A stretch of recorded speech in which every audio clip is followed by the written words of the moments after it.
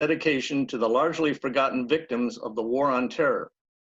We've come a long way since our humble beginnings in 2010, when political prisoner Sami Al-Arian, under house arrest on manufactured charges, formed a new civil rights coalition to speak for the hundreds of Muslim political prisoners that the War on Terror was creating. Some 18 Muslim and civil rights organizations joined the coalition, and CCF was born, founded by political prisoners for political prisoners.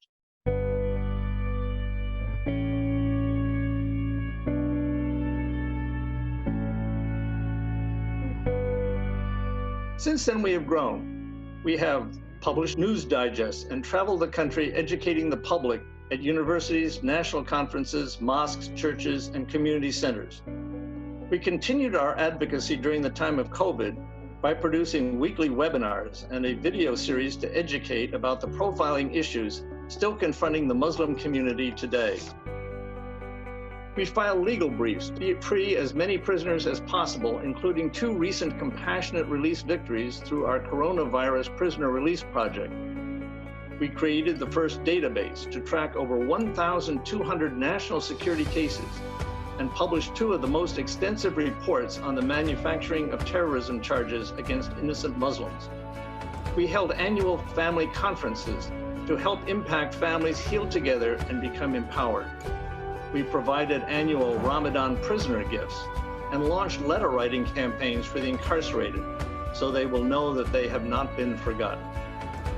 We responded to hundreds of prisoner complaints each year about prisoner abuse or prisoner conditions, prolonged solitary confinement, religious freedom violations, among an abundance of other legal questions. We created the first Entrapment and Governmental Overreach Relief Act, or EGO Relief Act, limiting the FBI's ability to entrap and convict innocent people. If passed by Congress, many wrongful convictions of political prisoners could be reevaluated and possibly reversed. We mobilized and trained families and communities to advocate for common sense justice reforms and legislation. We attended trials and sentencing and hearings across the country with the family members of the wrongfully accused and led successful campaigns for their release. We created special newsletters for supporters and prisoners and legislators. And, remaining true to its founding, our unique organization continues to be led by those directly impacted. We do all of this work on a shoestring budget and with dedicated volunteers, but we could do so much more if we had more resources. Few, if any, organizations do so much with so little. On our 10th anniversary, I hope you will contribute generously to CCF. I know I will.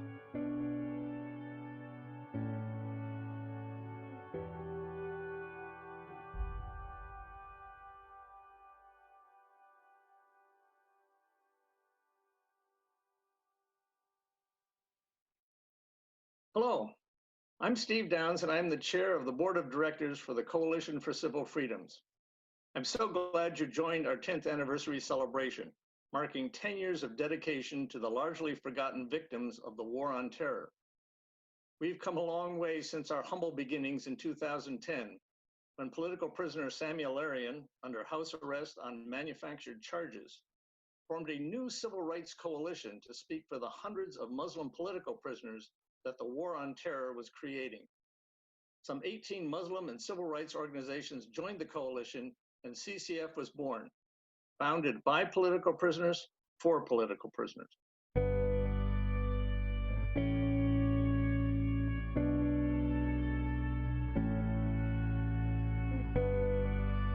Since then, we have grown. We have published news digests and traveled the country educating the public at universities, national conferences, mosques, churches, and community centers. We continued our advocacy during the time of COVID by producing weekly webinars and a video series to educate about the profiling issues still confronting the Muslim community today. We filed legal briefs to free as many prisoners as possible, including 2 recent compassionate release victories through our coronavirus prisoner release project. We created the first database to track over 1,200 national security cases and published 2 of the most extensive reports on the manufacturing of terrorism charges against innocent Muslims. We held annual family conferences to help impact families heal together and become empowered. We provided annual Ramadan prisoner gifts and launched letter writing campaigns for the incarcerated so they will know that they have not been forgotten. We responded to hundreds of prisoner complaints each year about prisoner abuse, poor prisoner conditions, prolonged solitary confinement, religious freedom violations, among an abundance of other legal questions. We created the first Entrapment and Governmental Overreach Relief Act, or EGO Relief Act, limiting the FBI's ability to entrap and convict innocent people. If passed by Congress, many wrongful convictions of political prisoners could be reevaluated and possibly reversed. We mobilized and trained families and communities to advocate for common sense justice reforms and legislation. We attended trials and sentencing and hearings across the country with the family members of the wrongfully accused and led successful campaigns for their release. We created special newsletters for supporters and prisoners and legislators. And, remaining true to its founding, our unique organization continues to be led by those directly impacted. We do all of this work on a shoestring budget and with dedicated volunteers, but we could do so much more if we had more resources. Few, if any, organizations do so much with so little. On our 10th anniversary, I hope you will contribute generously to CCF. I know I will.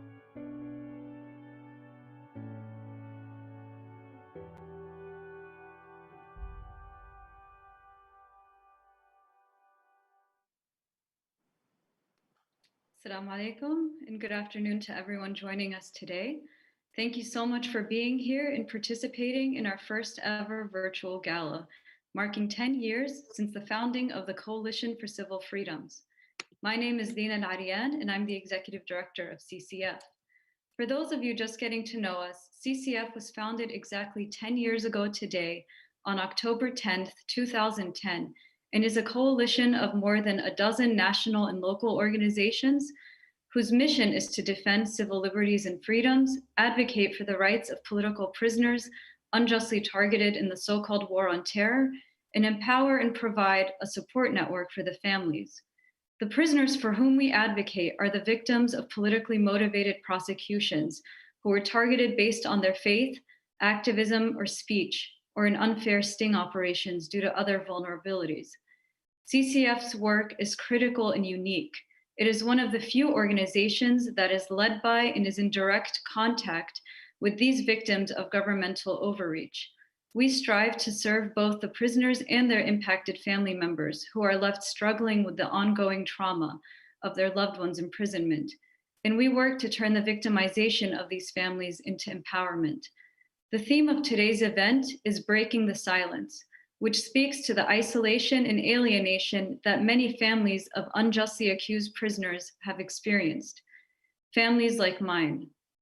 It also speaks to the urgent need for courage to confront these abuses against communities who have been racially and religiously profiled, unlawfully surveilled, maligned by the media, and criminalized by the national security state.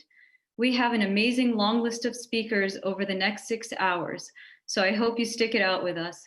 Every one of them has so much to contribute to the conversation based on their unique backgrounds and perspectives. You'll be hearing from journalists, academics, lawyers, community leaders who've dedicated their lives to speaking out against injustice and who are generally lending their voices and their platforms to this important cause. You'll also be hearing from former prisoners and family members who were targeted and persecuted amid post 9/11 hysteria. I'll be turning it over to them soon, but I just want to share a little bit of my own experience that motivated me to dedicate the last few years of my life to prisoner advocacy work through CCF. As many of you know, I've had firsthand experience with and thankfully have survived the cruelty of the US criminal injustice system. My father, Sami Al-Arian, was a Palestinian political prisoner in the US who was imprisoned under torturous conditions, including solitary confinement, for 5.5 years, and whose case dragged on for 12 years, with much of it spent under house arrest. The families of CCF understand the arduous, humiliating, and dehumanizing experience of visiting a loved one in prison, or putting money in their canteen, or waiting around for their call once a week at any given time, and which may never even come, They know what it's like when your community is too afraid to support you, and when the silence is deafening, and when your loved one is convicted in the court of public opinion. And what CCF does for these families is that it brings them together to share in their experiences and trauma and advocate for their loved ones in a way that only a person who's been through it understands. I'm urging you today to donate to support our critical work, which you'll be learning about more in the next 6 hours. It is as long as it is because you guessed it, it's a telethon, and we urge you to donate on our website, civilfreedoms.org. Please don't let this be the only time you engage with us. Please follow us on all of our social media platforms, Facebook, Twitter, Instagram, YouTube, and please subscribe to our weekly news digest. This is our biggest event of the year, and I'm so excited to welcome you, and I hope you stick around and support us. Before I go, I'd like to thank all of the speakers and our wonderful team and volunteers who made this event happen. Ibrahim, Mel Underbaki, Steve Downs, Kathy Manley, Ashley Young, Hisham El-Meligy, Ali Al-Arian, Hatem Fariz, Amith Gupta, Carmel Abu Zaid, and Sara Ahmed, as well as our hosts for the next few hours. And finally, I want to take the time to to thank all of you, our supporters. Thank you for your solidarity and your generosity, and please make a gift to support us today. It is now my great honor to introduce our first host for the afternoon, a friend, brother, and close ally, Ahmed Bedier. Ahmed Bedier is a Florida-based community organizer, speaker, and media commentator. He is the president of the United Voices for America, an organization that promotes civic engagement and democracy, and serves on the state board of the ACLU of Florida. And I'm happy to turn it over to you now, Ahmed. Thank you, everybody. Thank you, Leena. Glad to be here. Congratulations on your 10-year anniversary. What an awesome accomplishment. And just a correction about my bio, I'm no longer on the board of the ACLU, but I'm a proud member and happy to be still involved in supporting that great organization. And here it is, 10-year anniversary, and what better way to do that than do a telethon, 6 or 7 hours. I'm going to be your host for this first hour, and then also at the 5 o'clock hour. So looking forward to that, and congratulations again on the 10-year anniversary. This has been a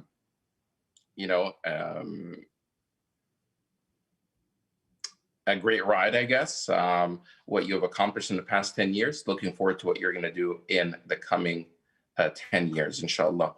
Now it's my pleasure to welcome our first speaker. He was under house arrest when several organizers, lawyers, advocates, and impacted family members came together to form CCF 10 years ago. Sami Al-Arian is the director of the Center for Islam and Global Affairs, SIGA, and a public affairs professor at Istanbul Zaim University, where he's now living. Dr. Al-Arian founded numerous institutions.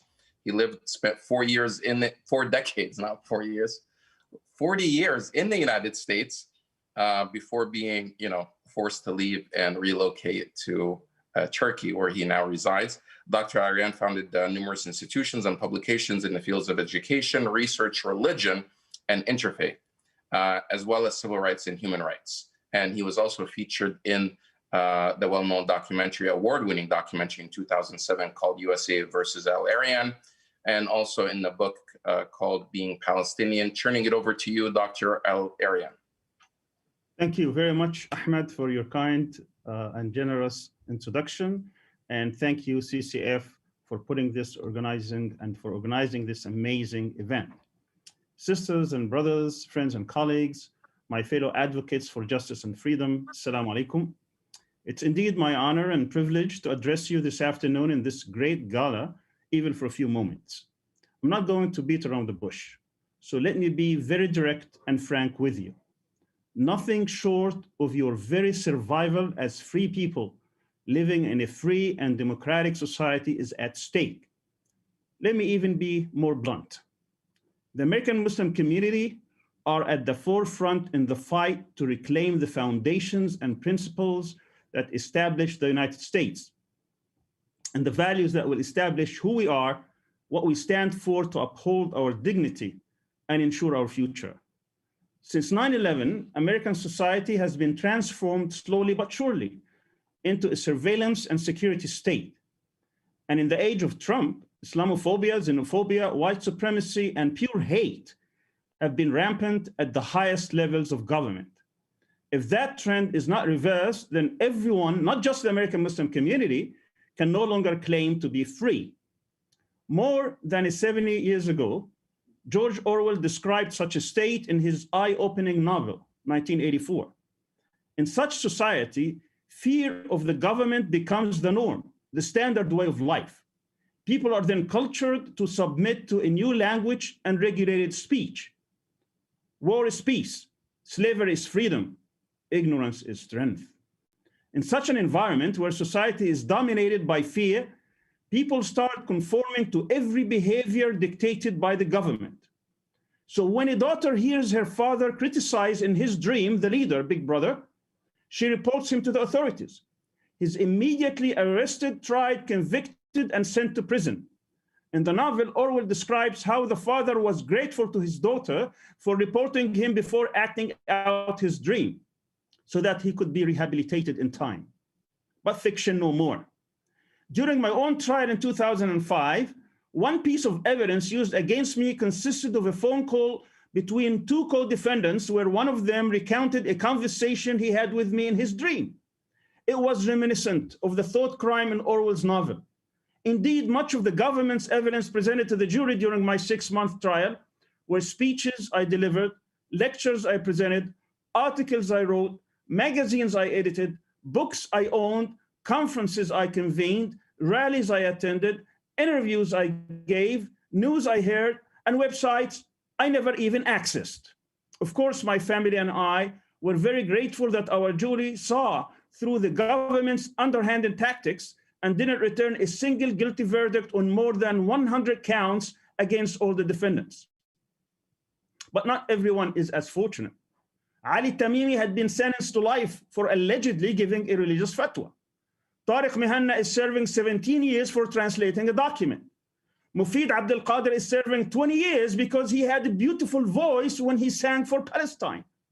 Ghassan al-Ashi and Shukri Abu Bakr are serving 65 years each for feeding and clothing hungry Palestinian children, while Rafal Dhafar served 22 years for feeding Iraqi children.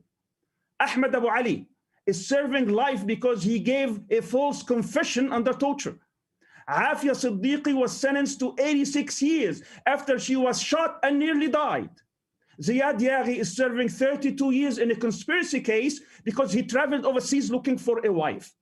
Yassin Arif and Muhammad Hussein served 15 years in another conspiracy where the script was written, planned, financed, executed, and directed by the FBI. Abdul Halim al-Ashqar served 12 years for refusing to testify. The examples are far too many here to recount. The bottom line is this: innocent people are targeted and their families are suffering because of their beliefs, opinions, associations, and advocacy. All First Amendment activities supposedly guaranteed by the US Constitution. Brothers and sisters, after 9/11, many Muslims and dissidents in the US were targeted by the government, including myself. I'd spent 11 years between prison and house arrest. During my 5.5 years in prison, I had to endure 43 straight months in solitary confinement, most of it before and during the trial. The conditions of confinement were Guantanamo-like conditions designed to break you down psychologically so you give up and surrender. Isolation, abusive guards, little or no communication with family and friends, and limited opportunity to review the evidence assembled against you, just to name a few. Almost all victims of government prosecutions are subjected to such inhumane treatment. Even serial murderers and rapists have more rights in the prison system today than American Muslim defendants entitled to presumption of innocence under the law. But truly free people are not intimidated by scare tactics. On the contrary, they exhibit a sense of fairness, display respect for the freedom of others, and are willing to stand up and defend their highest ideals. That's the essence of a democratic society, where the people are unwilling to submit to fear or be intimidated or cowed by abusive authority by its tyrannical tactics. So the question is this: do you want to be free people and defend your rights? Or do you want to be scared and enslaved? Remember, all tyranny needs in order to rule the day is for people of good conscience to remain silent and do nothing. To protect our civil freedoms is to speak more, not less. To challenge authority, run amok. To speak truth to power, that too often substitutes fear for rational thinking in order to control and dictate. But also too often the vulnerable members of society are too traumatized to speak on their own behalf or defend their rights. So it becomes incumbent upon people of good conscience, our collective duty, our solemn responsibility to champion their cause, to educate and inform the masses. They are the only sure reliance for the preservation of our liberty. But that only comes through freeing ourselves from fear and by exercising our right to speak, to freely express ourselves, to protest, to object, to lobby, to mobilize, to act, in short, to become a free citizen and a dignified human being. What distinguished great leaders like Mahatma Gandhi, Malcolm X, Martin Luther King, Nelson Mandela, and Muhammad Ali was their willingness to speak truth to power, and if need be, pay the price for it. That's why we need the Coalition for Civil Freedoms. It's the only coalition willing to tackle these difficult issues which everyone is trying to ignore. In 2006, while in solitary confinement, I wonder why we did not have a single organization that advocated on behalf of political prisoners and the victims of the so-called war on terror in the US. I wrote a letter then, while in prison, to several prominent individuals calling them to just do that.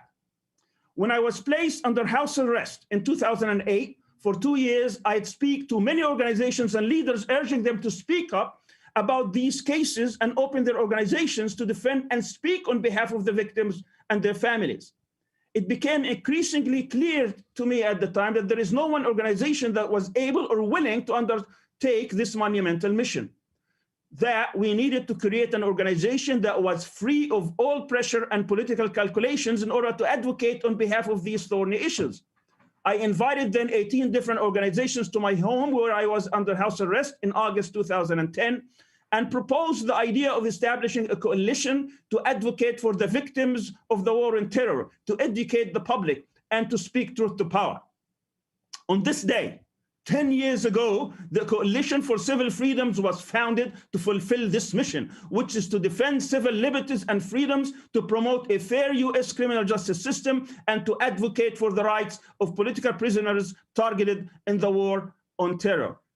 On behalf of all victims of these injustices, I ask you to support this important cause and show kindness. If not for those victims, then for the future of your children. No community was ever empowered before winning its civil rights struggle. This is our calling, our mission, our challenge. History will indeed judge us based on our response. My sisters and brothers, I beseech you today to open your hearts and be generous. I will start by pledging today to donate $5,000 to CCF in the name of Ali Tamimi, who has thankfully just been released despite being sentenced to life in 2004. It demonstrates that we should never, ever give up hope. His faith, strength, and perseverance are true qualities for all to follow and emulate.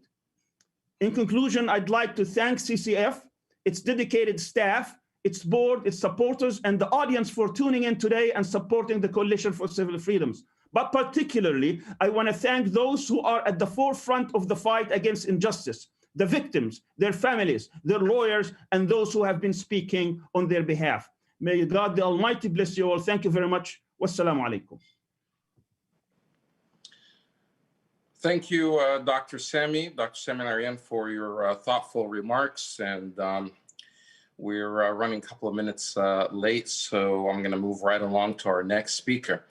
At the heart and soul of CCF are impacted family members whose voices lead the organization's advocacy for their loved ones and who are unjustly imprisoned.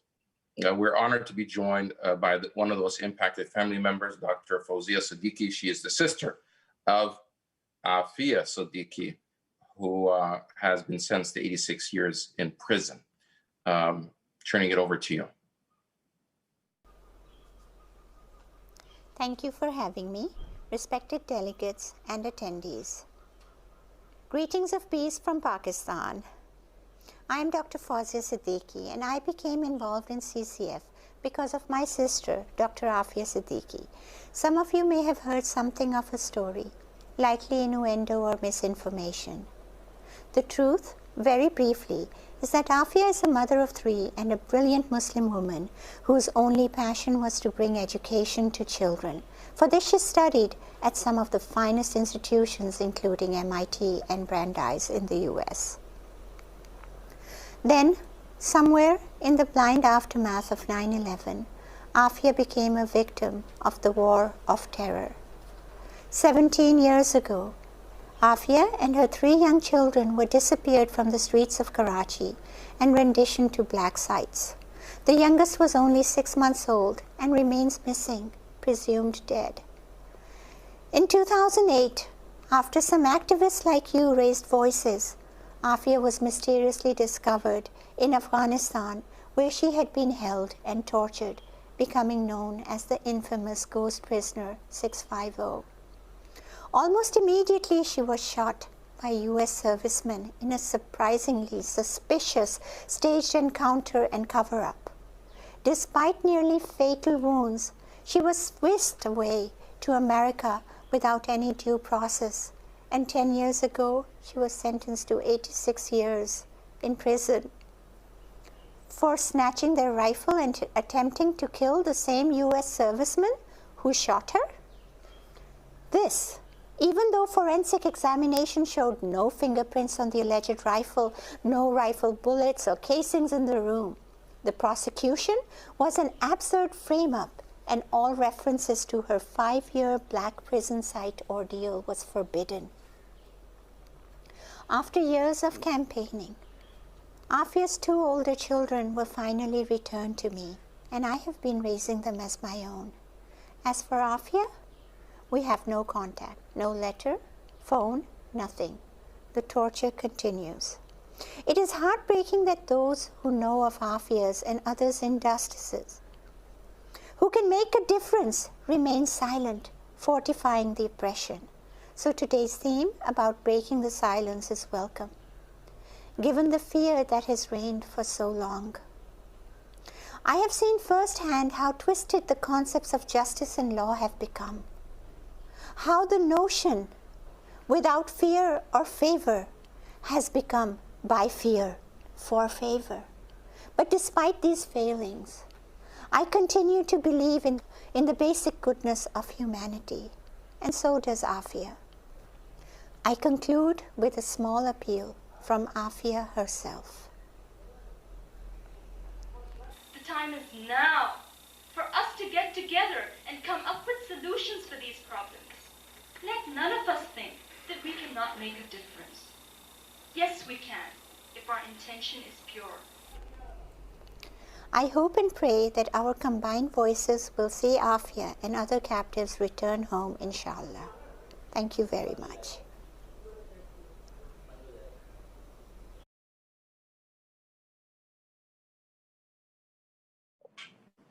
Here we go. Our next speaker is a well-known commentator, and we're glad to have her. Our next speaker is a well-known commentator, and we're glad to have her part of our program. Dalia Mogahed is the Director of Research at the Institute for Social Policy and Understanding, or ISPU, where she leads organizations research and thought leadership programs on American Muslims. With John Esposito, she co-authored the book, Who Speaks for Islam? What a Billion Muslims Really Think. Turning it over to you, Dalia Mogahed. Assalamu alaikum. My name is Dalia Mogahed, and I'm the Director of Research for the Institute for Social Policy and Understanding. One of the most pronounced phenomena of the last 20 years is how Islamophobia has impacted government policies. Now, this starts with rhetoric of government, how it impacts the public, but also how it impacts our laws, specifically the way that Muslims are treated in our criminal justice system, the way Muslim communities are treated by law enforcement, and even the way government talks about Muslims. So one thing we found in our research is that anti-Muslim sentiment in the public follows government rhetoric and not actual acts of violence committed by a Muslim. This might surprise you. It might surprise you to find out that spikes in public perception of a connection between Islam and violence spike around election season and not around actual acts of violence. And we've seen this throughout the past 2 decades, where the public increases in their perception of a connection between Islam and violence around the run-up to the Iraq War and around election season, and not right after 9/11 even, or after the Boston bombing, or after the Pulse shooting. So imagine government rhetoric being more impactful on people's perception than an actual terrorist event. But what's worse is that when you actually compare how Muslims are treated in the criminal justice system, it really comes out, the double standard becomes much more stark. So we did a study at ISPU where we looked at ideologically motivated violence in the United States, either plots that were purported to have been carried out by a Muslim, or plots carried out or would have been carried out by a white supremacist or anti-government extremist. And here is what we found. For nearly identical crimes, and we looked at 7 different factors, including the type of weapon used, the number of people who would have been hurt, the kind of target, and many other things, to compare apples to apples. We found that if the defendant was Muslim perceived to be a Muslim, they would get 4 times the sentence of a defendant who was accused of an identical crime, but was not a Muslim, was motivated by an ideology like right-wing anti-government ideology or white supremacy. So the criminal justice system and its policies, the way they understand crime, the kinds of crime, the kinds of laws they apply. So Muslims are far more likely to have their case tried as a weapon of mass destruction,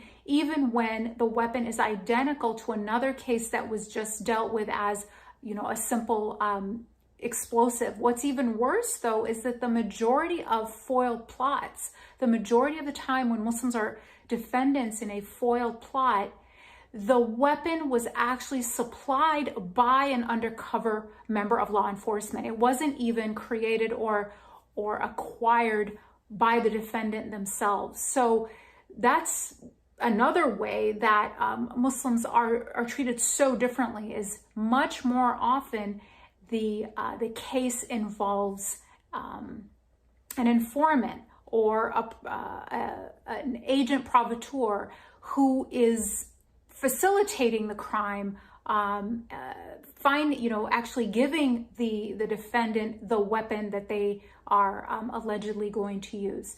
So in so many ways, laws, not just interpersonal Islamophobia, but institutional Islamophobia is impacting how Muslims are treated in their own country. And then this is reflected in the media.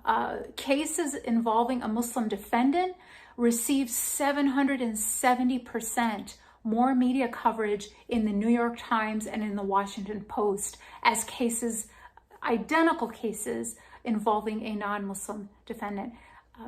The work of the organization we are all here to celebrate and to recognize could not be more important. And I hope that you'll join me in supporting them. Thank you.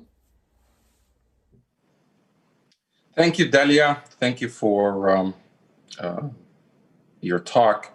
I now want to turn it over to someone that doesn't actually need an introduction, someone I've actually hosted on my own radio show. Just to plug in my own radio show, I host a weekly show on WMNF 88.5 in Tampa. It's an NPR affiliate. It's called True Talk. And we've had this next speaker speak some truth on our radio show. And that's none other than Noam Chomsky. Considered the founder of modern linguistics, Noam Chomsky is one of the most cited scholars in modern history. He's one of the most influential public intellectuals in the world and has written more than 100 books. Chomsky joined the University of Arizona in the fall of 2017, coming from the Massachusetts Institute of Technology, MIT, where he has worked since 1955. We're really happy to have him here, and I'm happy to introduce him. Here is Noam Chomsky. Others will be speaking about the specific cases of prisoners who were held on illegitimate charges. I would like to say a few words about the general context in which this is happening. Can begin by introducing an important concept that was used by my late friend and colleague, Edward Herman. He made a distinction between what he called nefarious terror and benign terror. Nefarious terror is what's carried out by official enemies. Benign terror is the terror, often much worse, that we carry out or that's carried out by our allies and clients. And it's a distinction that covers a very wide range, internationally and domestically. So we can start with the global war on terror, declared by George W. Bush in 2001. In fact, redeclared. The global war on terror was declared 20 years earlier by Ronald Reagan. He came into office declaring that the war on terror will be the centerpiece of U.S. foreign policy. His Secretary of State, George Shultz, condemned terror as the rise of barbarism in our time. There were books, articles, all deploring the hideous war on terror. And there were examples given. One of them was Nelson Mandela and the African National Congress. The United States government declared the Mandela's ANC as one of the more notorious terrorist groups in the world. That was about a year before apartheid fell. Reagan was the last supporter of apartheid. Even Israel had backed off at that time. Mandela, in fact, was not permitted to travel to the United States because he was a terrorist. Congress had 20 years later, Congress had to pass a special legislation to allow him to come. That was one case of nefarious terror. The main cases were Central America. Central America was subjected to massive terrorist atrocities in the 1980s. Took off with in El Salvador. The Archbishop Romero, wrote a letter to President Carter pleading with him not to send aid to the military junta, which is murdering and destroying the people who are fighting for their elementary human rights. Carter sent the aid. Archbishop Romero was assassinated by forces backed by the United States. Reagan came in and escalated it. I won't give you the details. Hundreds of thousands of people killed, torture, massacre. Same thing, even worse, happened in Guatemala. The one exception in Central America was Nicaragua. In the other countries, the army, backed by the United States, were the terrorists. In Nicaragua, there was an army to defend the population against the terrorists who were supported by the United States. This came to the World Court, the International Court of Justice. The United States was condemned by the court for what was called unlawful use of force, technical term for international terrorism. The US, of course, rejected the judgment, refused to pay reparations as demanded. The press, like the New York Times, condemned the court, plus it was a hostile forum, as shown by the fact that it condemned the United States for international terrorism when it was just benign terrorism. Security Council of the United Nations debated a resolution calling on all states to observe international law. Didn't mention anyone, but everyone knew who was involved. US vetoed it. War went on, increased. The United States ordered its terrorist forces to attack what they called soft targets, undefended civilian targets, because it's too dangerous to fight against the army. That was benign terror. Went on until the fall of the Berlin Wall. A week later, 6 leading Jesuit intellectuals were murdered by forces armed and trained by the United States in the Jesuit university. All of this is passed out of history, okay? It was benign terror. We don't talk about it. Let's go to the Second War on Terror. It's about the same. Follows the same pattern. No time to give details. All of this has a domestic analog. You have to ensure that we restrict and control nefarious terror at home. And there are examples under the Obama administration, which condemned and silenced the Humanitarian Law Project. Why? It was committing benign terror. It was giving material assistance to a nefarious terrorist group.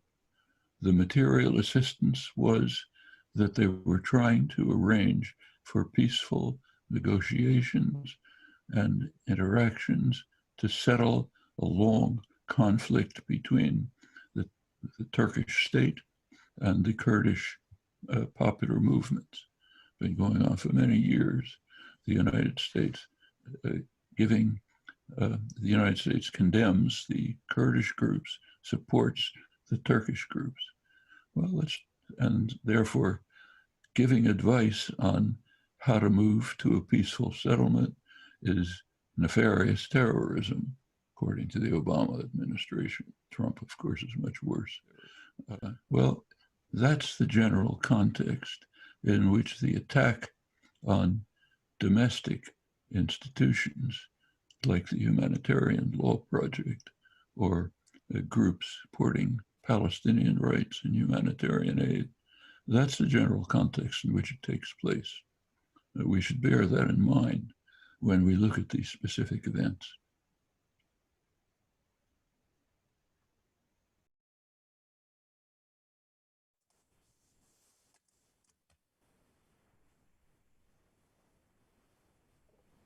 Sorry, I was muted there. Welcome back. And now I'm going to turn it over to another special friend of CCF, and Amith Gupta, who, whenever I think of Gupta, I think of that doctor on CNN. It seems like a lot of Guptas are doctors, but Amith is not a doctor. He's an attorney. He's currently a staff attorney at CCF, a different kind of doctor, I guess, a doctor of law. Previously, he was a legal fellow at the Project South, where he authored a forthcoming report on surveillance of Muslim communities.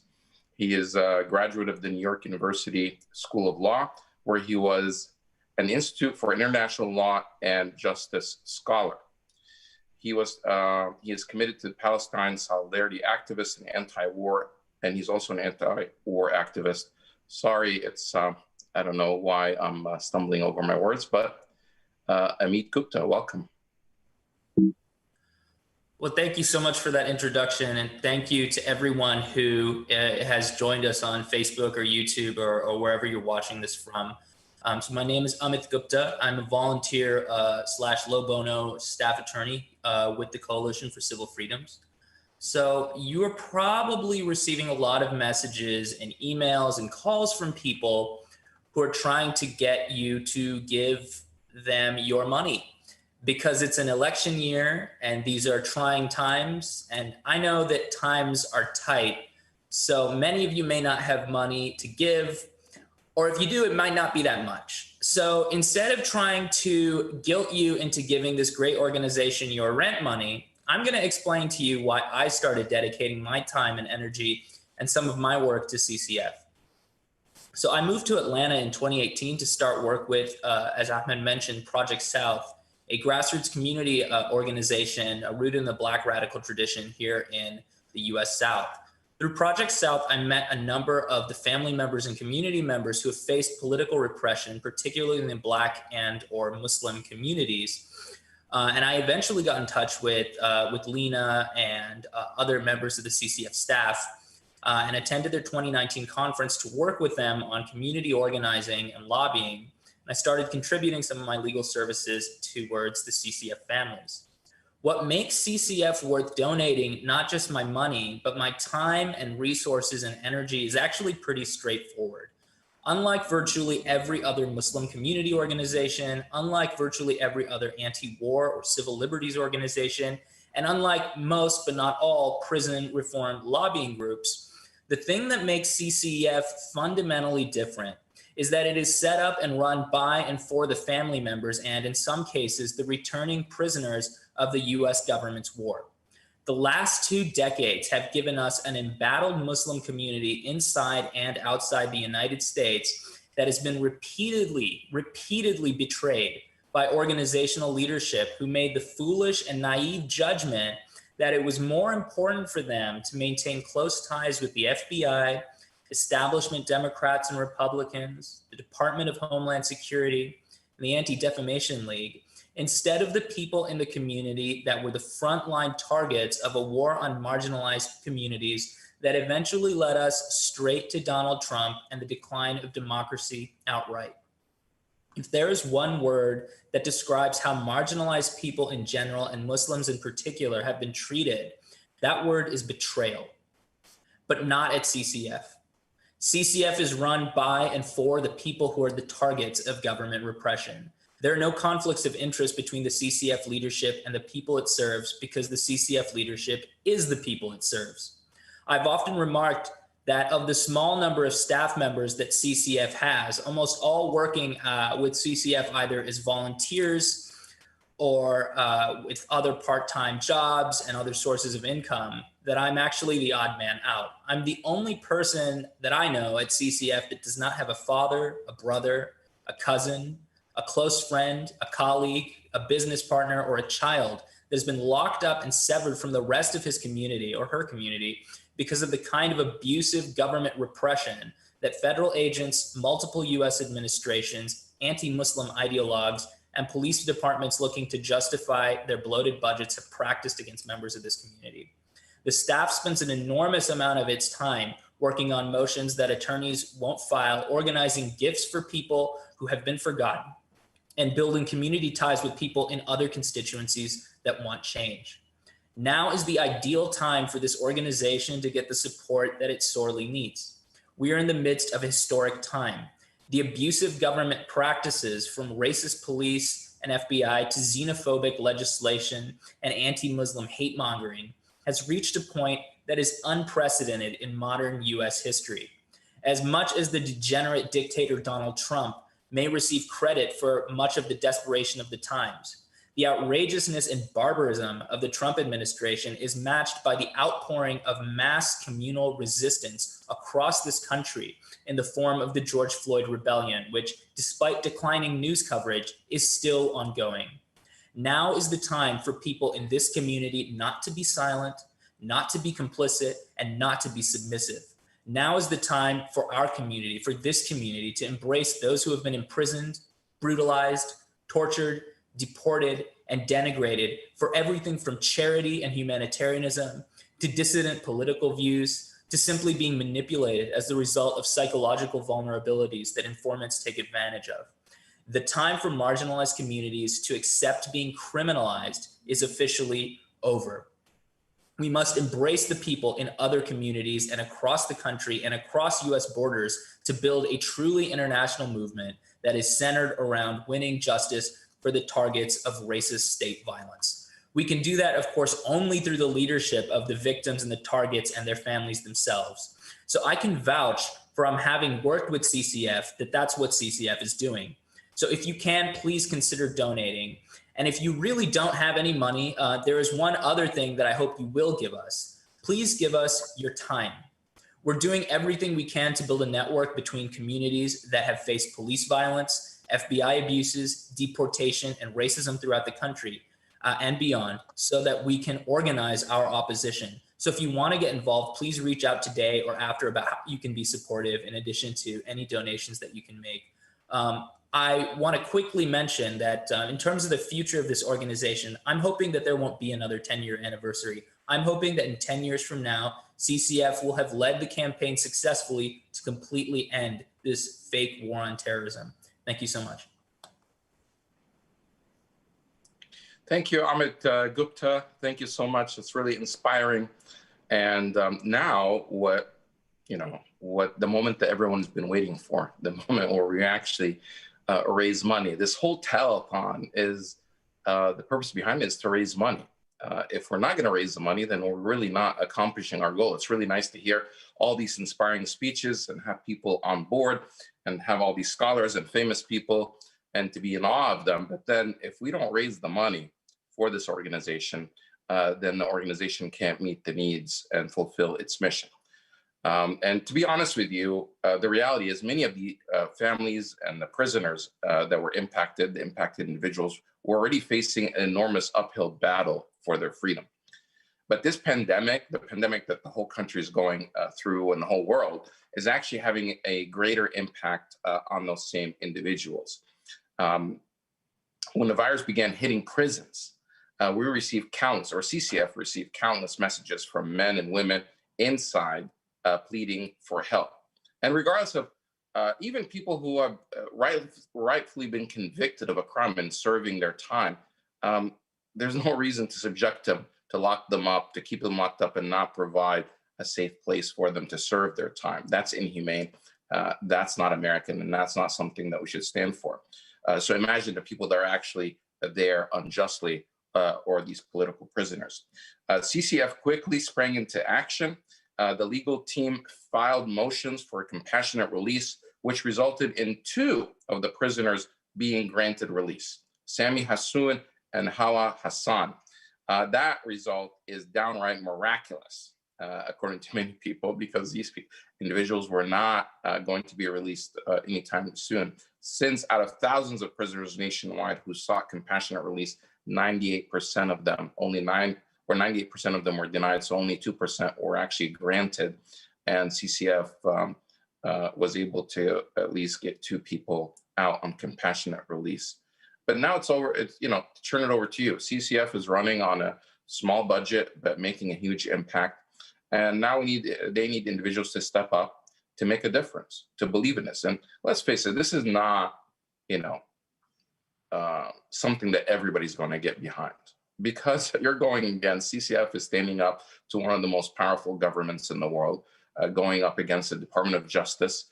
Not everybody has the courage to do what CCF is doing. And many organizations, while they talk the talk, even organizations like the ACLU, a very respected civil liberties organization, doesn't touch criminal cases, doesn't touch national security cases. They focus on civil cases and freedom of speech and other things. But what happens when the government actually misuses the law to go after and target individuals because they want to silence them, because they don't like their behavior? Or perhaps, and we've heard many of these stories where they try to get them to work as informants, to lure them in, and they refuse. And then some bad actors at the Department of Justice will come down hard on them. Well, it's difficult to stand up to those things, but CCF has been able to do that, and they've been around for 10 years. And the only thing that they're missing is the resources to continue to grow. They're getting requests from individuals that are facing these type of challenges, whether they've already been convicted and are being abused in prison and don't have their rights, or that they're facing allegations that they are not able to defend themselves because they don't have the resources. So it's time to actually raise the money. They've set a goal of raising $200,000. We're looking for individuals, at least in this first hour, to wrap up this first hour before the comedy comes, because there's no money, there's no honey, or there's no comedy. That was my attempt at a bad joke. So in this first hour, we want to raise $50,000. We want to start out things the right way. We want to say, you know what? We believe in what's happening here. There are people out there that will give. You don't have to make it public. You can make it anonymous. And this is a 501c3 organization. And, you know, I'm not only your host, but I'm also doing the fundraiser. So if you're inspired by the work that they're doing, that CCF is doing, step up and let's make a donation. And I want to bring on Hatem Fariz. He is the development director at CCF. He is actually one of the impacted people, one of the founders of this organization. And as it was said earlier, it's founded by political prisoners for political prisoners. So Hatem Fariz is the development director. I hope you have some good news for us, because the goal is to raise $50,000. And I'm hoping that you have some good news, like 10,000, 5,000, 25,000. Maybe you have somebody that gave you 50,000. We can go on with the comedy. So what do you have? And by the way, welcome. And of course, you are the director at the Islamic Community of Tampa. You're involved in so many projects, and I see you everywhere on social media. Thank you, Ahmed. Assalamu alaikum wa rahmatullahi wa barakatuh. Thank you, everyone, for attending. Thank you, everyone, all our participant speakers and volunteers that made this big conference, big day, our 10th year anniversary of defending civil freedoms. Today, my role is to collect $200,000 from you, inshallah. That's all what I'm here for today. And I know I can get it from you because you are generous and you are supportive of the cause. And we are, as Ahmed said, the only organization that is doing, or one of a few organizations that are doing this work. This is great work. Alhamdulillah, I'm not a speaker. I'm just a fundraiser, or I collect money and I give numbers to Ahmed. Alhamdulillah, Dr. Sami started by pledging $5,000 on behalf of Dr. Ali Tamimi, alhamdulillah. So we have that 5,000, if you can put it up on the screen, Ibrahim. Also, we have anonymous donation from a family in California, $20,000. And the donation is already in our bank account. So that makes it 25. Okay. I want to call. We're running out of time for this. So do you have anything else? Because I have 1 minute to close. Okay, that's fine. I just want to call on all cities in America to participate, all centers, mosques, community centers, to participate, to pledge in the name of their centers. I have 2 more pledges that came in, one from the Chicago Islamic Center in Chicago, and one from Milwaukee Islamic Center in Wisconsin. One of them is $10,000, Milwaukee, and Chicago Islamic Center is $10,000. Thank you so much. I'm going to push you off the screen now, but you're going to come back later, right? I am here. I'll be out of your screen, but I'll be on the separate screen. Oh, I think if I push this way. Okay. Thank you so much, Hatem. That's amazing. So the total so far, I think they're going to display it. I didn't keep track of your total numbers because I was distracted by the huge bookshelves that you have in the background. It's like an awesome backdrop for a Zoom call, because you've been doing so many of them. Your books are getting longer and longer. But our next speaker, I'm not sure if he has a bookshelf or not, or what he's up to. But I remember him going to Pakistan and going all over the Muslim world, white guy making people laugh. By the way, if you haven't donated yet, please donate even during the comedy at civilfreedoms.org, civilfreedoms.org. We're going to continue this telethon until we raise the money, even if we have to filibuster for the next, until the election day. But I want to welcome our comedian, because I'm not the comedian, even though I know you guys find me funny. Jeremy McLean is going to join us. Is it McLean or McLellan? It's McLellan, but it's okay. McLellan. I'm so used to what? We get your names wrong so much that it's reparations whenever you mispronounce our name. I'm sorry, because whenever I think of your name, I think of McLean, Virginia. Right. McLean and McLean Islamic Center, right. Right, and you I think you also go there somehow. I have. I don't go there regularly, attend. Yeah, but yeah, my friend Sultan is very involved with the McLean Islamic Center. Take it away, Jeremy. Thank you so much. Make us laugh. Otherwise, we're gonna make you pay more donations. Okay, I'll do my best. No, I love the McLean. You can call me Jeremy McLean if you want. I've gone to the McLean Islamic Center a bunch of times.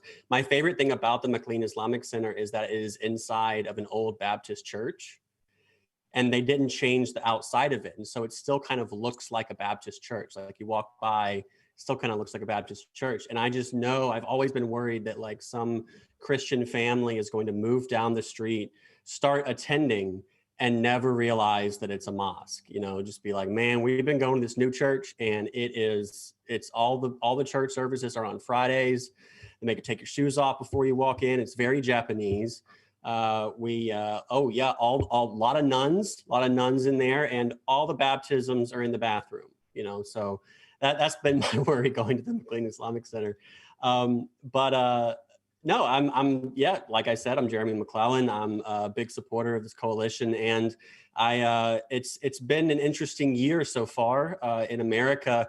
This is, I think, the first year in a long time that people, at least on the news, are more afraid of me and my fellow Catholics than they are of Muslims. We've been in the news, and you guys haven't, and so all I gotta say is you're welcome.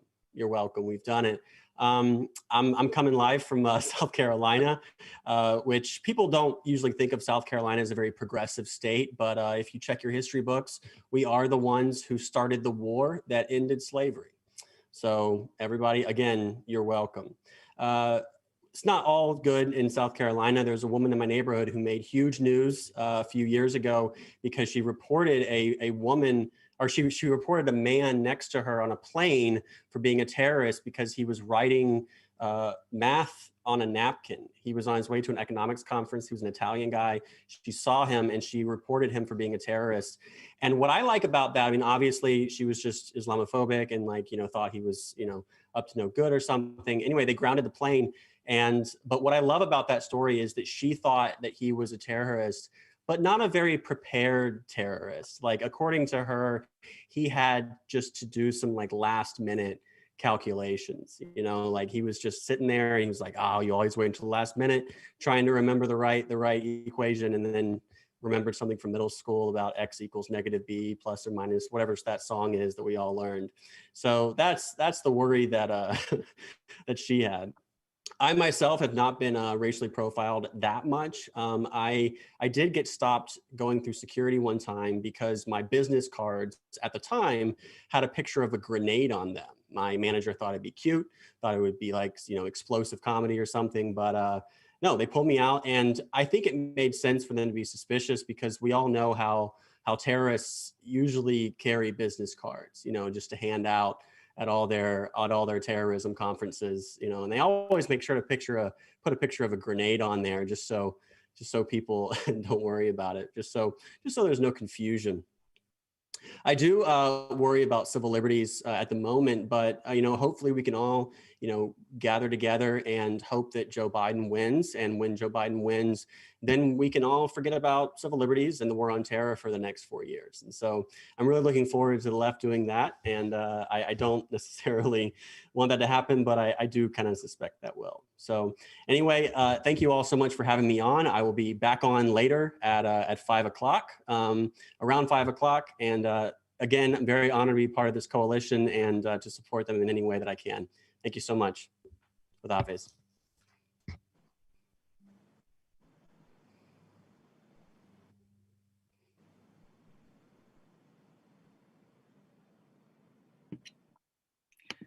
Assalamu alaikum. Peace and blessings be upon you all. My name is Ikraan Abdurahman, and I am a Somali American Muslim from Minnesota. Over 5 years ago, my brother, along with 6 other young men from our community, were unjustly arrested. At that time, I was unfamiliar with CCF and the extensive work they do to aid Muslim political prisoners and their families. In the aftermath of these events, CCF has been a foundational pillar for my family and I, providing us the space to heal, the resources to grow, and a beautiful community that was formed out of tragic and unfortunate events. So much so that when I moved to the other side of the Atlantic, the one thing my brother always insisted on was for me to stay involved and connected with CCF. So it is with great honor and pride that I present to you the first speaker of CCF's 10-year anniversary gala, Cornel West. Cornel West is a prominent intellectual and professor at Harvard University. He has taught at Yale, the University of Paris, Princeton, and most recently, Union Theological Seminary. He has written 20 books and is best known for his classics, Race Matters and Democracy Matters, and his memoir, Brother West, Living and Loving Out Loud. Please clap quietly to yourselves for Cornel West.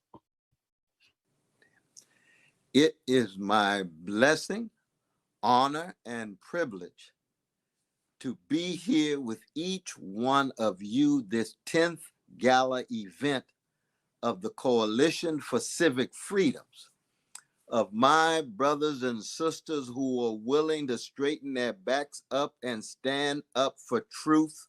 And the condition for truth is to allow suffering to speak and to stand up for justice. And justice is what love looks like in public.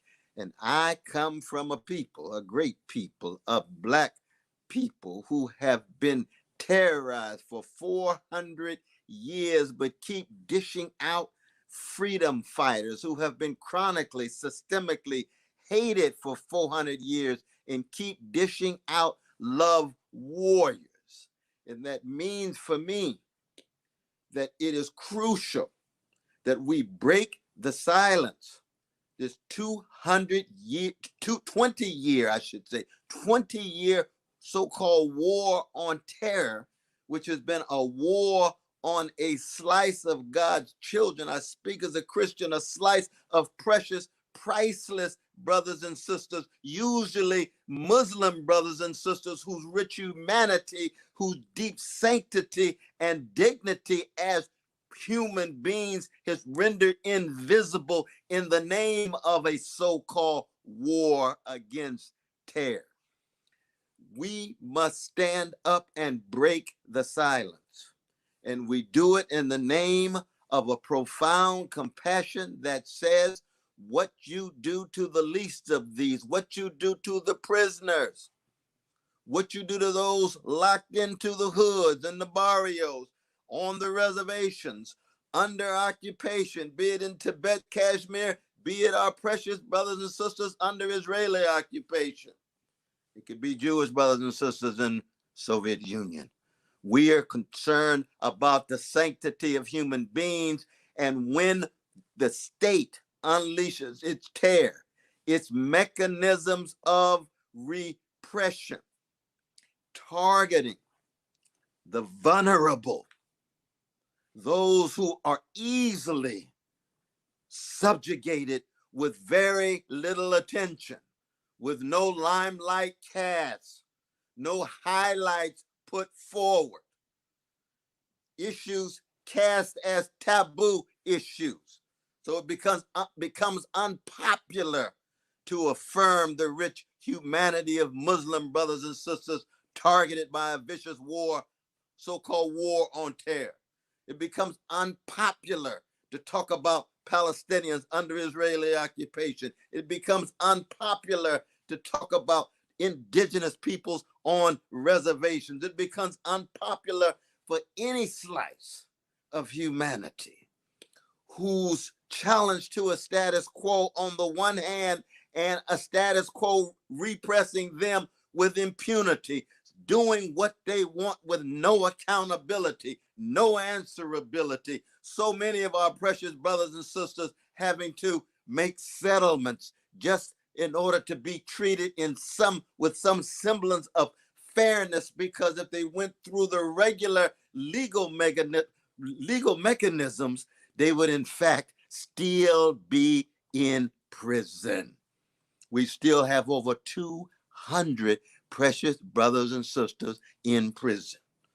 Disproportionately Muslim brothers and sisters, but not exclusively Muslim brothers and sisters. Time to break the silence. So I stand with the Coalition for Civil Freedoms and saying, after 10 years of voluntary work, sacrificial work, blood, sweat, and tears, that we must expand our connection, deepen our solidarity, and always put the moral and the spiritual at the center, which means what? That we stand with moral integrity, we stand with an honesty, we stand with a generosity, confined not to one slice of humanity, but all who suffer, but targeting those who are victimized by this so-called war of terror, war against so-called terrorism. Do we have what it takes becomes the question. We're experiencing neo-fascist escalation.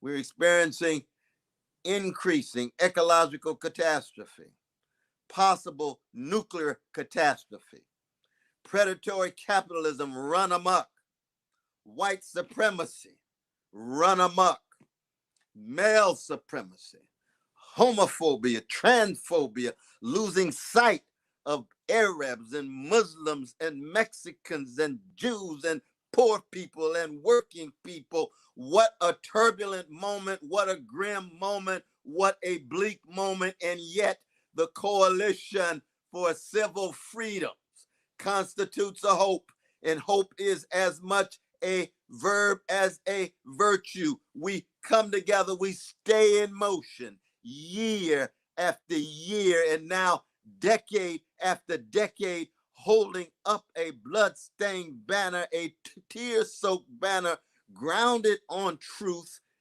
headed toward a justice that we deserve, that all of us deserve. Not revenge, no hatred, justice, love, all the way down. And I'm simply here to say that I have a deep, unstoppable love for my Muslim brothers and sisters, those in the prisons unfairly, those who force to make settlements and leave the country.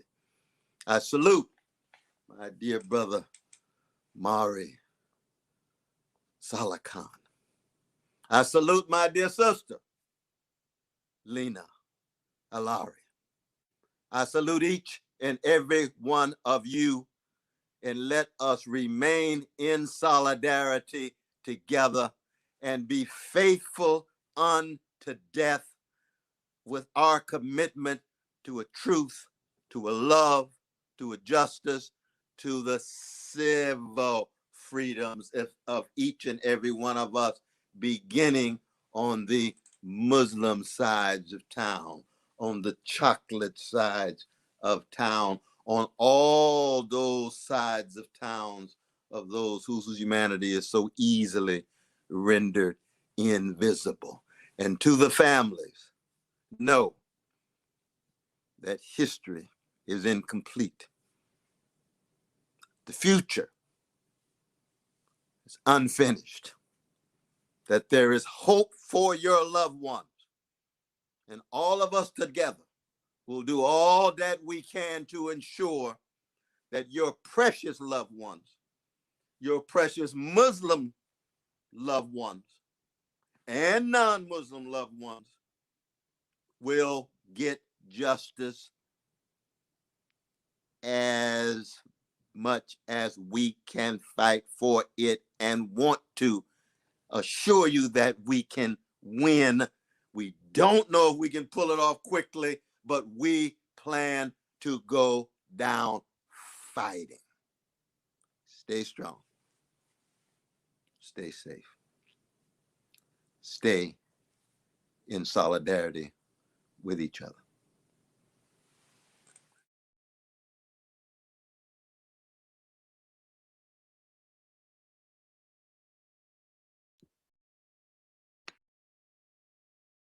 My name is Mariam Abu Ali. Ikraan and I will be your hosts for the next hour. I'm the sister of Ahmed Abu Ali, who was illegally detained in Saudi Arabia while he was studying abroad.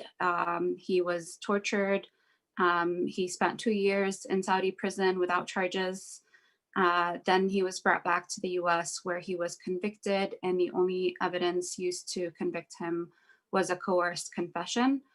He is serving a life sentence and has spent the last 14 years in solitary confinement in the Supermax in Colorado. It was only a year ago, after a really long fight, that he was taken out of solitary confinement.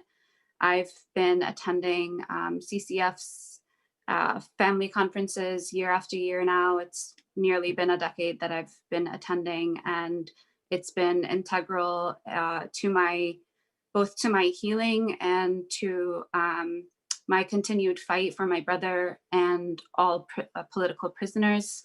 I've also been on the team for a few years, coordinating the families conferences for families and supporting prisoners. So it's my honor to be here. Thank you.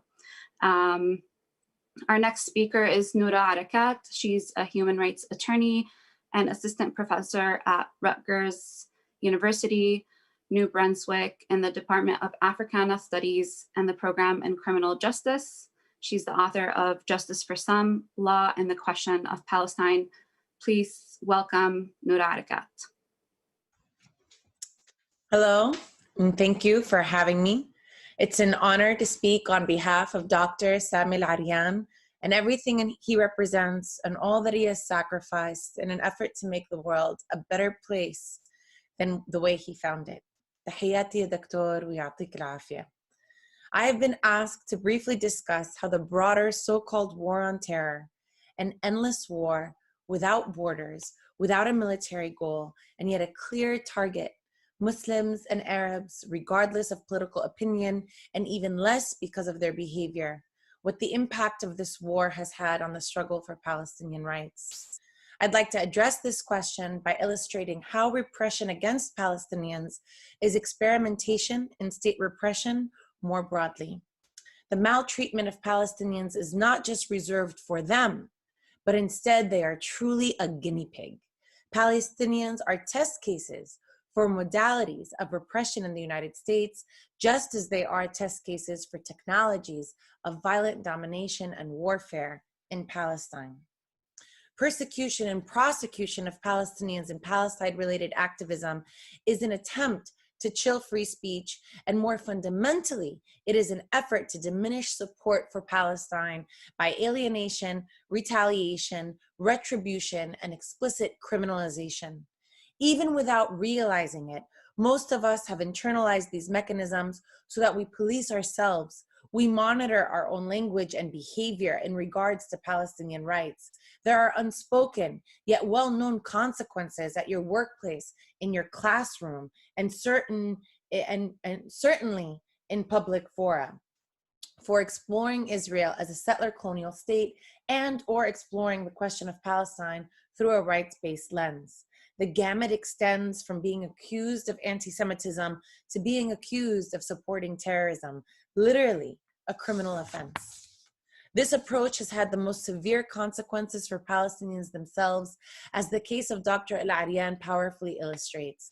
The history of the criminalization and sanction of Palestinian activism, especially when led by Palestinians, makes clear that such repression is not exceptional, but is in fact the norm.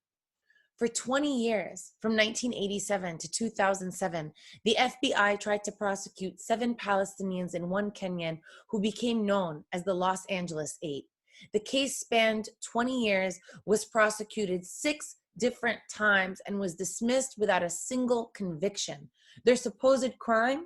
They distributed the PFLP's magazine Al-Hadaf on university campuses, which was also already available in several public libraries and raised humanitarian aid for Palestinians. None of the LA8 defendants was ever charged with an actual crime despite surveillance for 3 years. Notably, the FBI's authority to spy on them was derived from the Foreign Intelligence Surveillance Act that we now popularly known as FISA, which has provided sanction to the government to spy on all of us. Again, a reminder that Palestinians are a guinea pig for repression for all. In 2001, the Bush administration shut down the Holy Land Foundation and charged its founders with working, quote, on behalf of Hamas under the Patriot Act, despite the fact that the recipients of the foundation's grants were the same as the recipients of the US government aid, specifically USAID. The spurious trial introduced new modalities of repression. Most notably, in the 2008 trial, an anonymous witness used secret evidence on the stand for the first time in a US criminal court, clear violations of the Sixth Amendment. At some point on the stand, the secret witness says that he knows there's a terror affiliation between the Holy Land Foundation and Hamas because, quote, he could smell Hamas.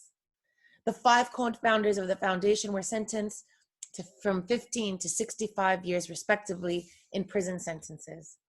In 2012, the Department of Education began bringing Title VI claims against public universities, alleging that pro-Palestinian activism constituted anti-Semitism.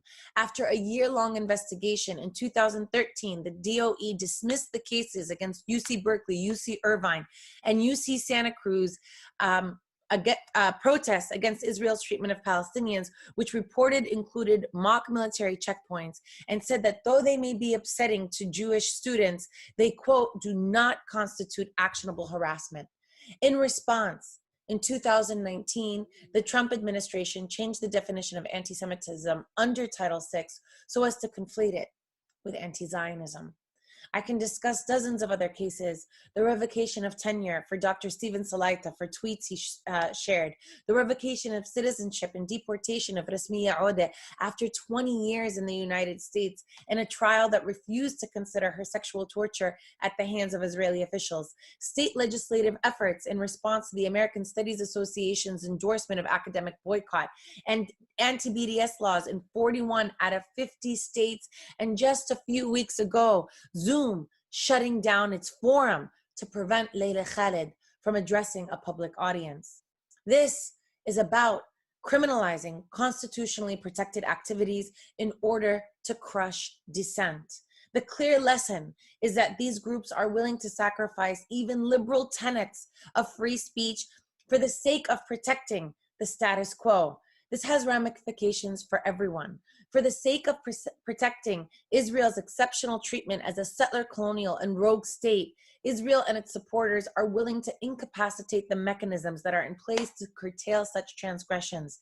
Clearly, this is happening on university campuses, in the criminal system, as well as in immigration proceedings, but it's also happening on an international scale in regards to universal jurisdiction, the mechanisms of the Human Rights Council, and most notoriously the International Criminal Court that is currently being gutted by the United States and Israel because the prosecutor has turned her attention to their state crimes. In sum, repression against Palestinians and Palestine advocacy that is about crushing protest, but it's also about a test case for modalities of repression at home and beyond. What happens to Palestinians is a litmus test and will not be limited to them. A staunch solidarity for Palestine and Palestinian advocacy is imperative to protecting much broader interests, rights, and principles that belong to all groups, especially the most marginalized and vulnerable. Thank you.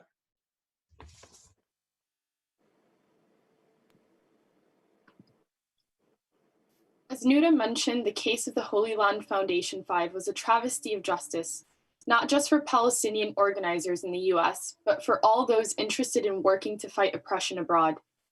Our next speakers are two daughters of a Holy Land prisoner, Shukri Abu Bakr, and currently serving an unjust 65-year prison sentence for the crime of feeding and educating Palestinians.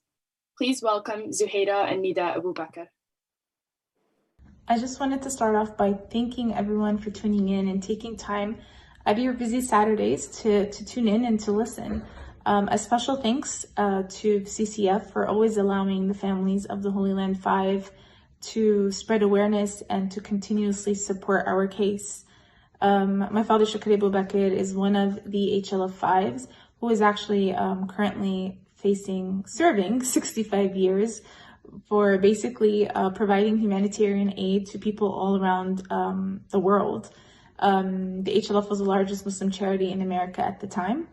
And, you know, we're actually going on to our 12th year of them being unjust political prisoners.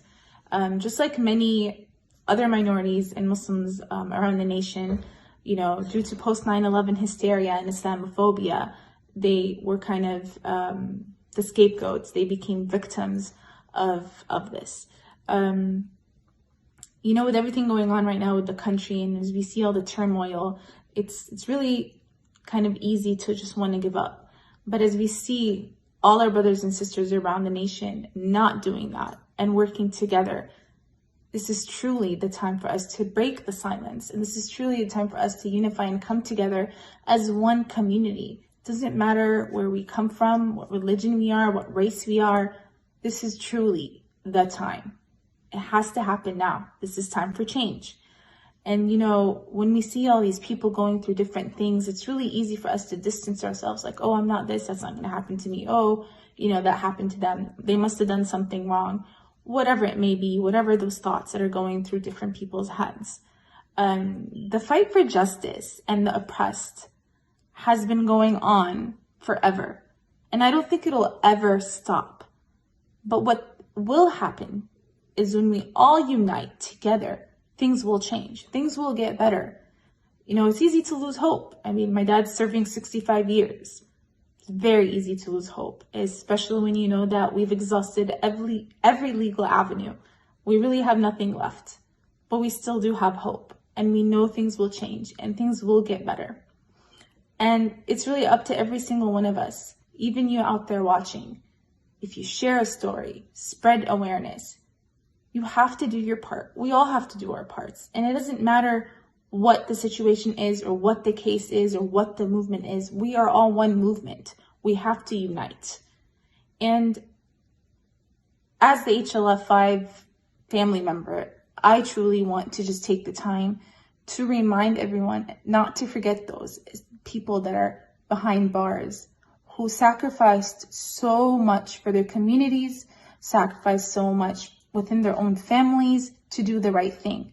They are truly behind the bars for nothing. They are behind bars for doing what's right. So for us that are outside of those bars, let's do something about it. Let's work together. I'm not saying it's going to get my dad out of jail, but it might help somebody else out there. You know, with everything going on with COVID, it's really a time for us to see how humbling COVID has become. Many of us have become prisoners within our own home, and we couldn't handle it. So you imagine those people behind bars that are there for 65 years and don't know if they will ever get out. But again, we're going to continue to work together to make sure that that hope is there. And we have to work together. And I really, really appreciate every single one of you who are listening to our stories. And the way we do that is let's spread awareness. Let's talk about these things. Let's ask questions. Let's share posts. Let's all do our part. Whatever we can do will truly make a difference. I really appreciate it, and I hope everyone has a wonderful Saturday. Thank you so much. Thank you, Zaira. Unfortunately, Nida was not able to join us today. She's not feeling well. With that said, it is my absolute pleasure and honor to present to you Professor John Esposito from my alma mater, Georgetown University. Dr. Esposito is the founding director of the El-Meligy Center for Muslim Christian Understanding and the Bridge Initiative, Protecting Pluralism, Ending Islamophobia in the Walsh School of Foreign Service. Dr. Esposito, it's so good to see you, and I thank you for being on the panel today. The floor is yours. Thank you. It's an honor to be here, both for my good friend Sami and his family, and also the Holy Land Fund family, whose trial I participated in. My talk is going to deal with Islamophobia and its impact on society and the narratives that contributed to a climate that has threatened and indeed denied civil liberties for so many and criminalized Muslims, and particularly to an even greater extent during the current administration. We know where we are today, living in a country with an administration, a president, a secretary of state, Stephen Miller, a speechwriter, and so many, many others. And you can go to bridge.georgetown.edu and look at our fact sheets. We have fact sheets on most of the administration's people. When you actually look them up and you see what their attitudes and behaviors and policies actually reflect, and the extent to which so many of them are infected by that social cancer of Islamophobia and are associated with and celebrated by anti-Muslim groups like Act for America. But how did we get here so fast? By so fast, I mean that when I began to study Islam in the late 60s and into the 70s, Islam wasn't a problem because Islam and Muslims were invisible. We had Muslims, but they usually identified by their nationality, that is, of their home nation. So somebody was an Egyptian, a Pakistani, etc. How that changed becomes, very important. That is, how do we get to a point where Islam becomes the problem? Not just the fact that this particular Egyptian or Pakistani or Lebanese, etc. And we can see how that develops very quickly, because at the time that I was studying, you had a background in which nobody really understood Islam and Muslims, whether they were in government, in schools, etc. So, for example, if you looked at education in the 60s and 70s, we lived in a country that was celebrated as Protestant, Catholic, and Jew. If you looked at high schools, universities, etc., there was virtually nothing in most places that dealt with Islam or the Muslim world. They were indeed invisible. If you looked at government and training government officials, none of that happened with regard to training them with regard to the Middle East or Islam until roughly 1983, after the Iranian Revolution. The two key professional organizations, the Middle East Studies Association of North America and the American Academy of Religion, Islam was invisible. In fact, in the AAR, the American Academy of Religion, of whom I recently became president of, the AAR did not have anything on Islam. It was Ismail al-Faruqi, my teacher, and a number of us as grad students that had to bring the AAR, as it were, and prove to the AAR that we should have Islam sections. All that changed with the Iranian Revolution. And indeed, part of the problem with the change was people went from knowing almost nothing to then having a stereotype of what a Muslim was. So if you don't know a Muslim, but suddenly you're looking and you're seeing people chanting "Death to America" every day in the streets of Tehran, and you don't have any background on it, you naturally wind up presuming that's what they must all be like. It's a little bit like in the old days when I grew up in an Italian neighborhood. If you didn't know others who were Irish, for example, and the person that was Irish was a heavy drinker, then my grandmother would say, see, that's what they were all like. Well, far more detrimental was the kind of stereotyping that wound up taking place.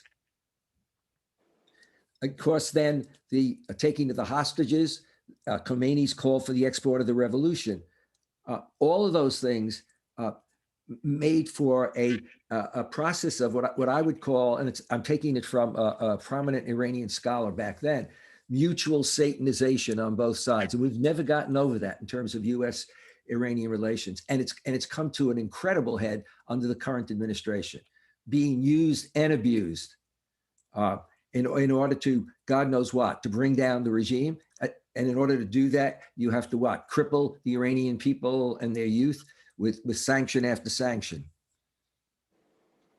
In the 1980s and 90s, when we began to see with authoritarian regimes the growth of political Islam, then authoritarian governments and many of their Western allies became worried about Islamic movements, not the ones that were committing acts of terror, that's fine, but the mainstream movements that existed at the time, the Muslim Brotherhood, Ennahda, and others. What's interesting is that in the early 1980s, when nobody was talking about it, Edward Said made the following kind of statement: for the general public in America and Europe, Islam is a peculiarly new and strange phenomenon. With negative images of Islam prevalent, Islam and the West, and seeing it as a clash of civilizations. This was 1984. It wasn't until 10 years later that the celebrated book by Sam Huntington came out on the clash of civilizations, in which, as you know, he saw a civilization as very likely between Islam and the West. But the purveyors, the people who really built this up, have actually been the media, both print and TV, as well as social media. You know, if it bleeds, it leads. And so if you look at most of the coverage, that's what you will see. Major studies by organizations like Media Tenor have shown how over a 10-year period from 2001 to 2011, we went from seeing, as we looked at 975,000 pieces of media, 2% of it dealing with extremism, 0.1% with the world's Muslims, mainstream Muslims. 2011, 2% goes to 25%. The other side, the mainstream, remains at 0.1. By 2015, it was possible for them to say that, in fact, Islamophobia had become normalized, because in a study of media, they discovered that 90% of media stories in places like the UK, the US, and Germany were negative. So that real impact, that's ratcheted up by what happened with social media. And much of that has been looked into and the problems identified. More than $200 million, well over $200 million, has come from organizations supporting Islamophobia, authors and websites, people who are anti-Muslim. And this is corroborated by IRS returns. It's not claims that people are making. And yet that can be done and still is done. And then the last item I bring up is the presidential elections. When it hits the presidential elections, you really know you have a problem. 2012 and 2016. 2012, you had people like Trump talking about the birther, that really Obama was an Indonesian, was born in Indonesia. You had others like Rick Santorum and Newt Gingrich talking about the dangers of Sharia. You get to 2016, and Trump, who likes to be, it seems, the bad guy to the nth degree, when you get to the presidential debates there, you have a candidate saying Islam hates us, which is interesting. When pressed on, what do you mean, all Muslims? Or, he just said Islam hates us, and then went on to say that given this situation, it was feasible from his point of view to think about monitoring or shutting down mosques, to put in a Muslim ban. And of course, he moved when he finally got in to put in that Muslim ban, and it has grown. And the people around him in his administration, if you start with the beginning, General Flynn, Steve Bannon, then you move into Pompeo, Sessions, Stephen Miller, the whole group, his spokesperson now, McEnany, really very, very bright person, and yet had been with Fox, and the kinds of statements that are made wouldn't be allowed to be said about any other religion. You couldn't say it about Catholics, you couldn't say it about Jews. So what you really have then is a period of incredible victimization, a context of victimization. When you can have polls that show that Muslims are still positive, American Muslims, about being in America, but so many of them either know or themselves have had incidents of discrimination. When you can have the kinds of trials that we have, where people who are innocent wind up being sent away for long periods of time. The Holy Land Fund case is an example of that. And so certainly Sami Al-Arian's case is that, but there are so many others. It really gives us a sense of where we are and what we need to do. We should be worried about terrorists, and they should be punished. But the vast majority of Muslims, whether it's globally, in terms of then how we deal with them in terms of issues of war and peace, or domestically, in terms of civil liberties and being criminalized unnecessarily, that should be off the table. And yet that just simply doesn't seem to be happening in our country. So I really believe that, this organization that Sami started, obviously, is very much needed. But what is needed also is what the previous speakers have said too, and that is that we all have to continue to mobilize. It's the only way that we'll see things change. And in the short term, to mobilize means to push out an administration that is a danger to our country and to its citizens. Thank you.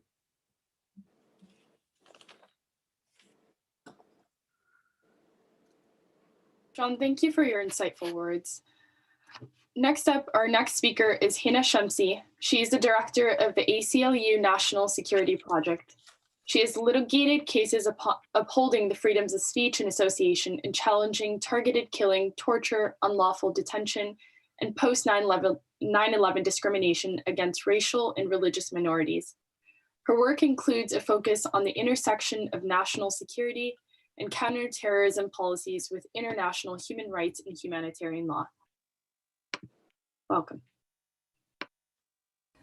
Thank you. Assalamu alaikum.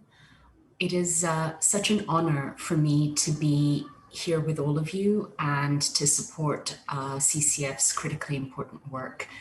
Mariam, I don't think you and I have ever met, but your brother's case was so outrageous to me as a young lawyer starting out on these issues, and I remember him and it well and still.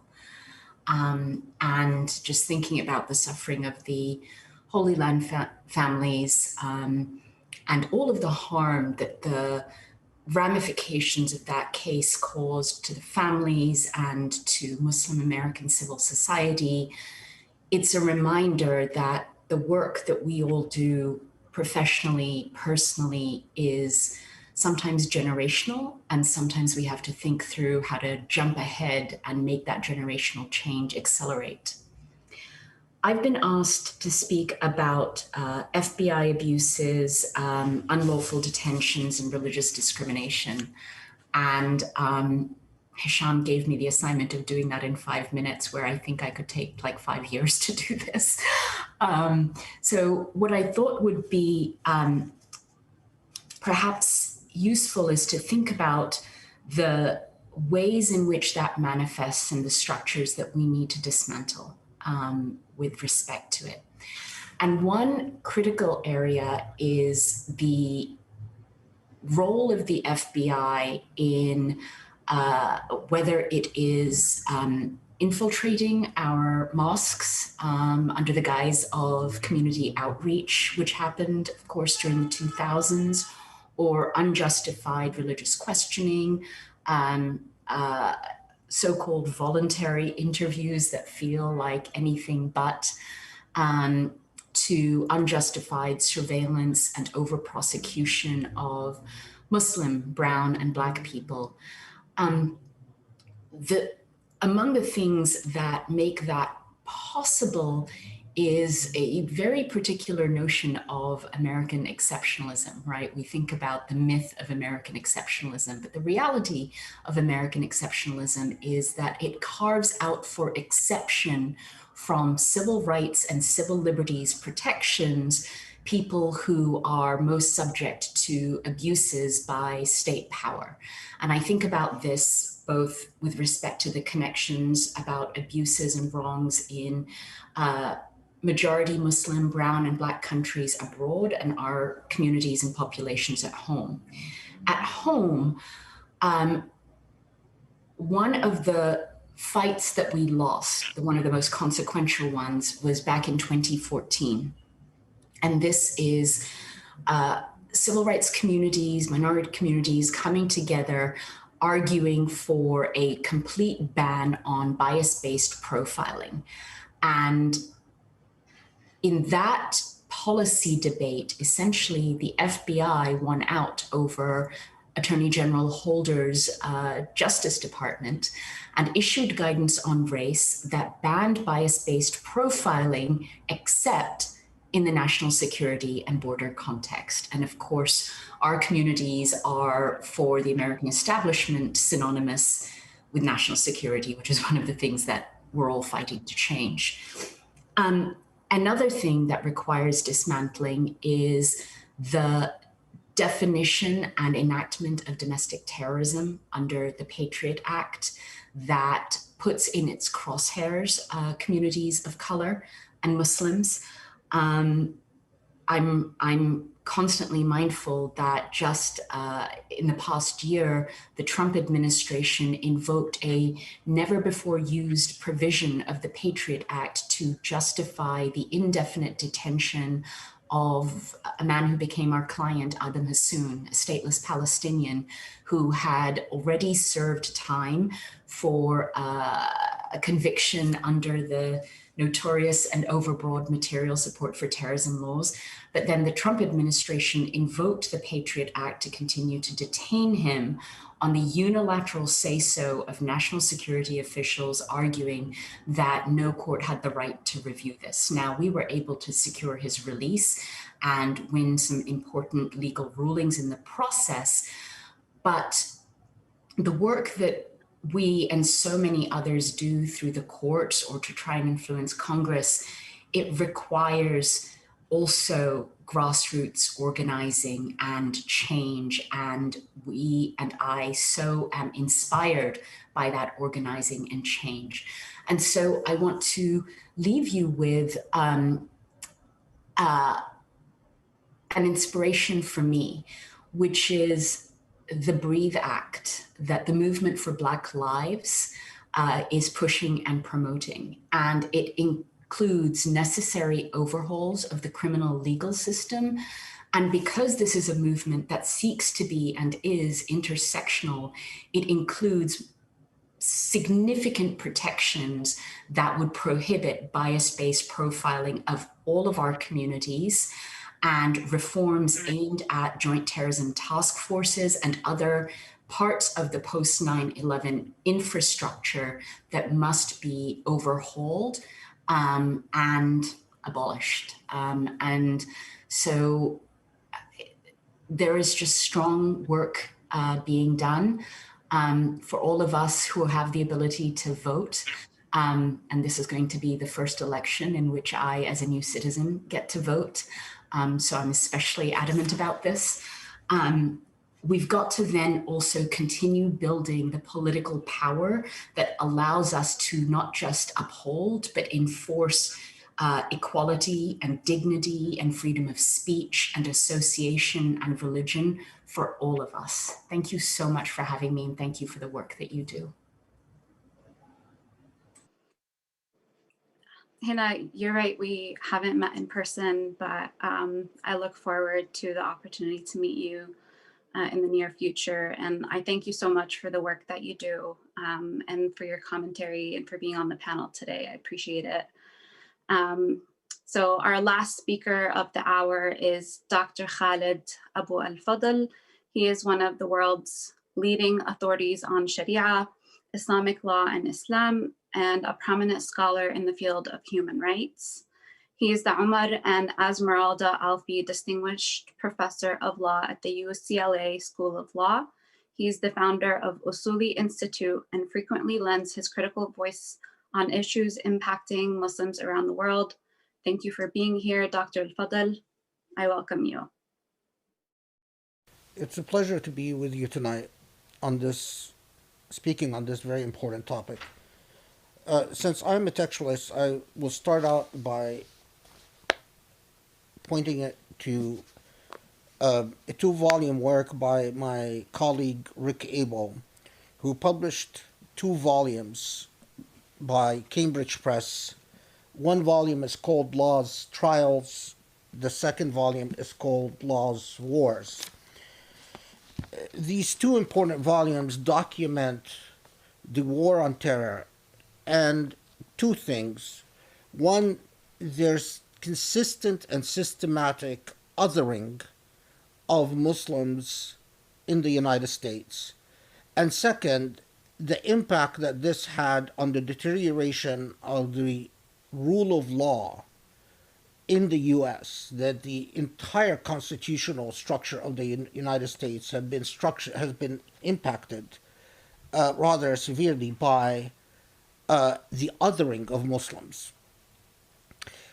The absurdity of the numerous cases targeting Muslims are too numerous to recount in the time that we have. Whether we are speaking of the use of secret evidence against non-US citizens and the unfairness of trials that involve secret evidence, the unfairness of trials that often involve special processes, the use of military trials, military tribunals in some situations, the use of confessions obtained under torture against defendants, the targeting of Muslim charities, the designating of Muslim organizations as terrorist organizations, which is an ideological position, but then criminalizing anyone that supports, even by speech, one of these designated organizations, or the use and the very widespread use of informants to effectively legally entrap young people, create the crime for which you prosecute them. These are systematically, in my view, systematically unconstitutional and systematically deprecating of the rule of law. But even more importantly, it is part of a pattern of an open warfare against Muslims, in my view, around the world. And the othering of Muslim symbolism. So, for instance, where jihad becomes a trigger for a criminal outlook, or where concepts even like enjoining the good and forbidding the evil becomes a trigger for law enforcement to target Muslims both domestically and internationally. And this is a problem at so many levels. But what is particularly problematic is the lack of Muslim response in the American domestic context, and especially in the American context, although more broadly in the West generally. Many Muslims have refused to see what is going on, to see the numerous injustices being committed against their fellow Muslims. And so many Muslims have chosen to practically put their head in the sand and ignore the civil rights violations that are taking place around them, but even a step further, to even demonize those Muslims who are in fact targeted. To say, well, they must have done something wrong. It must be that they are complicit in their own culpability somehow. Some institutions have gone out of their way to perpetuate the mythology that Muslims in the United States are not targeted and, in fact, not victimized. Institutions like Zaytuna, for instance, or Muslim Public Affairs Council in California, which have a remarkable ability to ignore the civil rights violations committed against Muslims. This is an endemic problem that deserves an involved and wide conversation and a very serious engagement, because it's not going to go off, it's not going to go away on its own. And thank you very much.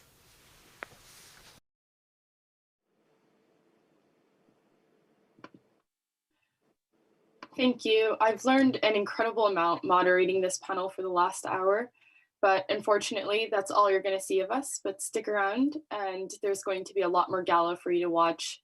This next portion is going to be led by Imam Imran Salha. Imran Salha is a Palestinian-American community organizer and imam who serves mosques in New Jersey and Michigan. Imran, the floor is yours. Alhamdulillah, wassalatu wassalamu ala rasulillah wa ba'd. It's an honor to be here, and I ask Allah subhanahu wa ta'ala that He blesses this effort. And I ask everybody who is watching that if you are impacted, make sure that the nature of your impact impacts the lives of the people that we are trying to feature today.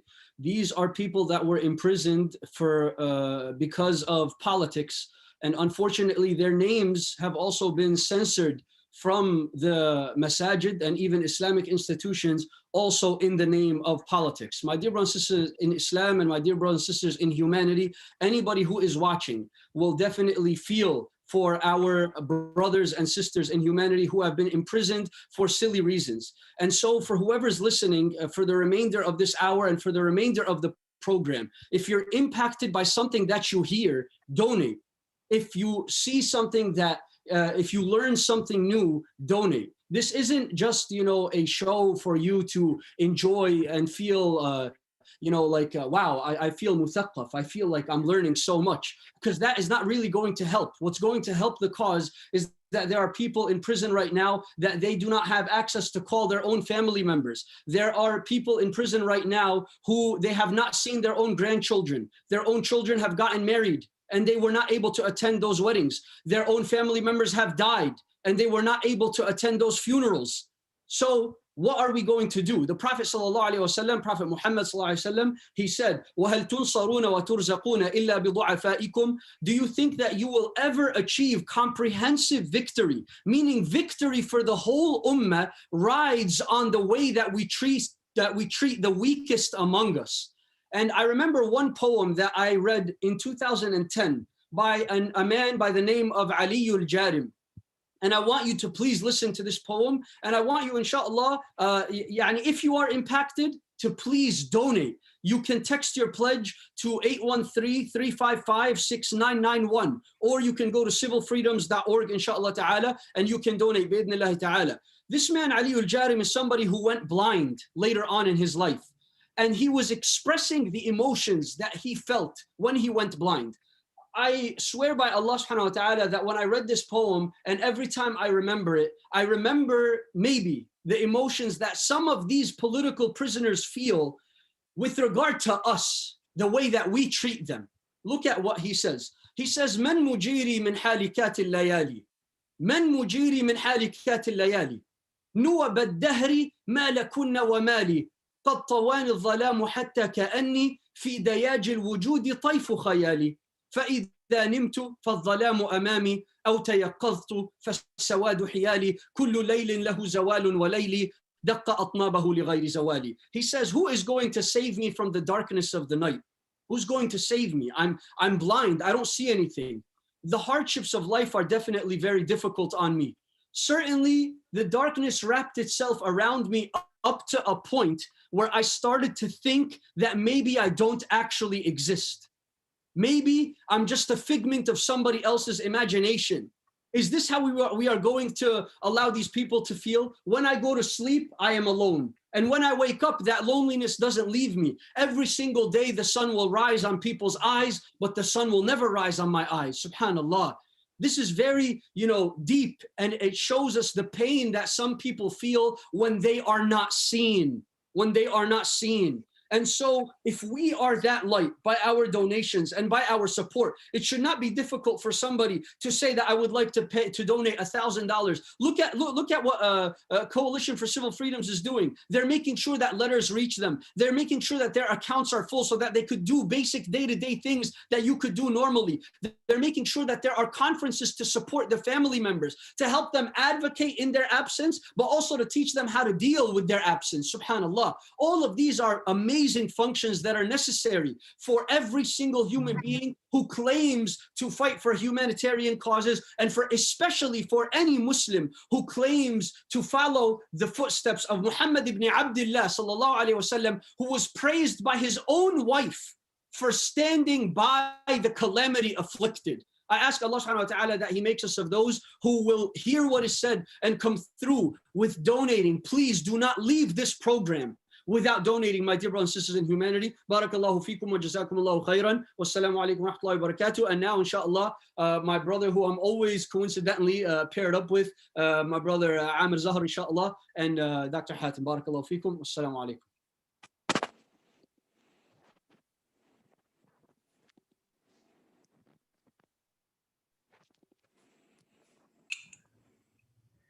Is it my turn? Do I just start talking?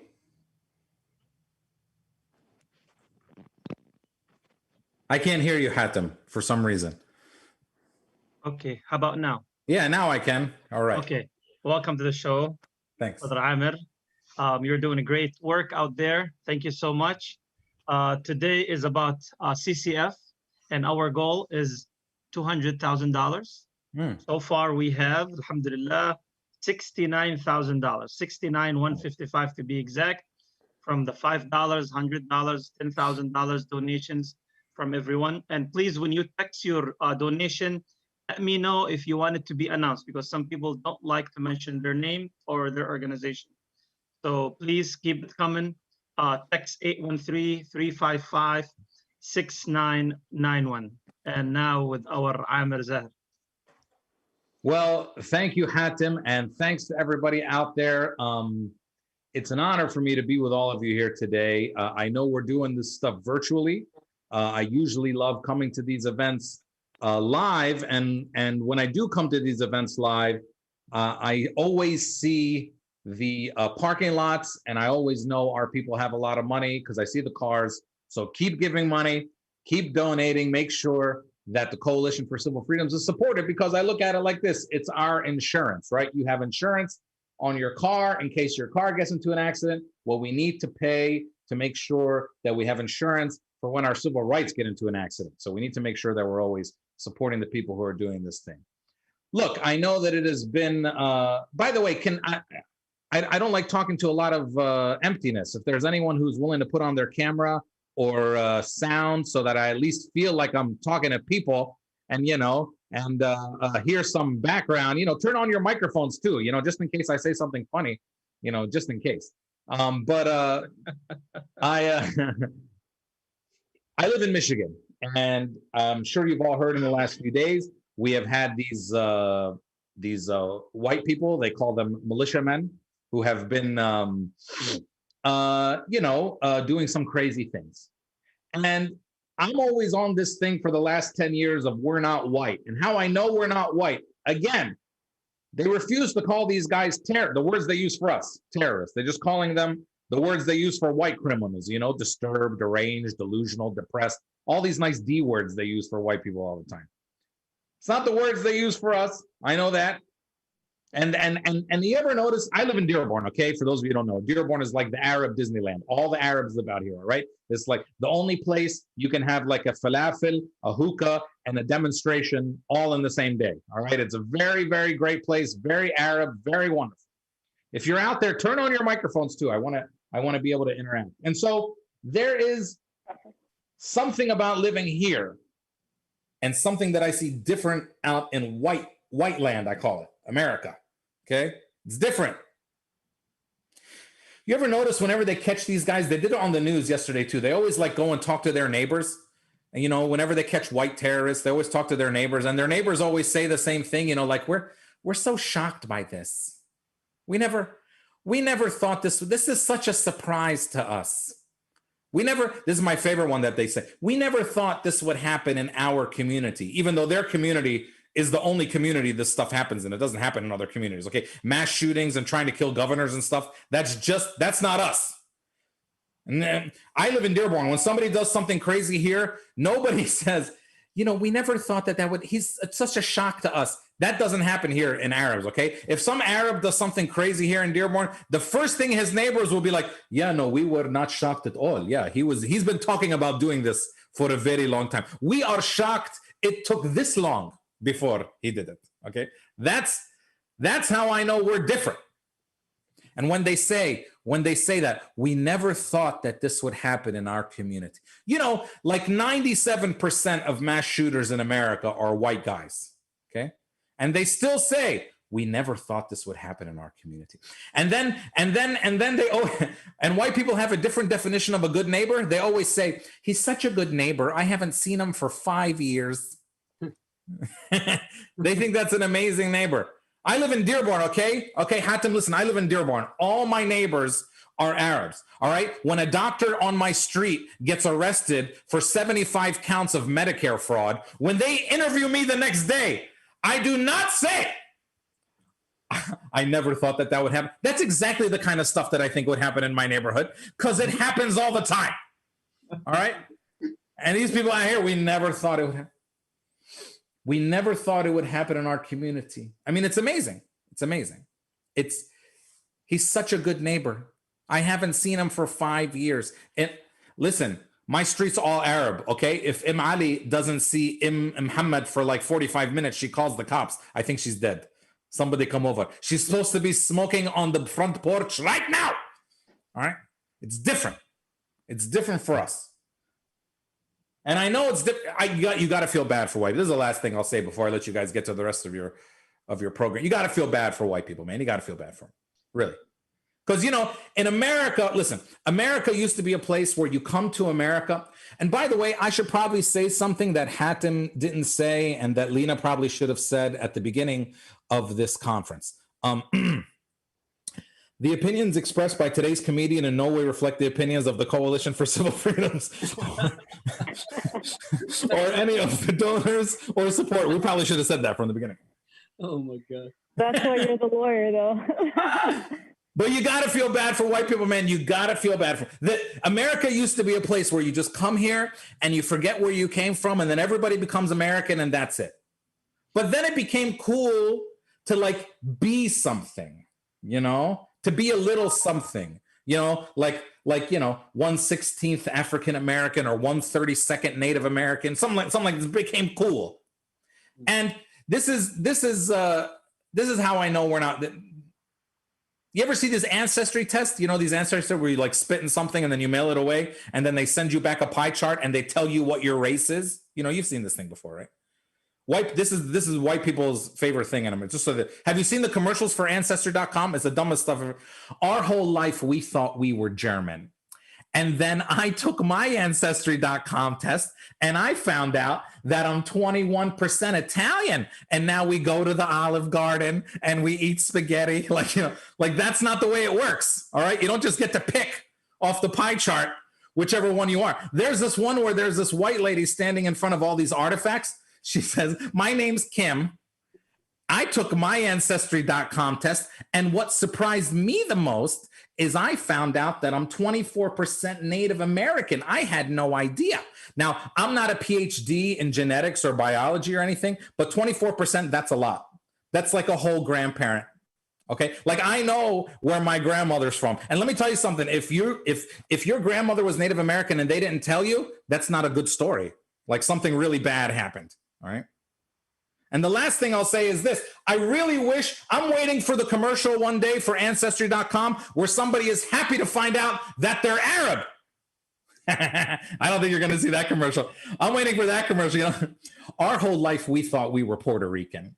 And then I took my Ancestry.com test. And what surprised me the most is I found out that we're 26% Arab. And now we go to the airport early. You know, like, you know, you're never going to see that commercial.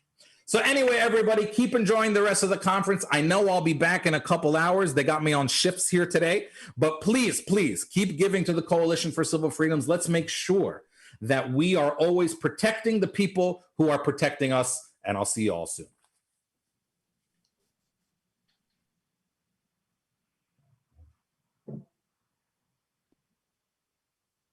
Thank you, Amir. Okay.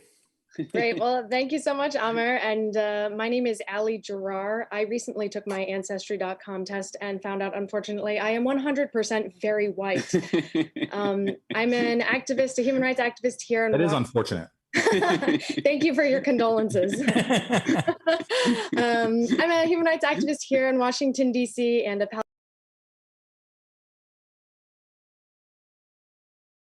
Oh, okay. They unmuted you after the white story. Yeah, being censored by CCF.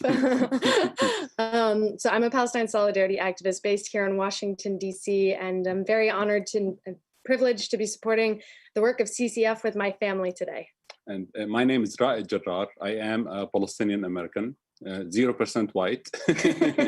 And I've been involved with CCF for a while. I was actually the first interim executive director for CCF back in the day, 10 years ago. But I am involved with CCF and other Palestine community organizations. And this is, do you want to say your name? What's your name? Leila. Louder. Leila. And this is Layla, and she is, how many years old? 5. Good job. And Layla is 5. And where are you from, Layla? Paris. Good job. Oh, she's from Palestine. So we will be hosting the next hour with the CCF, introducing a few amazing speakers who will be joining us over the next 60 minutes. We're honored to have as our first speaker, David Cole. In his role as the national director at the ACLU, David Cole directs a program that includes approximately 1,400 state and federal lawsuits on a broad range of civil liberties issues. He's litigated many constitutional cases in the Supreme Court. His victories include successfully defending for over 21 years a group of Palestinian immigrants whom the government sought to deport for their political affiliations, and freeing several Arab and Muslim immigrants detained on secret evidence. Welcome, David. Thanks for having me. Delighted to be here. When I was asked to be here, I was not told that I would have to follow the comedian. So that's a challenge, but I'll do my best. I thought I would, take a little bit of a historical perspective on what we have seen in this country in the last couple of decades. And to do that, I want to go back 100 years to a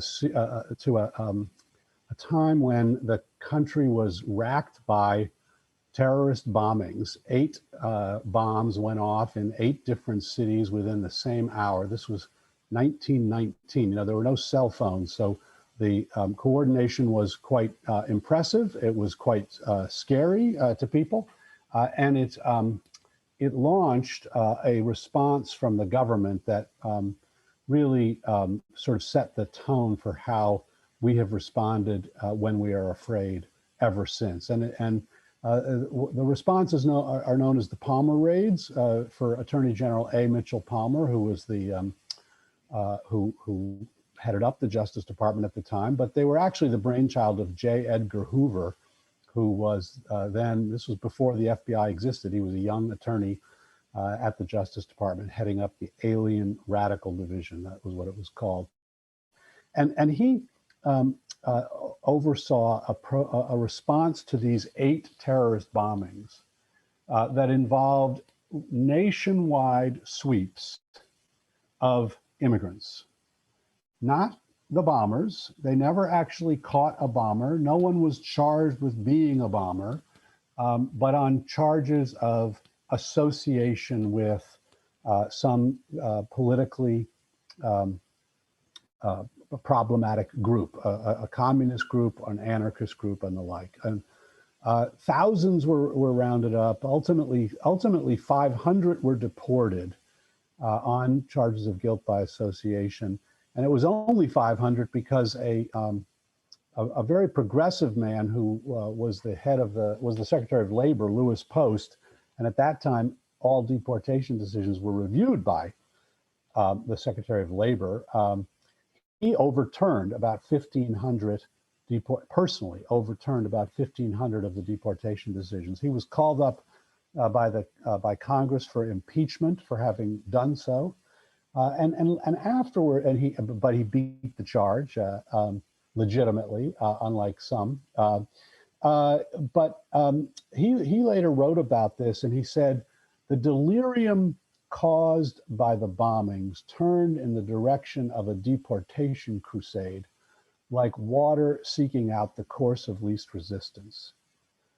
And what he meant was the targets were immigrants.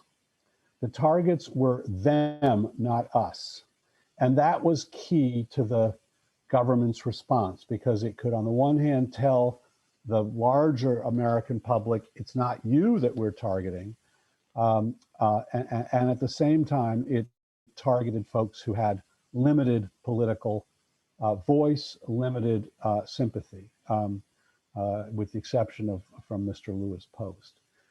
And that really launched the Red Scare, which went through the 30s and the 40s and the 50s and into the 60s, in which people were targeted for their political ideology, their political associations, their imputed political ideologies and associations. They were lost their jobs, they were thrown in jail, they were blacklisted from Hollywood. But it also launched at that time, in 1920, an organization that I'm now the National Legal Director for, the ACLU. It was founded in part in response to the Palmer raids, with a sense that when the government acts like this, we can't sit back and let them do it. We can't, stand by. We have to actually stand up. We have to come together, we have to organize, and we have to fight back. And the ACLU has been doing so for 100 years. And of course, it's not the only organization. There are many, including this organization, which have played a critical role in defending the values that this country stands for at its best, but often fails to live up to. And that's true of CARE, and it's true of the American Arab Anti-Discrimination Committee, and it's true of the NAACP Legal Defense Fund, and it's true of Planned Parenthood. It is those organizations, civil society, that make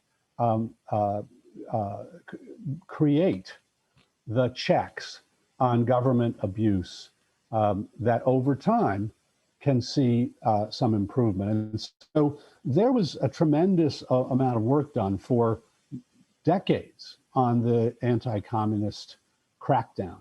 And ultimately, in the 1960s, the Supreme Court issued a series of decisions that basically said you can't throw people in jail or deport people for their mere association with an organization, even if that organization engages in illegal activity. You have to show that the individual actually sought to further the illegal ends of the group. You can't just show that he or she was a member or an associate or supported the lawful activities of that group. Very important principle. It is the principle of free association. You can't, you're judged for your own bad acts and not for the acts of others with whom you are associated, unless you specifically intended to further those.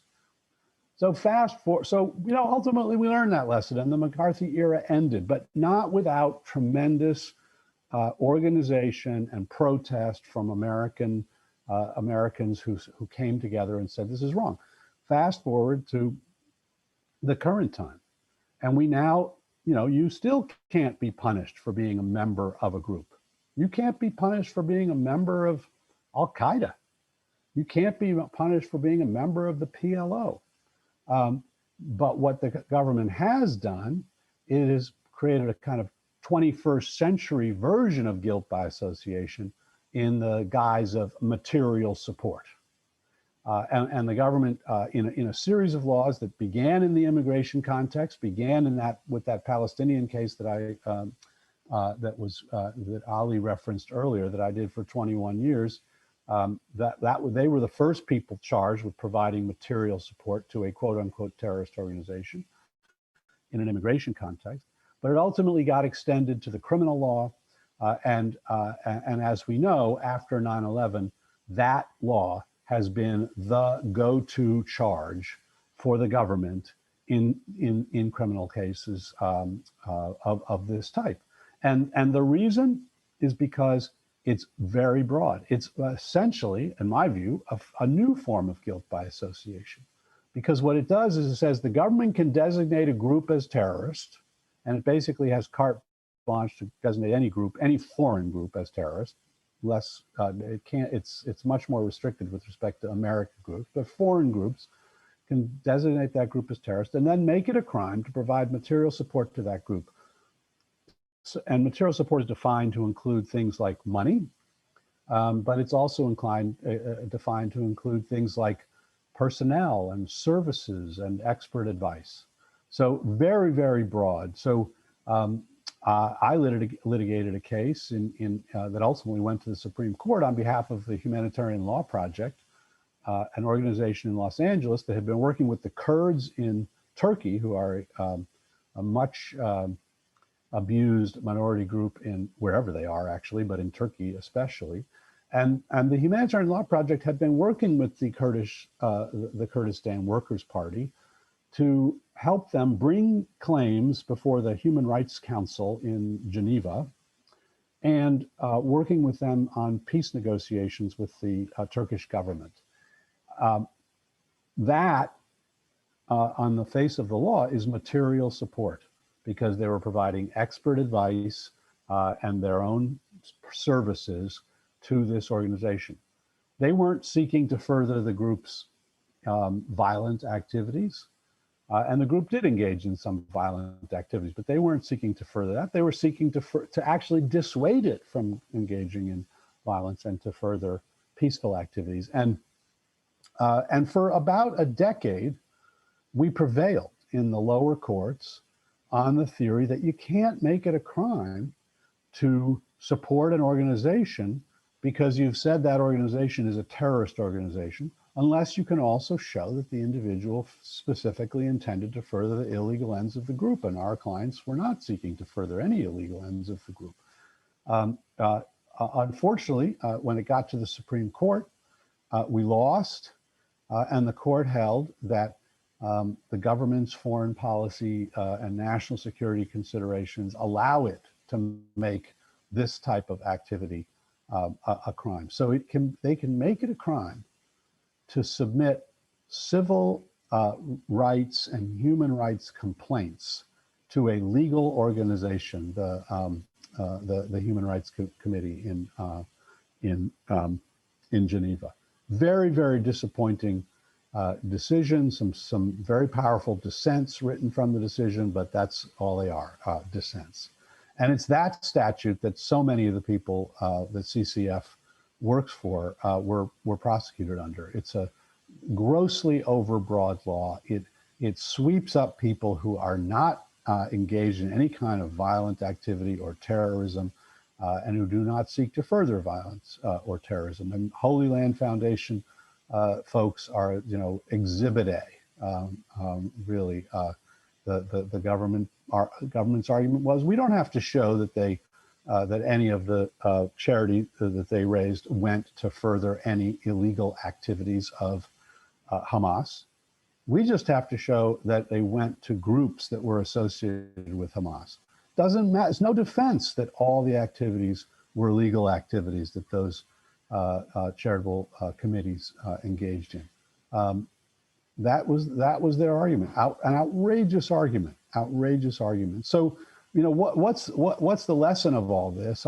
You might ask, well, I thought we were supposed to learn from our history. I thought we were supposed to learn from our past mistakes. And since we did this once before in the name of fighting communism, shouldn't we realize that doing it again in the name of fighting terrorism is wrong?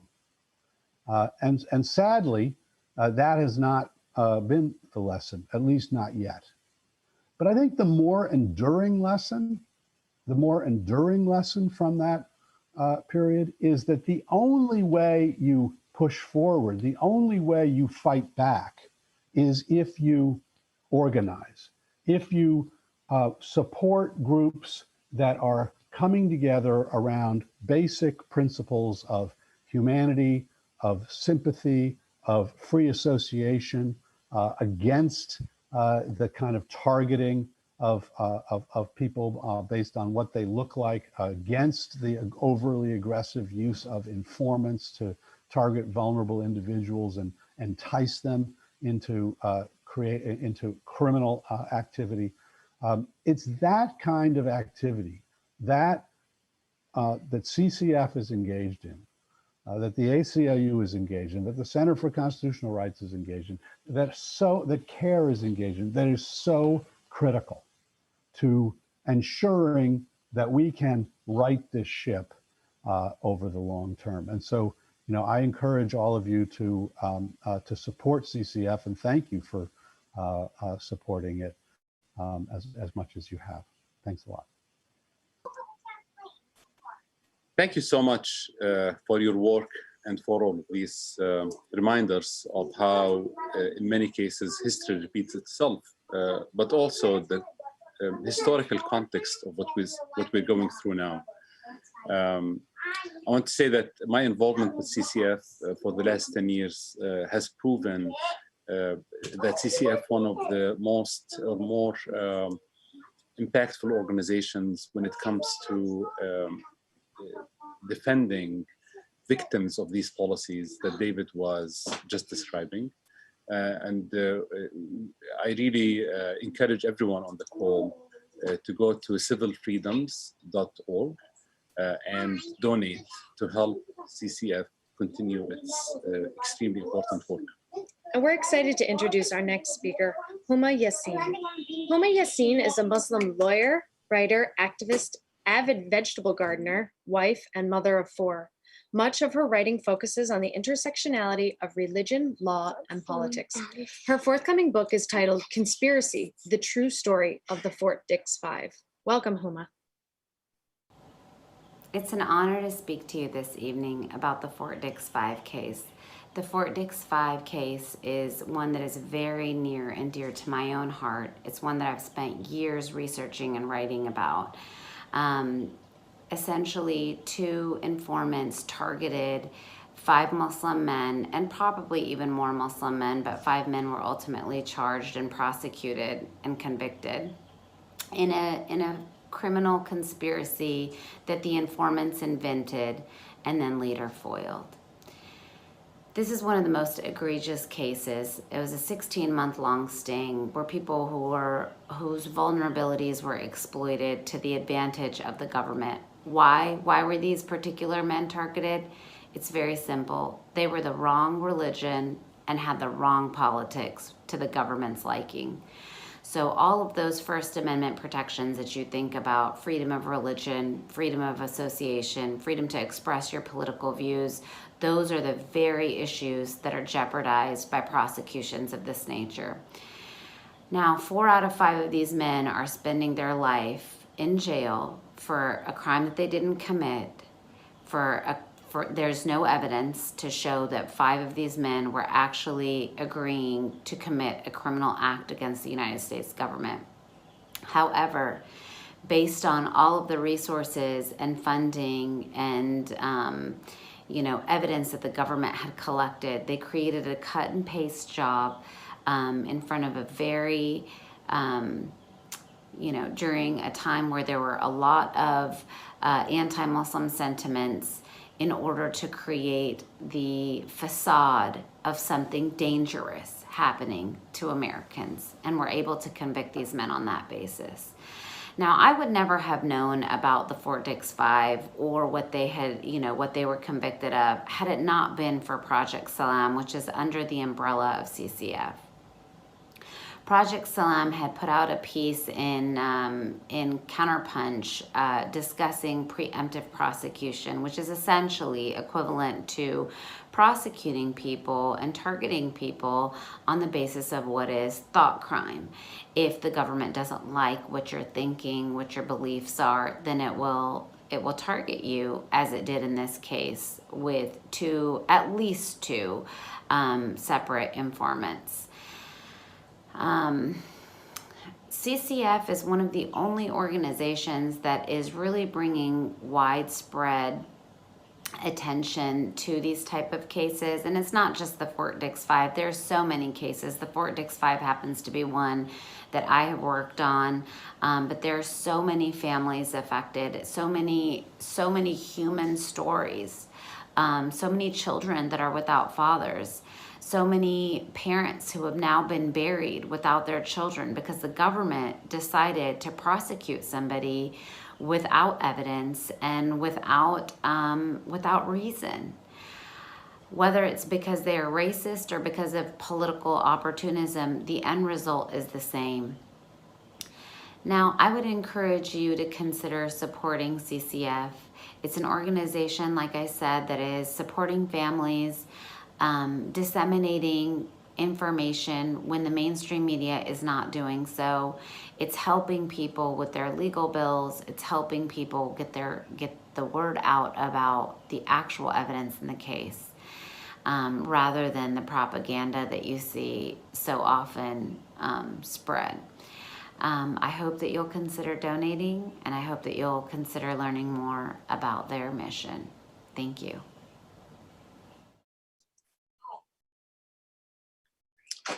So again, so for those who are just joining us now, I am Ra'id Jarrar, and this is my wife, Ali Jarrar. And we're hosting this hour of this event with the CCF.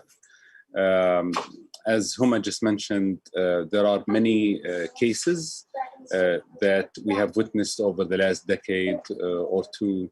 I think going to CCF website can help you also understand some other examples of how these policies impacted lives in the United States over the last 17 or 18 years. So I highly recommend that everyone on the call goes to civilfreedoms.org to donate, of course, to support the organization to continue its work, but also to read more about the policies that CCF is fighting and some examples of real-life impact of those policies with examples. Our next guest is Vince Warren. Vince Warren is a leading expert on racial injustice and discriminatory policing and is the executive director for the Center for Constitutional Rights. He oversees the organization's groundbreaking litigation and advocacy work using international and domestic law to challenge human rights abuses. Under his leadership, the Center for Constitutional Rights successfully challenged the NYPD's stop and frisk policy and profiling of Muslims and ended long-term solitary confinement in California's Pelican Bay prison. Welcome, Vince. Thank you very much, Ali. Thank you, Ed. It's wonderful to be with everyone. Like David Cole, going after the comedian Amr is tough, but I would follow Amr anywhere. It's wonderful to see all of you here. And I wanted just to talk briefly about the role of activism, lawyering, and media. But the way that I like to talk about it is that if you have an activist, a lawyer, and a storyteller, you can change the world. And there was a lot of terrible, terrible news today. We have our brothers and sisters in California that are dealing with fires, and our brothers and sisters in the South that are dealing with floods. And if you count the flies that made an appearance at the vice presidential debate, you know, it might feel a little biblical at this point. But I don't want to talk about bad news, because we're here to talk about CCF. And any organization that does the work that CCF does, which is extraordinary, any of our organizations that take care of us, that are about us, that are the bulwark against what the state does to us, every minute that organization survives and thrives is a miracle, and it is something to celebrate. So I'm here in celebration with you. And the story that I want to tell you is a story of solidarity. If you have a lawyer, an activist, and a storyteller, you can change the world. So the lawyer story is, as we were mentioning before, that the Center for Constitutional Rights did the stop and frisk case in New York City, where millions of Black and brown people were arrested and stopped and frisked for no reason whatsoever. But the Center for Constitutional Rights also did a case called Hassan versus City of New York, which took place in the great state of New Jersey, in which we challenged the New York City Police Department spying on Muslims and Arabs and South Asians in the state of New Jersey. Now, the reason why those things are connected is not just because it was the New York City Police Department that was treating both communities as less than human. And it's not just that our civil liberties and our First and Fourth Amendment rights were being harmed, although those are really important. The connection between that story is the following thing. If you remember, on September 10th, I experienced as an African-American man a very extraordinary thing. After 9/11 and moving forward, all of a sudden, the police were not so interested in me. They weren't interested in Black folks at all. And Black folks were saying, well, thank goodness, we've been under the gun for a really long time. Now they're after the Muslims. That's better for us. The Muslim folks, the South Asian folks, the Arab folks who felt the crush of state power and state suspicion and mass hysteria, where the entire community was criminalized, was saying, why us? What have we done? We are law-abiding citizens just like everybody else. What is happening? And in that moment where the state shifted from anti-Blackness to anti-Muslim hate, that was a moment where the people, the activists, the organizers came together. And it was a very important thing to happen.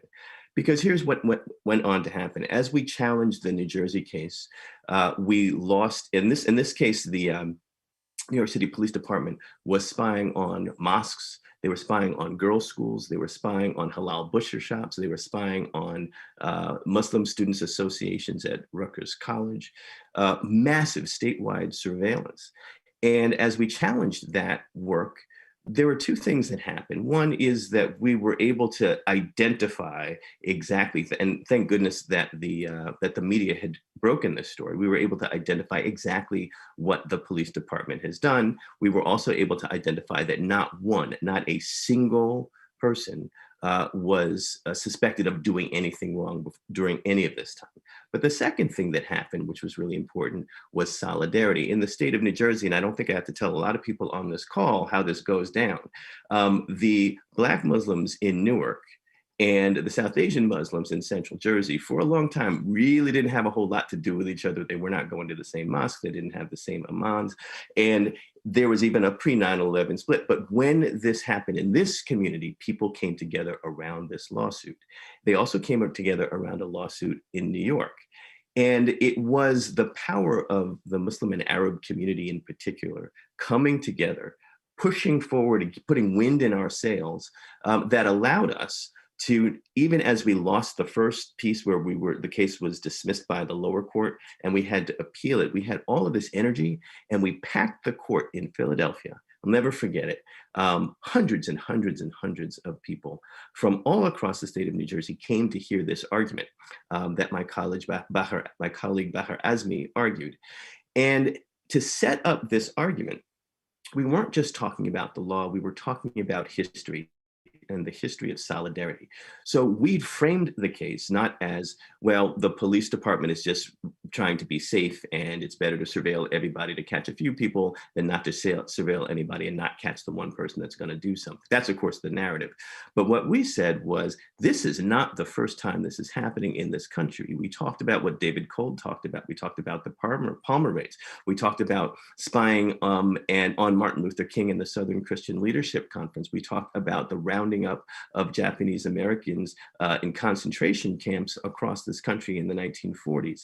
And we had an amicus brief by the Korematsu Center, so a friend of the court brief by the Korematsu Center, who talked about what had happened to Japanese Americans was in the process of happening to Muslim and Arab Americans now.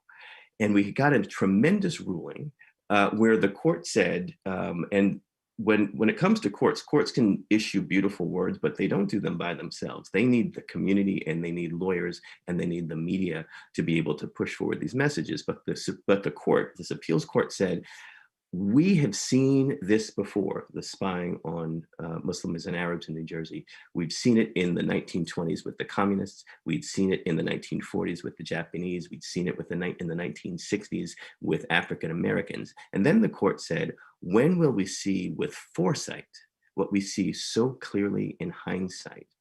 And this community being able to come together to shift a court to start thinking both historically and to sort of saying, let's correct the wrongs that we're witnessing in this country now. Let's not wait any further. So we were successful in that case with a big settlement. Now, what that has to do with New York, because as you remember, we won the stop and frisk case in New York City. The mayor, who was Michael Bloomberg at the time, was terrible on it. He went down in flames, claiming that they were going to stop more and more Black people.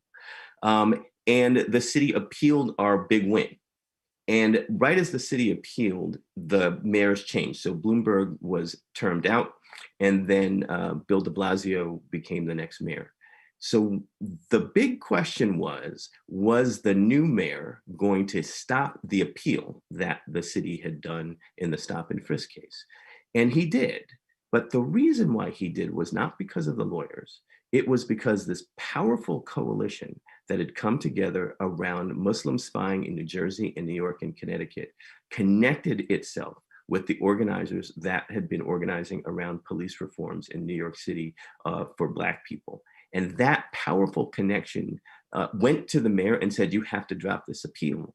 And because of the political power of this group, the mayor did so. So when we tell the story about success, sometimes the lawyers will tell the story from the perspective of the lawyers. And I always say there's an African proverb that says that the story of the hunt is much different when it's told by the game and not the hunter. And I want you to think of the story and the power that you have as a community to be able to not only tell the stories about what are happening, but to partner with people who are storytellers, to partner with people who are lawyers, to be able to get that word out. Because if you have a story, a compelling story that goes along with the lawyering and the activism, you can change the world. I am a very proud donor of CCF. I celebrate the wonderful anniversary of this organization. The Center for Constitutional Rights has been a part of CCF and connected to CCF since the very beginning, and we will continue to do so. And I would urge all of you to join me as a donor to support this really, really great organization, because for the next 10 years, we're going to need every bit of resource that this organization can share with us. Thank you all very much. Well, thank you, Vince. And we all love the Center for Constitutional Rights as well. Thanks for your terrific work. I really love the one thing you said when you said that if you have an activist, a lawyer, and a storyteller, you can do anything. And lucky for us, we've got many of all three of those on this call. So next, although we're here to commemorate 10 years of CCF's work to support political prisoners, the coalition recognizes that there are many individuals leading the struggle who spent their entire lives advocating for justice. And today we are taking a moment to honor one of them in particular, Dr. Agha Saeed. I had the pleasure of meeting him back in the day. We would like to turn to Dr. Sami Al-Arian now, who will present the award to Dr. Saeed.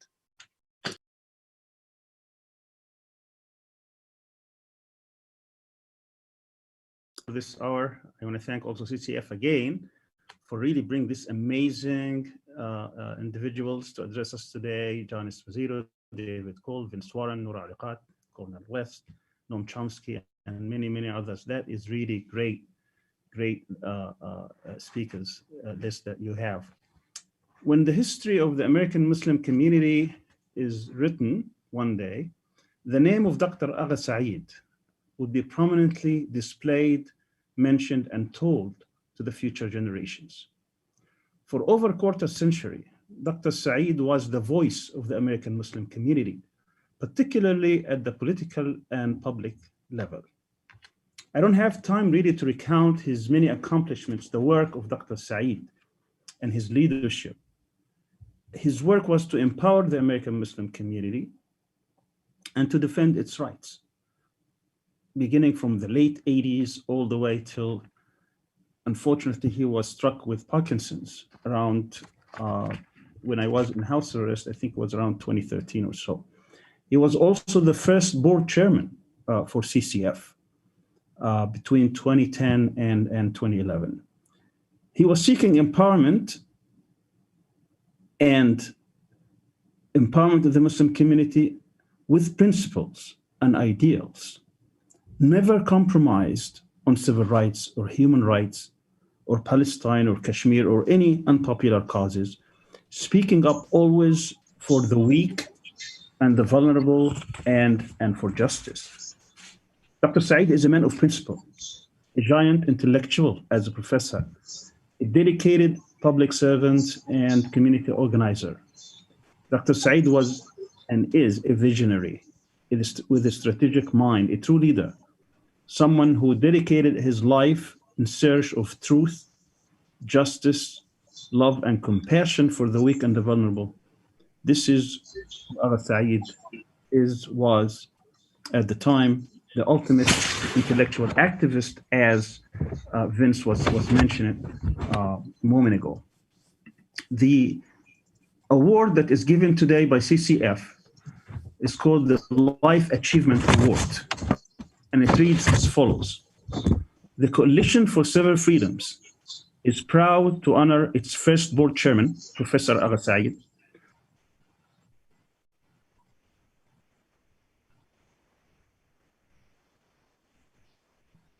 and for his decades, I don't know if I was muted. Let me repeat, just in case I wasn't heard. This is the Life Achievement Award that is given to Dr. Saeed, and it reads as follows. The Coalition for Civil Freedoms is proud to honor its first board chairman, Professor Dr. Agha Saeed, for his unwavering commitment to civil freedoms and human rights, and for his decades of principled leadership, intellectual guidance, and community service to organize and empower the American Muslim community, and for championing the causes of justice, freedom, and genuine peace among communities and nations, October 10, 2020. And I would like to take this opportunity to welcome his daughter, Sasha, who will speak a few words on his behalf. And I also would like to donate another $5,000 to CCF today in the name of Dr. Agha Saeed, and wish him well. And I hope that he will always be in our thoughts and prayers. He would get well, and thank him for his dedicated work throughout his life. Thank you, Dr. Saeed. All right. Assalamu alaikum, everybody. Thank you so much for having me here. It's such an honor. My father is on here somewhere. I think his camera's off, but he's watching and listening. So I just want to say thank you once again. You know, I'm honored that you asked me to speak, and I wanted to do justice. So I quickly tried to make a cliff notes of who my dad was. And, you know, just quickly, you know, he was, you know, somebody was speaking before and they're asking, where are you from and ancestry. So my father is of Pashtun descent, which is a tribe that originates in Afghanistan. And he was born in Balochistan, which is modern-day Pakistan, came to the United States in his 20s and to pursue higher education. And, you know, my father got his PhD from UC Berkeley, where he also taught. He was he is a diehard Palestinian activist, pro-Palestinian activist, to the point that up until the age of 6 or 7, I used to tell everybody, because my mother's from India, so I'd say I'm half Indian and half Palestinian. I didn't realize we were Pakistani because it sounds very similar. So up until and one day he's like, you know, we're not Palestinian, right? And I was like, oh, but, you know, we went to marches, and, you know, he was the kind of dad when I remember when I was 5 years old, we lived in Berkeley and we had a VCR, and he was like, today we're going to watch Roots. And he sat down and we watched Roots together, and he's like, let me break down institutional racism for you. And it may have seemed extreme in the time, but I'm so grateful and I'm so proud of who my father is and who my father was and what his legacy is. But that's the kind of man that he was, you know, he is. And, you know, let's see. Dr. Sami is like not only somebody that he worked with, but somebody that he trusted and respected and loved like a brother. He truly loves you like a brother. And, you know, I remember I wanted to get into student government in high school, and I didn't get in, and I was really upset. And Dr. Sami was in town because we're from California. And my dad asked Dr. Sami to stop at the house and come and talk to me, you know. And I still remember that talk, and I'm really grateful for that. I also remember the night that you were arrested. I remember how upset my dad was. I remember, you know, and it wasn't so much fear, but it was, you know, he really stood in solidarity with you, and he may not have been locked up with you, but, you know, he was there with you. He was feeling everything with you. And, you know, the thing I was thinking about, you know, how to describe him. And I feel like in context to Dr. Sami, in context to his career and legacy, in context to Islamophobia and post 9/11 effects on Muslims and Arabs in the United States, you know, it's being an activist is kind of like being a rapper. Everybody wants to rap. Everybody has a mixtape, but there's very few people who actually do the work to become successful musicians and successful artists. Same thing with activists. Everybody wants to be woke. Everybody, you know, when it's cool, when it's comfortable, we all want to be activists. I'm the worst offender, right? You know, watch 4 hours of news and suddenly you're a genius, you know?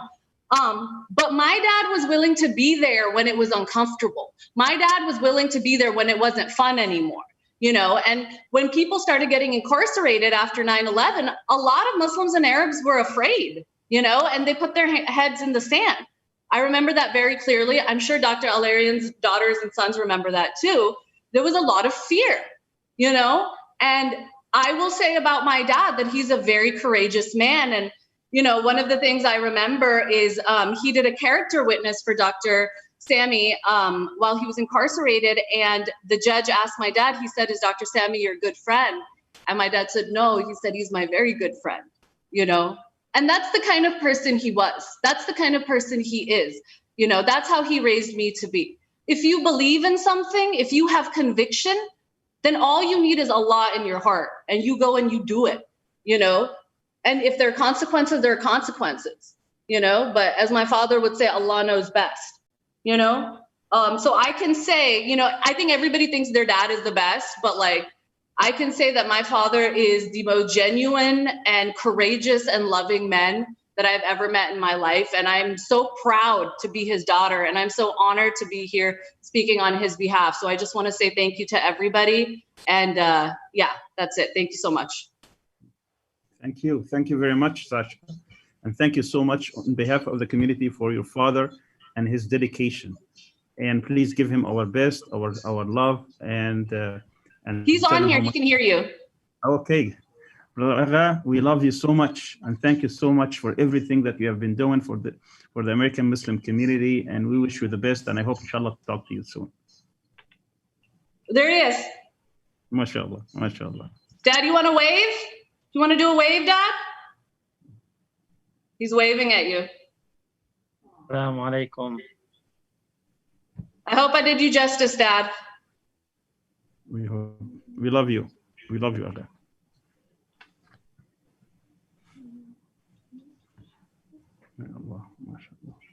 He's happy. That's my dad. MashaAllah, MashaAllah, MashaAllah. MashaAllah. May Allah protect him. May Allah protect him. Ameen. Ameen. Ameen.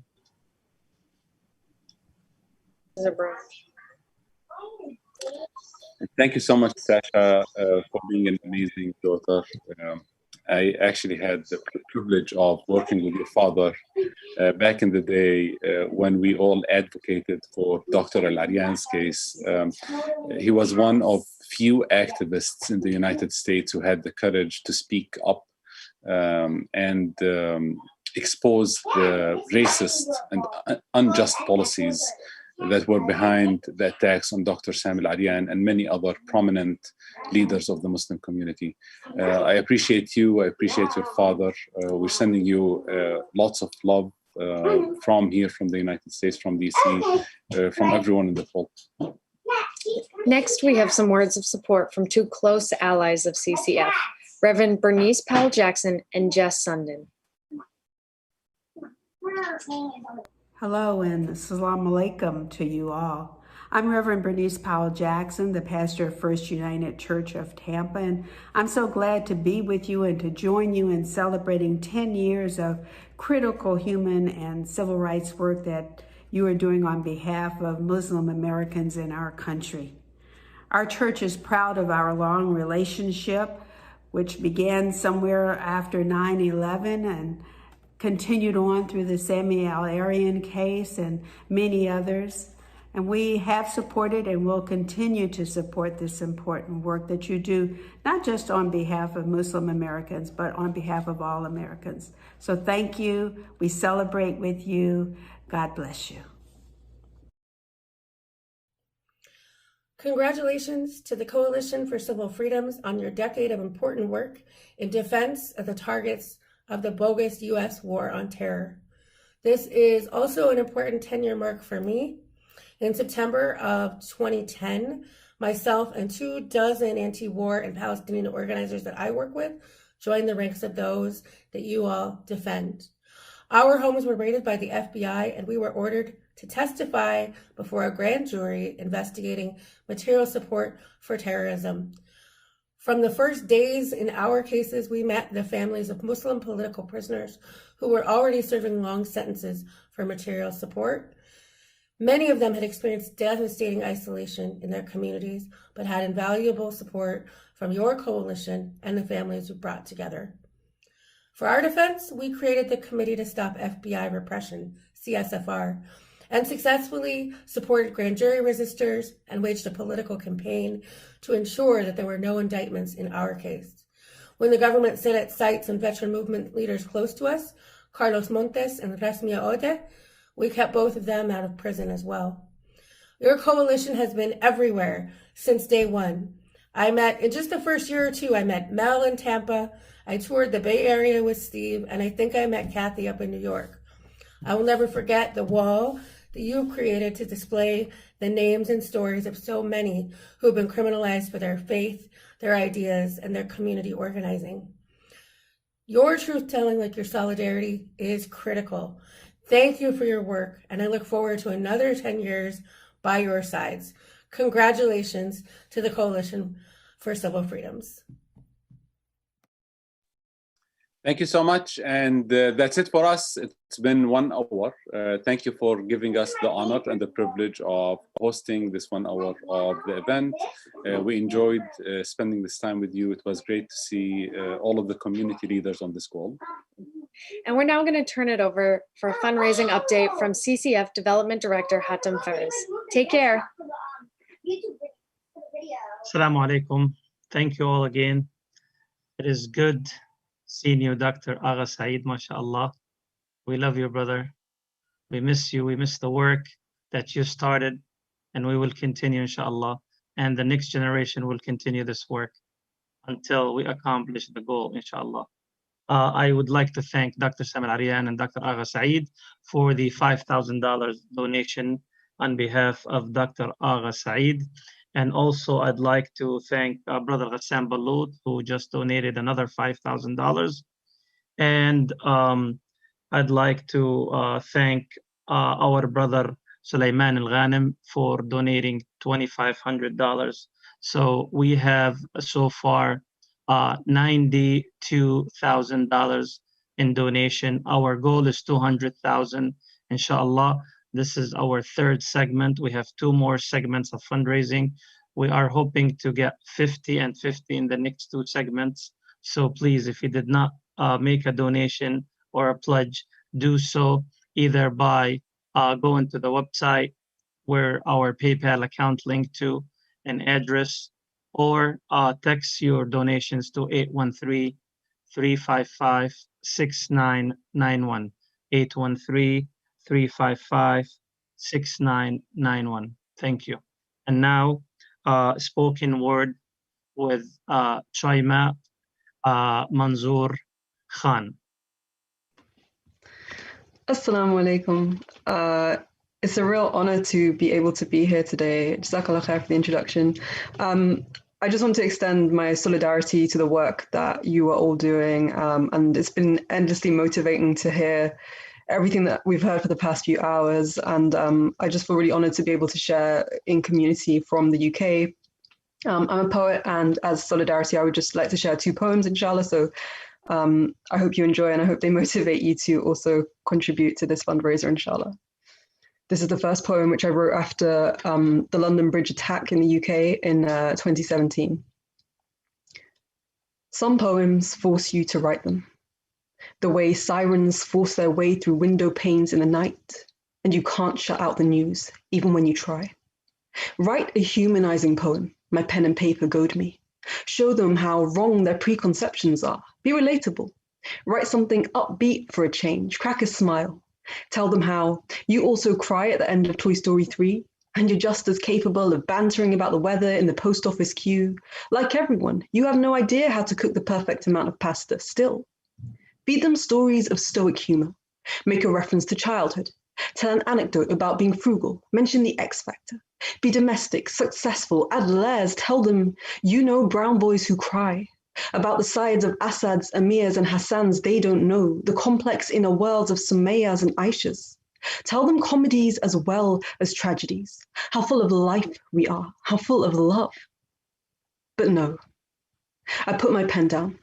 I will not let that poem force me to write it, because it is not the poem I want to write. It's the poem I have been reduced to proving my life is human because it is relatable, valuable because it is recognizable. But good GCSEs, family, and childhood memories are not the only things that count as a life. Living is. So this will not be a Muslims are like us poem. I refuse to be respectable. Instead, love us when we're lazy. Love us when we're poor. Lovers in our back-to-backs, council estates, depressed, unwashed, and weeping. Lovers high as kites, unemployed, joyriding, time-wasting, failing at school. Lovers filthy, without the right colour passports, without the right sounding English. Lovers silent, unapologising, shopping in Poundland, skiving off school, homeless, unsure, sometimes violent. Lovers when we aren't athletes, when we don't bake cakes, when we don't offer our homes or free taxi rides after the event, when we're wretched, suicidal, naked, and contributing nothing. Love us then, because if you need me to prove my humanity, I'm not the one that's not human. My mother texts me too after BBC News alerts. Are you safe? Let me know you're home okay. And she means safe from the incident, yes, but also from the after effects. So sometimes I wonder, which days of the week might I count as liberal and which moments of forehead to the ground am I conservative? I wonder, when you buy bombs, is there a clear difference between the deadly ones that kill and the heroic ones which scatter democracy? I wonder, isn't it really guilty until proven innocent? How can we kill in the name of saving lives? How can we illegally detain in the name of maintaining the law? I can't write it. I put my pen away. I won't write it. Is this radical? Am I radical? Because there is nowhere else left to exist now. And I'd like to just share one more poem, inshallah, and I hope this one feels like it resonates with a lot of the speakers we've heard from and about today. It's called A Virtue of Disobedience, and it's inspired by a book of the same name by Dr. Asim Qureshi, and I think it really gets to the heart of what it means to disobey unjust laws, that there is a virtue in that that is always the outlast time. We are the disobedient. Look upon us and despair, for we outlast history, time, and memory. We are always there. We are the unquenchable thirst for justice, the bodies that do not bend, tongues you cannot straitjacket, and eyes that will not be turned blind. We are the step you trip on in the nightmare you wake from but cannot recall, the lump under the rolling hill that reminds you what is buried there. We are the disobedient. We bear witness and we testify. We love despite the lie that we are not worthy. We hold despite being told we should hide. Yes, we are the disobedient who refuse to die. For bodies without eulogies will never remain in their graves. We are the ghosts of the unmourned and the spirit of the never grieved. We are the original traitors to the tireless tyrant. We are Muhammad, we are Malcolm, we are Moses and Asata, we are Toussaint and Bashani, we are Rosa and Rabbani. We are the disobedient, truth speakers with tongues of fire, knowledge seekers who provoke your ire, mouths always moist from sincere prayer. We are hearts beating for the truth, not like fluttering birds in cages, but like the earth in her final convulsions, like mountains when they scatter to dust. We dismantle, uproot, expose. We are the disobedient. And we have come not to claim what is yours, but what is and always was ours, our humanity. We are the disobedient who refuse to know our place. Undivided, low and mighty, we are a unity, a community, a principle above place. We are the disobedient. We declare the emperor naked and don't kneel before the queen. We smash the idols, confront the pharaoh, upend the fabric of the world. We will not sell our souls for hallowed halls. We cannot be unmoved. We are the disobedient. We overspill and overspeak. We are unboxed, unharnessed, unfathomable, unpalatable, uncompromising. Oh, Ozymandiases of the world, did you really think yourselves kings of kings? How quickly you forget. Nothing outlasts the fading of the day, but the light of truth itself. Jazakallah khair. Solidarity from the UK, and I pray the rest of the fundraiser goes really well.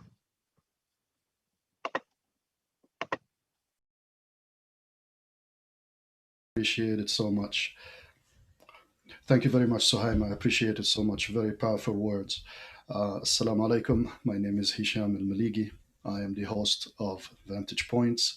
It's an American Muslim talk show for and by Muslims to discuss our own issues by ourselves instead of being sound-bited or stereotyped by others. It is my distinct honor to host this hour for CCF's 10th annual gala.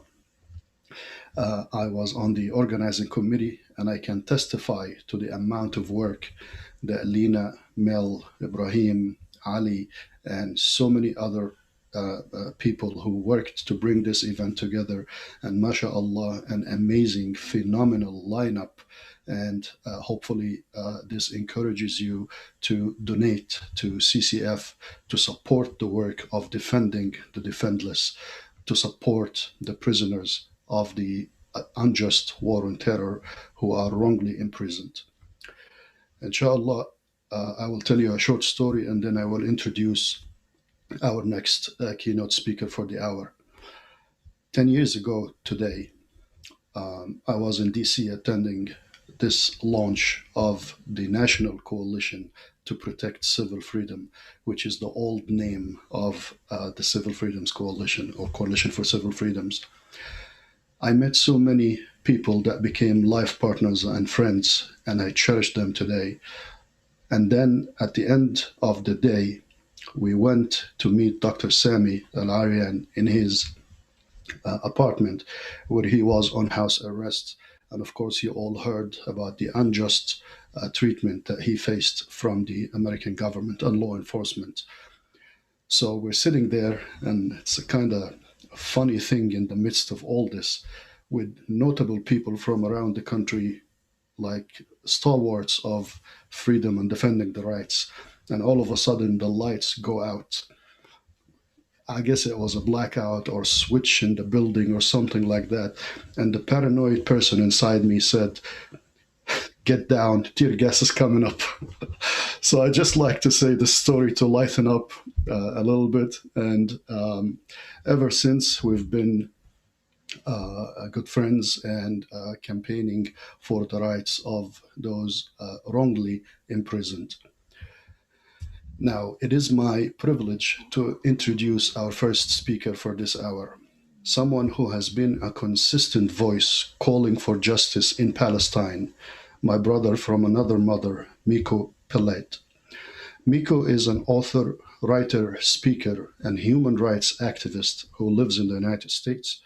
He is also the author of an incredibly important book on one of the most shocking post 9/11 prosecutions, and the book is called Injustice, the Story of the Holy Land Foundation 5, and 5 referring to the 5 imprisoned leaders of the Holy Land Foundation, who was the largest Muslim charity in the United States.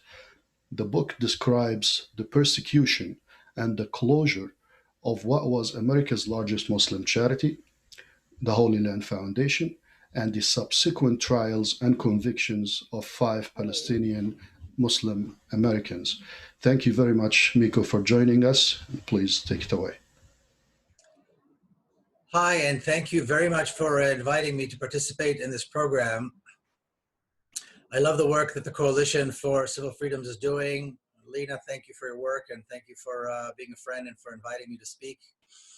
Giving me this opportunity. And the subject of America's victims of the war on terror is an important one. It's a terrifying story. It's a sad story. It's a story that we don't really see an end to. And the work that you do couldn't be more important.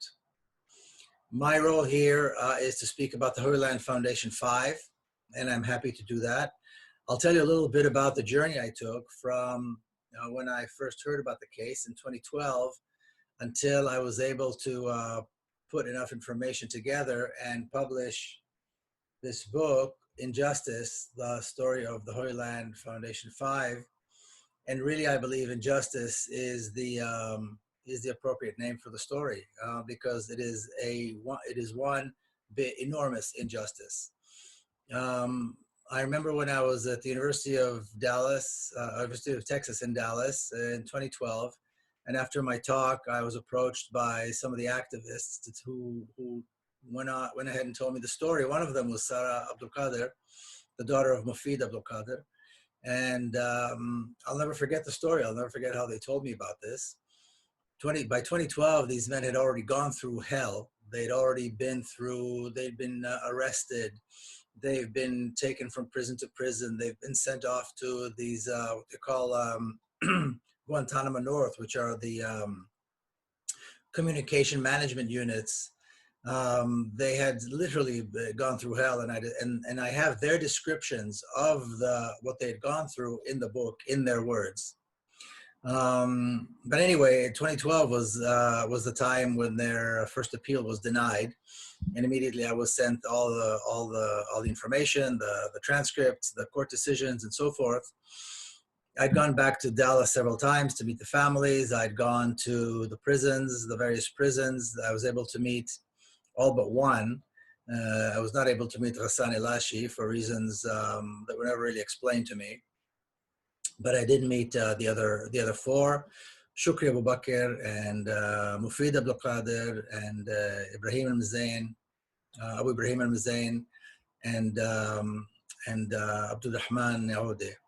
And I have to say, these are the finest men I have ever met. I mean, they're not only innocent. It's not just that they're innocent men languishing in federal prison. These are some of the finest men who dedicated their lives to doing good, to helping others.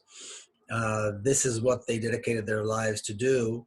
And because they're Palestinians and because they're Muslims, they are languishing in federal prison. And I think it's important to remember that. The only reason these men are in prison, the only reason these men were accused of these ludicrous charges and convicted of these charges is because they are Palestinians and they're Muslims. If they were any other nationality or religion, they would not be in prison because they did nothing wrong. And what's horrifying about this is that these are Palestinians that are being persecuted even though they had already left Palestine. They're being persecuted in the country, a new country that they'd made their home, and a country to which they did nothing but contribute. And yet they had to put up with this. And it's interesting because in the beginning, when I would tell people this, I would share the story with other people, the reaction was, oh, that's not possible. The judicial system in America couldn't be so corrupt, couldn't be so unjust. Surely they must have done something. And as time went by and I kept talking to people and writing the story, and then after the book came out, traveling and speaking about the book, I realized that the notion of civil liberties, this notion of a justice system that works, that is fair, really only exists to a small fraction of American society. If you're white and privileged, then yes, the system works for you. But for anyone else, it's never really worked. If you're Black American or Latino or other minorities, certainly Native American, the system wasn't really designed to work for you. It was designed to work against you. And this is exactly the experience that the Holy Land Foundation 5 have had, and of course their families and the communities as a result. It was not randomly that they were chosen. These 5 men were pillars of the community. They were men that others looked up to. Many young people that I meet around the country looked up to these fine men, and with good reason, because they are exactly the type of people that we all look up to. I look up to these men myself. And of course, to their wonderful families who I've had the opportunity and the privilege to meet and work with as I was working on the book. So I'll finish with this. I just think it's important that we all do everything we can to get the story out, to learn about it ourselves, to be able to advocate for them, to talk about the story, to talk about the stories of others, because really theirs is one case of many. I want to thank Leena again and the Coalition for Civil Freedoms. And I believe that we all should be the advocates for the Holy Land Foundation 5, for all Palestinian prisoners, indeed all political prisoners. We should continue to do this work. We should continue to fight. We should continue to educate and broaden our circle, broaden the people with which we work until they are free and until ultimately Palestine is free. So thank you again, and I hope to see you all soon. Thank you very much, Miko. That was awesome. And as Miko said, please learn about the Holy Land case and all the cases that CCF supports and works on. These are very important cases, not only for Muslims, but for everyone in the United States. And like Miko, our next speaker was similarly shocked by these stories of the post-9/11 persecution. And we call them in the coalition preemptive prosecutions. And this next guest was inspired to tell these stories through a different medium, film. Chris Morris is a British comedian, writer, director, actor, and producer. He is known for his dark humor, serialism, and controversial subject matters. He has been praised for his uncompromising moralistic drive by the British Film Institute. His films include Four Lines and The Day Shall Come, and we are honored to have him with us today. Go ahead, Chris. Thank you. Hi, and thank you for asking me to be part of this conference. I guess I'm here partly because I met some of the people here whilst I was researching a film I made called The Day Shall Come, which came out last year, and tells the story of a man in Miami who is targeted by the FBI in a sting operation. So I was gathering a lot of information by meeting people who'd been involved either in setting up the stings, people who work for the law, or people who'd been on the receiving end. And I wanted to tell the film from their point of view, really. So the film follows a guy called Moses, who is a conspicuous outlier in the projects, and for that reason is targeted by the FBI. But during the course of the research, of course, I met families of people who'd been put in jail, including actually the Liberty City 7, who were one of the first cases that sort of drew my attention to this sort of shenanigans. So I met the family of Nasir Batiste, and I met some of the other people who were actually put away. I met Alicia McWilliams, involved, of course, in campaigning on behalf of the guys who were in Newburgh and were sent down for a plot there in which they were offered $250,000 before they wanted to get involved in anything. So my route into this really came through nothing more than watching television. I was watching television here in London, and a breaking news story came on that the FBI had arrested an army in Miami who were planning a full-scale ground war against the United States. The Attorney General was there making the grand announcement that the nation was now safe from a plot that was bigger than 9/11. So that stuck in my mind.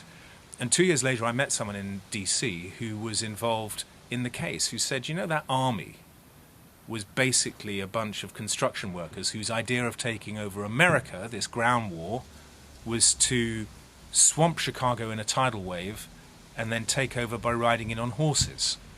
And I said, well, that was what the news was telling me about then? Doesn't really sound like what was coming across on the news. So my inquiry became really, why was I being lied to? And what was the nature of the lie?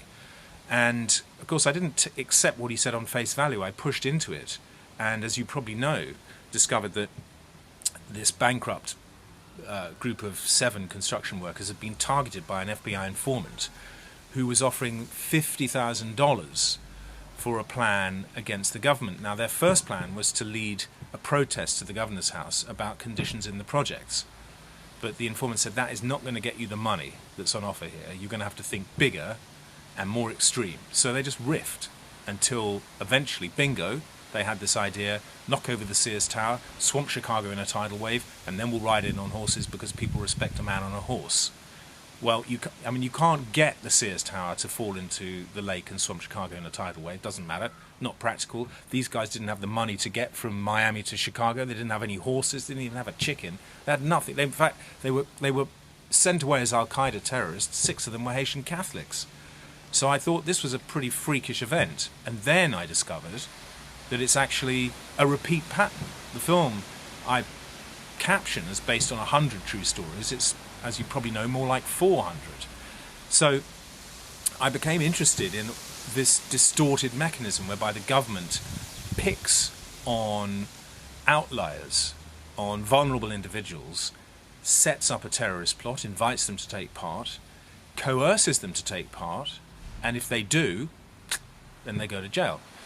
And I thought, this is ridiculous distortion, and I've got to tell a story about it. So the film is essentially a made-up story that tries to reflect lots of different things I found out going to Orange County in California and meeting people whose mosque had been targeted by a guy who, I mean, you couldn't make up, was an informant dressed as an Arab who was trying to radicalize a very conservative community that wasn't anywhere near being radicalized. He would sort of sidle up to them and say, "Jihad, brother, jihad," and people would look at him like, this guy's a freak. In fact, he was such a freak that the imam reported him to the FBI. In other words, they reported him to his own bosses that he was a danger. So that kind of went pear-shaped. But there were many other cases which were taken to completion. And I wanted to tell that story, for many, many reasons. And this became apparent with the actors I was working with, who hadn't been on the receiving end directly of such things, but very much knew what it felt like to be on the receiving end of the unfair practice of law. So there's kind of been a resonance amongst audiences who've seen the film where even if they didn't know about these things beforehand, they get it, they get the story, and they're kind of riled up thinking something's got to be done. And this isn't just in America, this is in Europe, in Britain particularly, where I've taken the film around a lot. So there's something that comes across, which was obviously my intention, was to be able to tell a story that reflected the reality in some way. I mean, it's a comedy because the distortions are so ludicrous it has to be funny, but it's a comedy that lands rather solidly in the realm of tragedy in the end. So it's a kind of, there's a consequential story that's in the film, and that had to reflect the reality too. But I think that, the people that I met during this, not just the families, but also the campaigners, the lawyers, the people who fight indefatigably sort of every day to get these kind of cases the due hearing that they actually deserve, does seem to be getting results. There have been, in the last 12 months, there have been cases where either a conviction's been overturned or someone's been let go, and the judge has said, look, this person was never harmful in the first place. And the other thing I wanted to reflect in the film is that part of this, there's a danger here too. One, you're pulling resources away from finding the real guys. That's the hard job. There are some real people who need to be stopped from doing dangerous things. And it's no good just channeling your resources into going for the low-hanging fruit, people who you can set up. There's been a case recently with a Boogaloo group who were incriminated by association with Hamas, turned out to be FBI agents again, so they're readapting it in whatever direction they want to go. What you want to do is find the people who really are dangerous, not waste a lot of time and resources going after people who aren't. So that's also what kind of spurred me on. And as an FBI agent said to me, because there are, by the way, a lot of people who work in the FBI who think these cases are ludicrous too, and this guy said to me, look, there may be no terrorists in this part of town, but if I spend $1 million looking for one, I'll find one. And that struck me as bonkers. So that's why I made the film.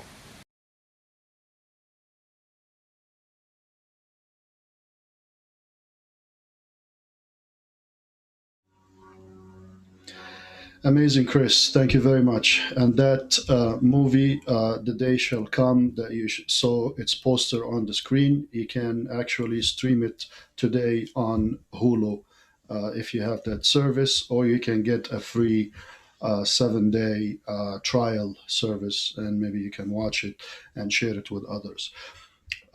Our next speaker, Leila El-Arian, is an Emmy Award-winning broadcast journalist. She works for Al Jazeera English, the documentary series Fault Lines.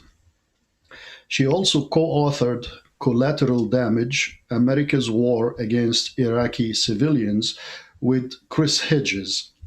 She is also the daughter of Dr. Sami Al-Arian, who's, of course, a former political prisoner unjustly held for years in the US due to his anti-war and pro-Palestine activism.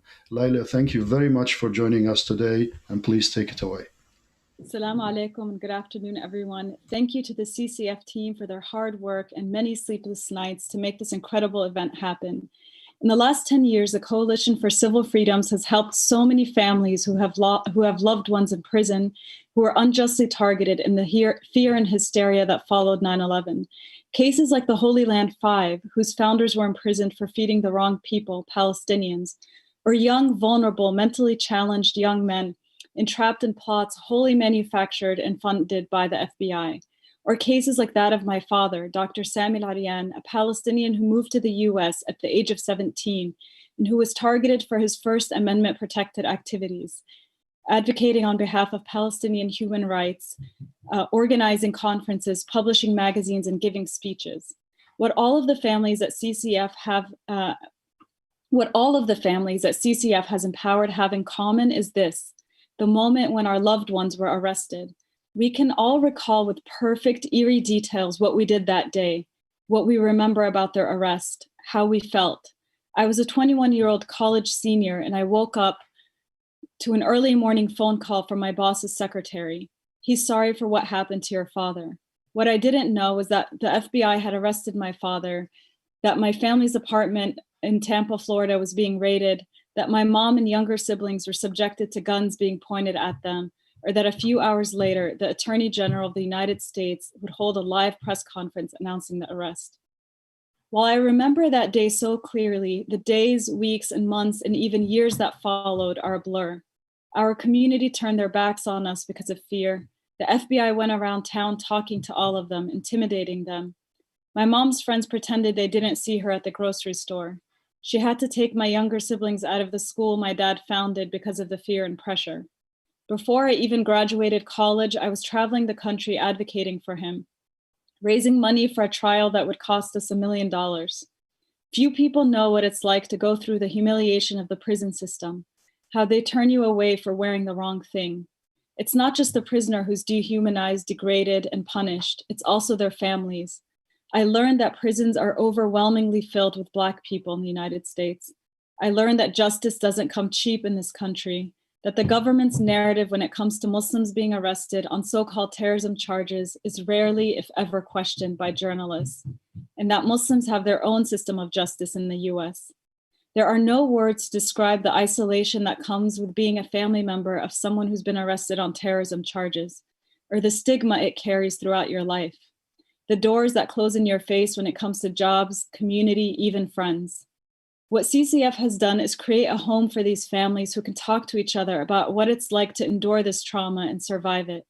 It's an incredibly unique organization doing work that frankly no one else is doing, and I urge you all to support it. When we look back at the time that followed the tragic 9/11 attacks, we will eventually have to come to terms with the fact that so many people were unjustly targeted and imprisoned, and their families have been left behind. CCF is filling a tremendous void, and I hope you will all support its work. Thank you so much. Thank you very much, Layla. And of course, a very personal story, like so many of the stories that we heard today, and we will continue to hear during this event. We are, by the way, halfway through. There is more comedy coming. There are many more speakers and family members. And as an organization founded and largely run by the political prisoners and their family members, CCF strives to ensure that their voices are regularly centered and serve as the point of reference for this struggle against injustice. We are grateful, therefore, to be able to hear from some impacted family members today, and we will hear from Sihan Hassoun, the mother of Sami Hassoun, whose case you heard about earlier from CCF attorney Amith Gupta, and you also hear from CCF board member Sonali Siddiqui, who's the sister of the former prisoner Shifa Siddiqui. Take it away.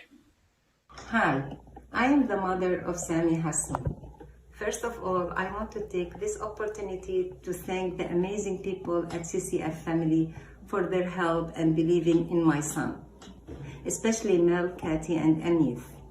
They supported us and never gave up on my son's case. Sami now is in immigration, and hopefully he'll be done and he'll be home safe and soon, hopefully. I'm proud to be a part, me and my family, of the CCF family. We are so grateful for all their hard work for my son Sami, and we are so grateful for them. They brought us all happiness, especially for his little brother. It was a dream come true. Really, it was a dream come true. Thank you again. Thank you from my heart. God bless you all. Thank you. Assalamu alaikum. My name is Sonali Siddiqui, and I'm a sister of Ehsanul Siddiqui, and we call him Shifa by his nickname. My brother would be here in this video, and I'll share with you why he's not a little bit later. My brother was actually kidnapped and hooded and literally snatched away from our lives about 2006. and he was held in secrecy for about 4 days in Bangladesh and then illegally extradited here to the US and then held in solitary confinement for 3.5 years before trial, which was in 2009. And in trial, he and his attorneys were completely forbidden from mentioning anything about the circumstances surrounding his kidnapping at all to the court. I invite you to visit his Facebook page, Justice for Shifa, to learn more if you'd like about his case. Now, it's been 14 years and he was just released this past April, alhamdulillah. Now, my brother, like I said, he would normally join me in this video to tell his story himself. However, because of the FBI's intimidation tactics, he avoids doing anything that may give them excuses to harass him further. They certainly would like to silence him. They continue to hold his life hostage, even on the outside. They have restricted his ability to use any device that has internet capability whatsoever, which means he's not allowed to make doctor's appointment. He's not even allowed to research school and enroll in school and take college classes. That's going to help him to move forward his life. And he's also not allowed to even do job search himself and have a decent job that, right now with everything, the pandemic, everything is online. So as you can imagine, how his life right now is at a standstill, especially due to the pandemic. As if these draconian conditions were not bad enough, the FBI is still harassing him. Just about a month ago, they visited our home unannounced, right? And claimed that they would like to have an in-person conversation with him about the civil rights violations that he may have experienced in the last 14 years while in government custody. If they really cared, they would have contacted CCF because it's CCF's mission to protect, defend, and represent the civil rights violations and needs of political prisoners who are unjustly and preemptively prosecuted. I'm sure they're well aware of CCF's mission.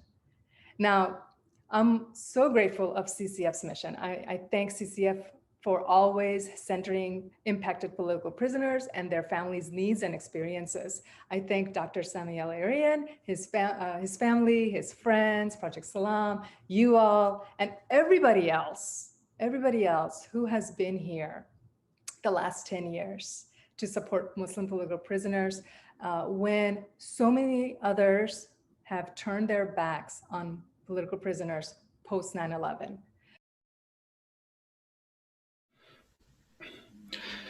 Thank you very much, Sihan, and thank you very much, Sonali. So much I want to say, but my blood boils listening to how people deal with the harassment from the FBI as someone myself who faced a little bit compared to everybody that we heard. It's nothing, but I understand how when you are looking to being in front of an FBI agent, how does that affect you and affect your mentality, your psyche, maybe even your livelihood. May Allah subhanahu wa ta'ala free all the wrongly imprisoned. Please donate to CCF because this is the organization that takes care of these things. This is the organization that defend those people who are being targeted wrongly and unjustly by law enforcement and government in general. I would be remiss if, since we spoke about FBI coming to your house, not to mention that never ever speak with a law enforcement agent, police or FBI or anything else without a lawyer.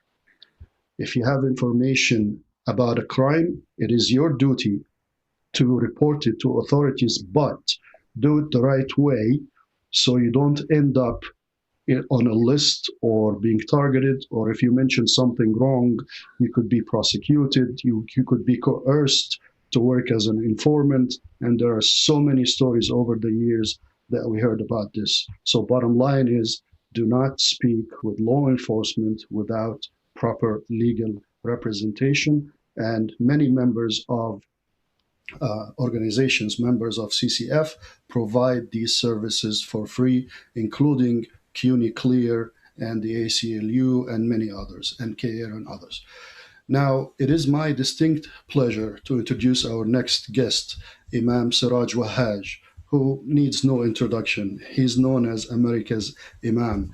He's the Imam of Masjid Al-Taqwa in Bed-Stuy in Brooklyn, New York, and is a well-known on national and international scale for being a dynamic speaker and tireless supporter of Islamic causes. I don't want to take any more time, so without further ado, I'm happy to introduce Imam Siraj. Thank you so much for coming.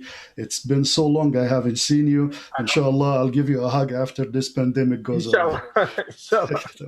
Assalamu alaikum. Bismillah ar-Rahman ar-Rahim. Alhamdulillah. أشهد أن لا إله إلا الله وحده لا شريك له وأشهد أن محمدا عبده ورسوله أما بعد. I want to first say that I'm honored and thankful to Allah for the great privilege to be here this evening to speak to you for a couple of minutes. I want to first thank the Coalition for Civil Freedoms, and I'm going to tell you why this organization is so important. I've always believed that many times when people know better, they do better.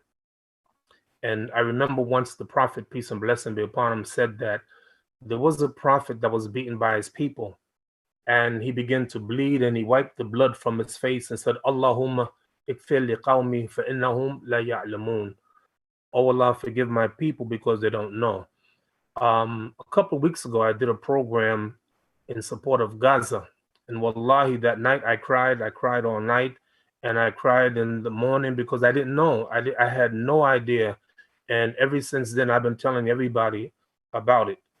Also, this organization here is, you'd be surprised how many people don't know. They have no idea. Even the little bit, I've been on about almost like a half an hour. And the little bit that I've learned in this half an hour is unbelievable. Let me tell you this. Even when you try your best to do good, you're going to make mistakes. Every year, 10,000 innocent people are convicted in the courts of America. 10,000 innocent people.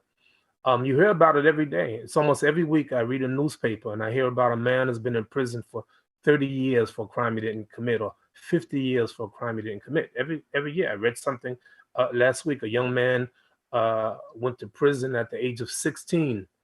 And alhamdulillah, he was just released and found out he was in prison for 24 years for a crime he didn't commit. So having said that, I know that many of your audience, perhaps you too, Sheikh, maybe you have never seen a movie in your life.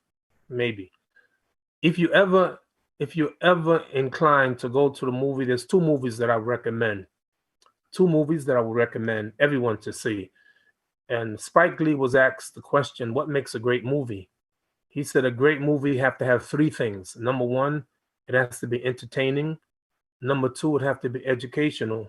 And number three, it has to be inspirational.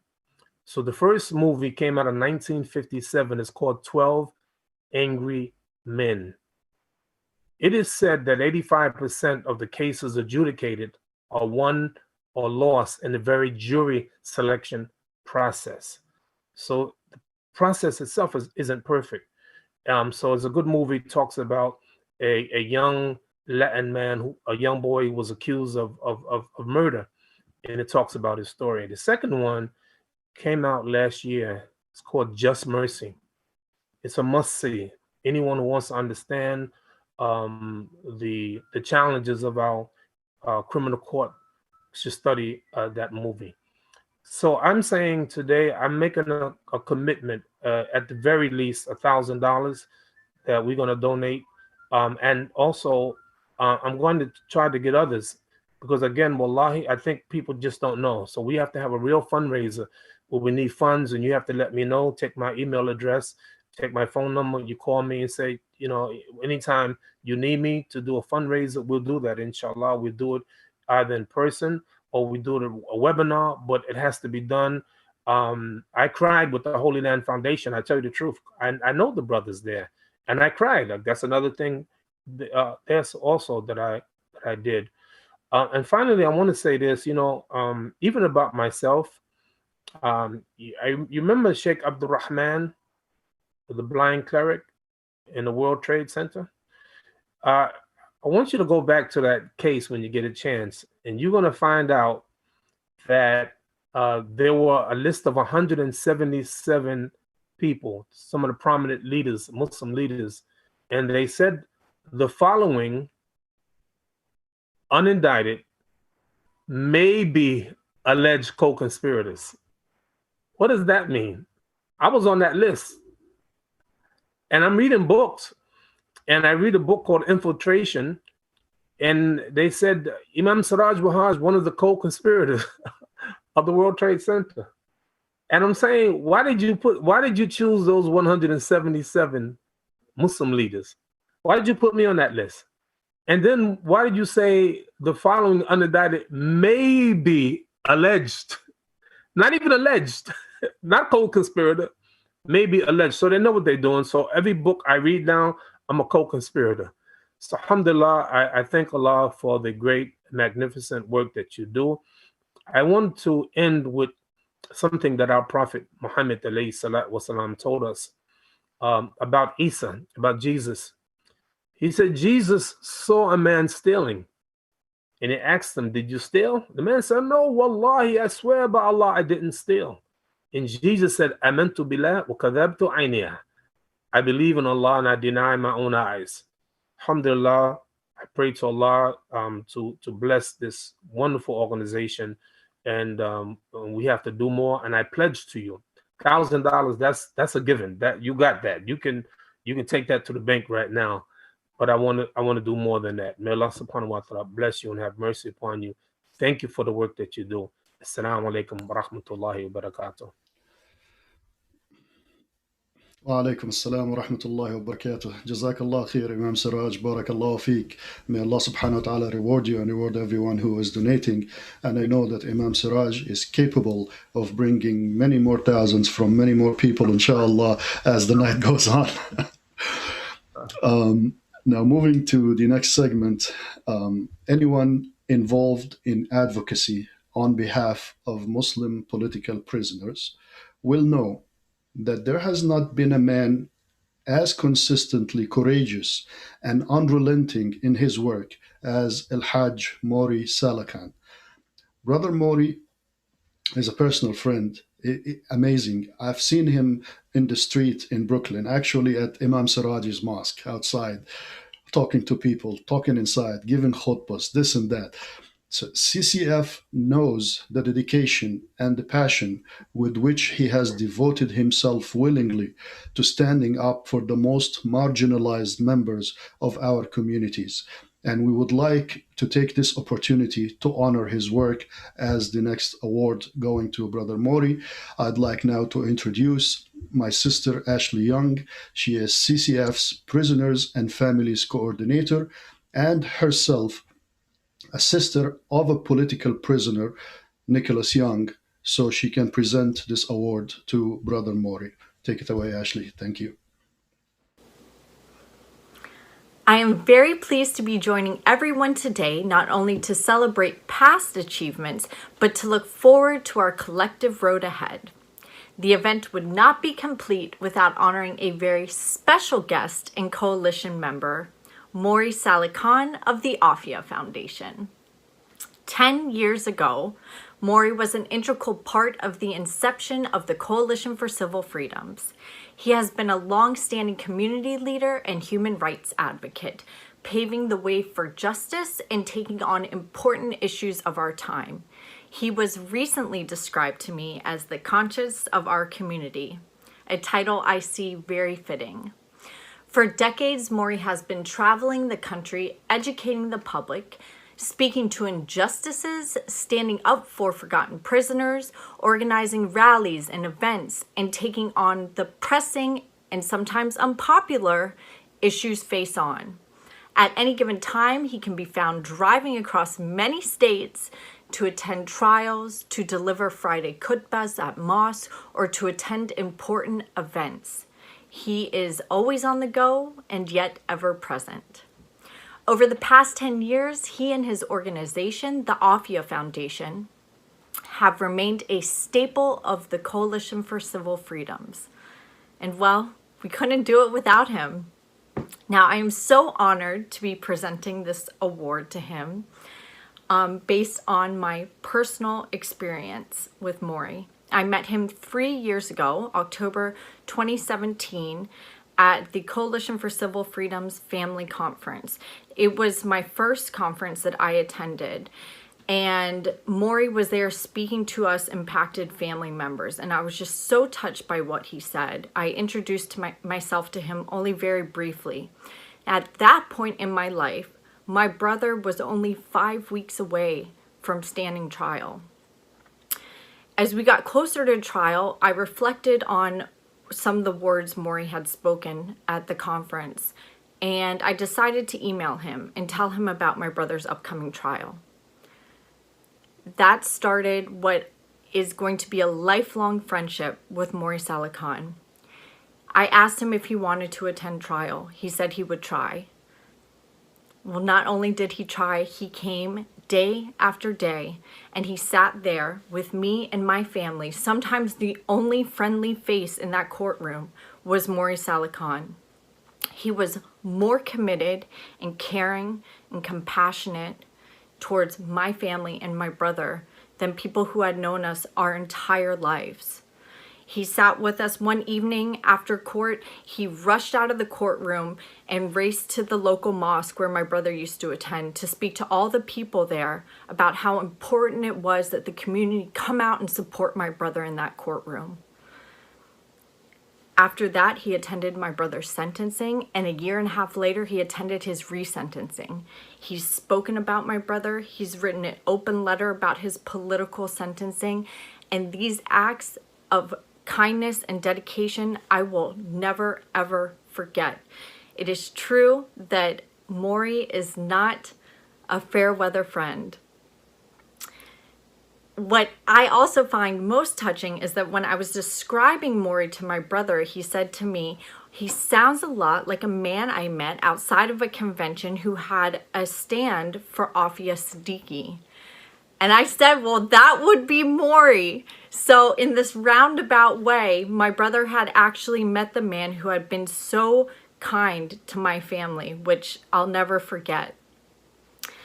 My wish is that we will be as dedicated and committed to Maury's causes and ventures as he was to my family. Without further ado, I take great pleasure in honoring my friend, my mentor, my colleague, my comrade, my brother, with this award. The Coalition for Civil Freedoms takes great pleasure in honoring Al-Haj Maury Khan, human rights advocate, for his unwavering commitment to the struggle for justice. Bismillahir Rahmanir Rahim. Alhamdulillah, Alhamdulillahi Rabbil Alameen. In the name of Allah, the Beneficent, the Merciful, all praise is due to Allah, the Lord of all the worlds. My little sister, I call her my little sister, Ashley, young, she presented me with the plaque yesterday, and I accept this on behalf of the Aafia Foundation and all who have supported our work over the years. May Allah Ta'ala bless you all, and you know who you are. That justice is a blind goddess is a thing to which we blacks are wise. Her bandage hides 2 festering sores, which once perhaps were eyes. I couldn't think of a better, more fitting way to begin my brief remarks than with that short but thought-provoking poem by Langston Hughes, titled Justice. I begin by congratulating my friend and CCF colleague, attorney Kathy Manley, on the release of a former political prisoner by the name of Jalil Muntakim, a former Black Panther who was imprisoned since age 19, spent over half a century in the American Gulag. He was repeatedly denied parole for the past 20 years. But he has now been released, alhamdulillah, thanks in large part to the effective argumentation that my dear friend Kathy Manley delivered at his last parole hearing. I congratulate CCF, the Coalition for Civil Freedoms, on 10 years of blessed struggle. And I thank all those whose prayers and support have made the past 10 years of righteous struggle possible. The global pandemic, in which America has the dubious distinction of being its epicenter, coupled with the social and political justice-related turbulence in the US, has brought America to a very critical, I should say, tipping point, and an opportunity for a reset. There is a verse in the Quran, a very relevant verse, that reads, "Corruption has appeared on the land and on the sea, on account of what men's hands have wrought. Allah will make them taste a part of what they have done, so that they might return." Again, this is an opportunity for a reset. The work of CCF is even more critical going forward. To the viewers of this broadcast, your support for this organization is needed now more than ever. I'm asking for three things. First, that everyone who sees this broadcast gives something, whatever you can, according to your means.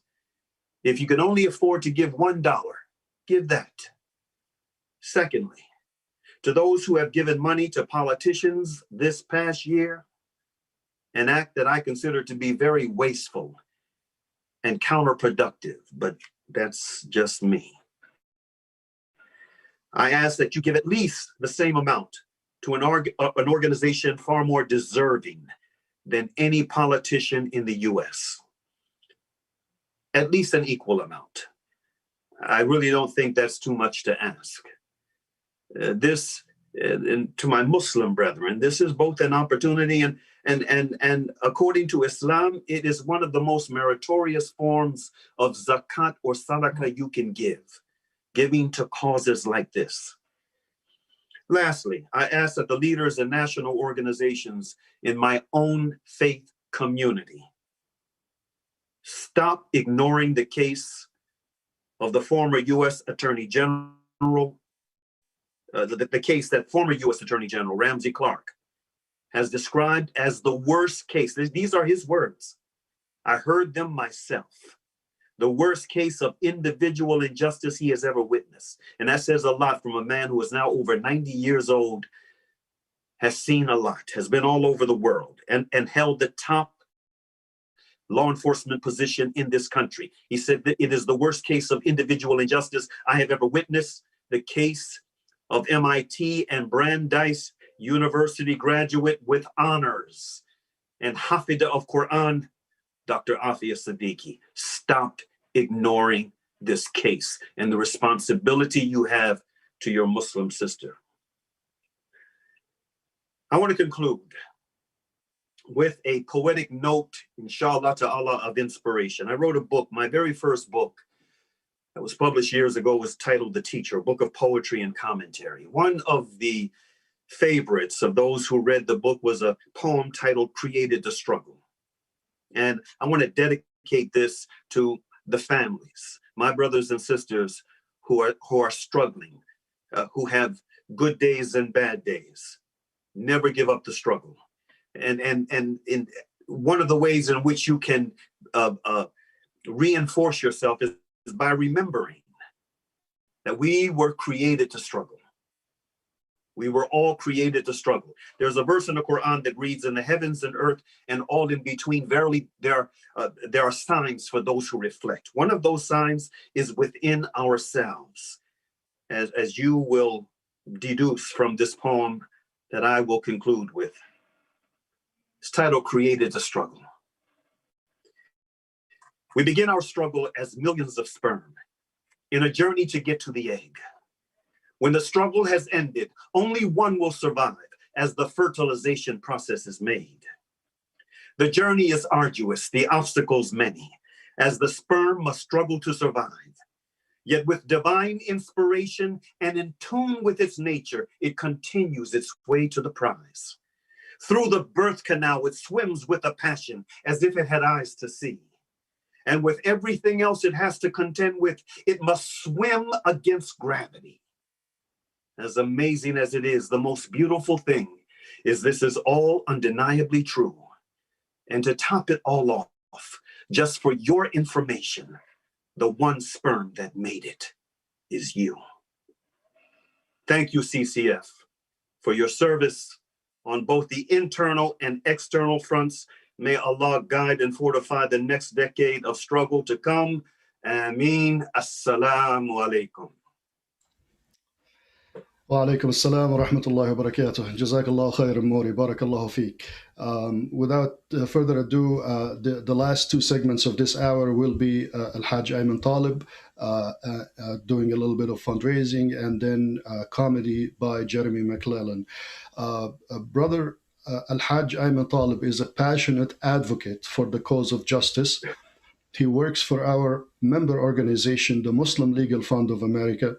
He was born in Dallas, Texas, where he was raised in a family of activists and served his community in various ways.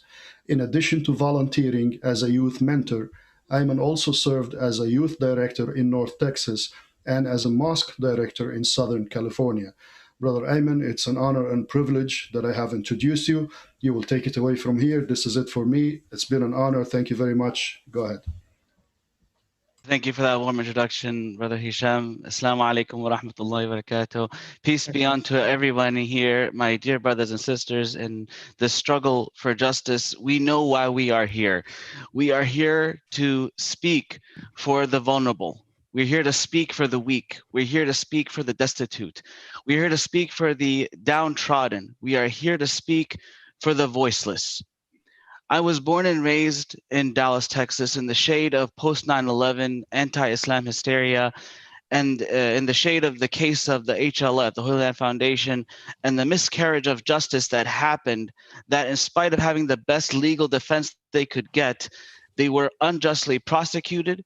They were found guilty of providing humanitarian aid to the Palestinian people and other unfortunate people around the world, or less fortunate people around the world. And they were sentenced to 15 to 65 years in federal prison unjustly. Brother Shukri Abu Bakr, Brother Mufid Abdul Qadir, Brother Ghashi, Sheikh Muhammad Al-Mzayyin, and Brother Abdurahman Oda. We cannot forget these names.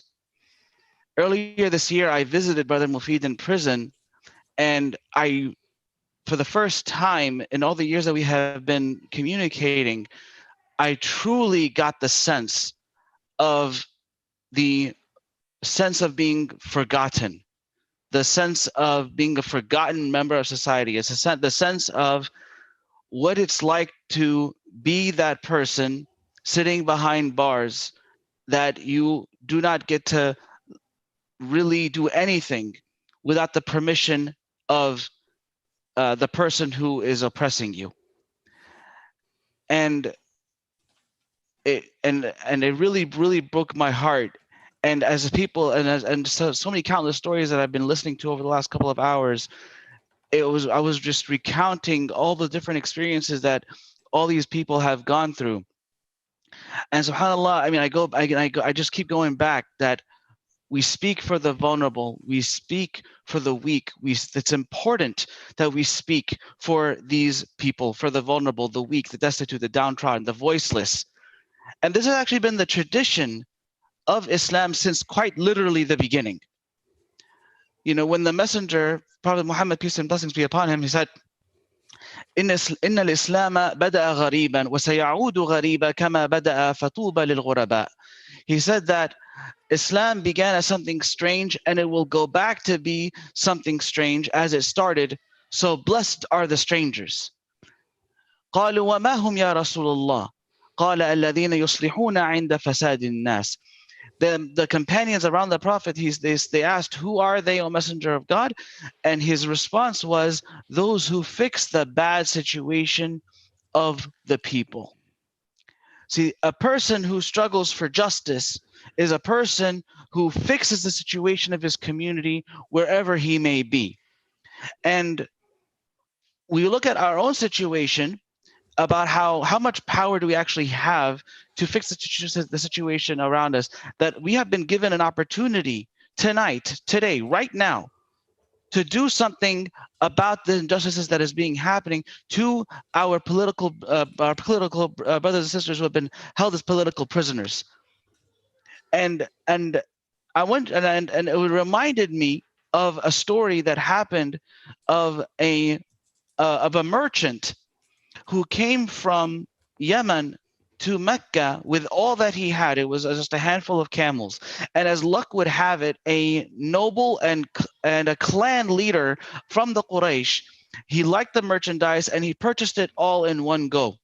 So they agreed on the price, and the clan leader said he would pay in the merchant the next day, and the merchant was very happy. He came to find financial success, and for a brief moment he thought he had it. The very next day, he goes to the merchant's house.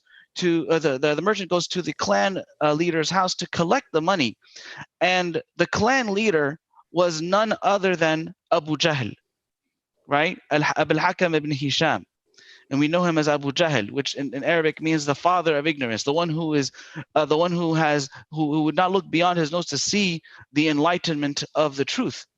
He was so consumed by his ignorance, and he wanted to stay ignorant from enlightenment. And he was the leader of the noble clan of Banu Makhzum. He was very, very powerful. And when the merchant asked for his money, Abu Jahl responded, "What money? What camels? I never bought anything from you." And he had him removed. And this merchant, he was humiliated, he was distraught, he was cast away, and he complained to various people around Mecca, asking not only for sympathy, but he stood up and he said, "Who is going to help me get my right? Who is going to speak for me? I don't have a voice here. Who is going to speak? I'm a stranger. Who's going to speak for me?" And the people, they at the time they had somebody that they were regularly picking on, and so they said, "We can pick on this guy of ours by using this stranger merchant." So the merchant comes in, so they go to the merchant. They say, "You see that man praying?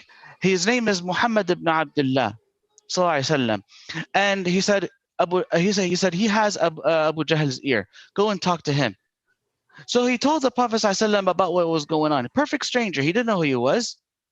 And what did the Prophet ﷺ do? He did not have any power in Mecca at the time, but he had the ability to speak out for him. So he went and grabbed him by the hand, and he went to Abu Jahl's house, and he knocked on the door, and he told him, "Abu al-Hakam, give this merchant his right now, please." And the people were following the Prophet ﷺ and to Abu Jahl's house to see what was going to happen. And they were waiting for Abu Jahl to humiliate the Prophet ﷺ. Why? So they can get a good laugh out of it. And when Abu Jahl saw the Prophet ﷺ, the people said his face turned yellow. And he said, "What?" And when Abu Jahl, when he went inside, he grabbed the cash and he paid the man right away. And the Prophet ﷺ told the merchant, "Go be on your way." The people went to Abu Jahl and said, "What happened to you? Why did you give the man his money? Why didn't you humiliate the Prophet? Why didn't you humiliate Muhammad?" And Abu Jahl said, "I saw what you didn't see." He said, "A huge beast, a huge camel was behind Muhammad, and he had his mouth wide open. I felt he was going to swallow me whole in one bite if I did not give Muhammad what he asked for, if I did not give the man his due." And the word got back to the Prophet ﷺ about what had happened, and his response was, "That was my friend Jibreel. That was the angel Gabriel. He came to help me when I stood for justice, even if I was by myself." So as I wrap up, today we have to continue the sunnah of speaking truth to power, of continue the tradition of speaking truth to power in whatever capacity we have. That whoever of you sees an evil, let him change it with his hand. That is the default position of a believer. And if he's not able to do that, then let him speak out against it. And I think every one of us has that ability. And if he's not able to do that, at least he must hate it in his heart. And that is the weakest form of faith. So my brothers and sisters, my fellow brothers and sisters in this cause, in this justice, stand for justice, stand for something good, do something good today, give generously to CCF so that we can continue the struggle and make so that our brothers and sisters whose voice have been taken away, that we give them their voice, that we speak up for them. So continue the struggle of justice, give generously. I turn it over now. We have the comedian, Jeremy McLellan. Take it away, Jeremy. Thank you. Thank you so much. How's everybody doing today? I hope you're doing well. I'm here with my wife. Actually, Hashim, the host. I should mention that in the background here is a picture of a cat that you got me in Egypt and you sent me. It's a papyrus. Yeah, it's papyrus, and I just want everybody to know that was not intentional. I don't just have like a space there for me to just put things that the host has sent me. But I'm here in Charleston with my wife and kids. This is actually today is our 5-year wedding anniversary. And we have 2 kids. And if you're Catholic like us and you're doing the math out there, that's not enough. 2 kids in 5 years is, we need to step up our game. And I remember I was in Jordan. And I met a nun. And I was there with this Muslim organization, Helping Hand, and I met a nun, and I told her that we had, 2 kids in 5 years, and she said, I like Muslims. This is what she said. She said, I like Muslims, but they have a lot of children, and we used to have a lot of children. So you have to have the children. And I was like, it's on me. Like, I'm the one who's responsible for making up the difference of like 600 million people, like to get my way to 1.8 billion. So it's a lot of pressure. So I came home and I told my wife that I want to have like 10 kids. And she said, I don't want to have 10 kids. And I said, well, that's, I don't think you heard me. I said, I want to have 10 kids. Whether they're yours or not is entirely up to you. My wife, of course, is like very serious Catholic. She actually wanted to be a nun growing up. And which, if you don't know what a nun is married to Jesus. That's what nuns are. And so her whole life she had planned to marry Jesus. And then they broke up. Apparently at some point, she left him at the altar. He's still there. You can go see him. And instead, she married me, which I don't know if any of you have wives whose ex-boyfriends are a lot more successful than you, but I definitely do, because my wife's ex-boyfriend is Jesus. And I don't think she's over him either. She has pictures of him. She has pictures of him like all over the house. She's like talks to his mom more than my mom. She goes to see him every week, and I have to try and convince her that like I'm like at least a little bit like Jesus. My mom's name is Mary. My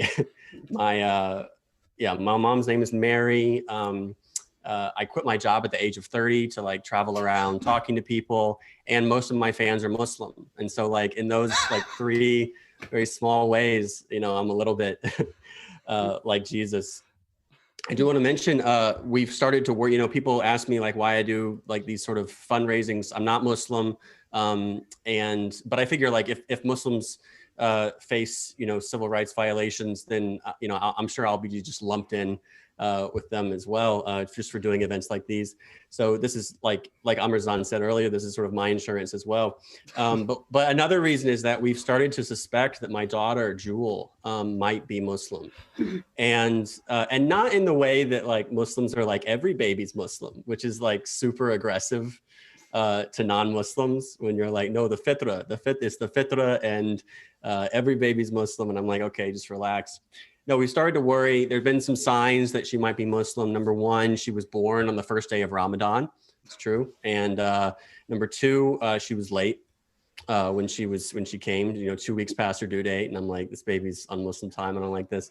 And she also eats at really weird times of the day. It's like 4 p.m. and she wants lunch, and I'm like, this is not white scheduling at all. I don't know if any of you have had to schedule meals with your white friends, but I'm like, no, we don't have dinner at 11 p.m. So, but the main reason, and I'll leave you guys with this, it's 5:02. So I'll leave you guys with this. The main reason we think she might be Muslim is that we've been reading to her every night. All right. She loves being read to. One book in particular she loves. It's a book called Goodnight Moon. I don't know if you guys have had this, but it's a wonderful book. She loves it. The problem is whenever we read it to her, she starts arguing about whether she saw the moon. And it's like this huge debate, like every night, like I'm like, it's right there. She's like, it's cloudy. It doesn't count if it's cloudy. And I'm like, no, it's right there. She's like, the schedule says that the moon is, she's like, we don't go by the schedule. We go by whether we can see it like our ancestors did. And I'm like, no, you are not Muslim. Okay, this is all right. Isna. ISNA says the moon is right here. And she's like, I don't let them tell us what to do. And so it's this huge debate. We never figure out like how to resolve this debate until recently. This is what she started doing, and it's really solved everything, is that she just walks over the room to her little toy phone and she picks it up and she calls a Saudi baby and just asks them if they saw the moon. And then we just, whatever the Saudi baby says, we do. So anyway, thank you so much for having me.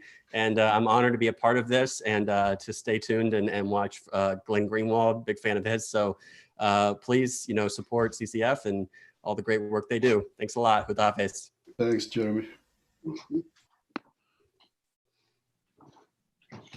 Welcome back to CCF, the 10-year telethon. And I'm your host for this hour. We're going to call this the Power Hour. Not only because the guests are all power and unique, but because it's my hour. So thank you, Jeremy, for the laughs. I was worried because right before I went on, this fly is flying around. And I think it's still here. And somebody said, I hope you don't have a Pence moment. You know how Pence had the fly on his head for like minutes and nobody bothered to get it out of the way. Anyway, moving on with our program, I'm really excited to have our next speaker come up. Our first speaker in this hour is Glenn Greenwald. Glenn is one of 3 co-founding editors of The Intercept. He's an award-winning journalist, constitutional lawyer, and author of 4 New York best-selling books on politics and law. And we're grateful that Glenn has been a part of one of the earliest supporters of CCF from the beginning, doing some events all the way back in 2012 and working with CCF as he reported on the trial of Noor Salman as well, which we can talk about that a little bit later. Glenn often writes about these things that are sometimes other mainstream journalists aren't comfortable with. He doesn't necessarily follow the pack, and he's independent in that way. And of course, we all saw the reporting that he had on Snowden and the documentary. So welcome to CCF and to this event. Glenn Greenwald, take it away. I think your mic might be muted.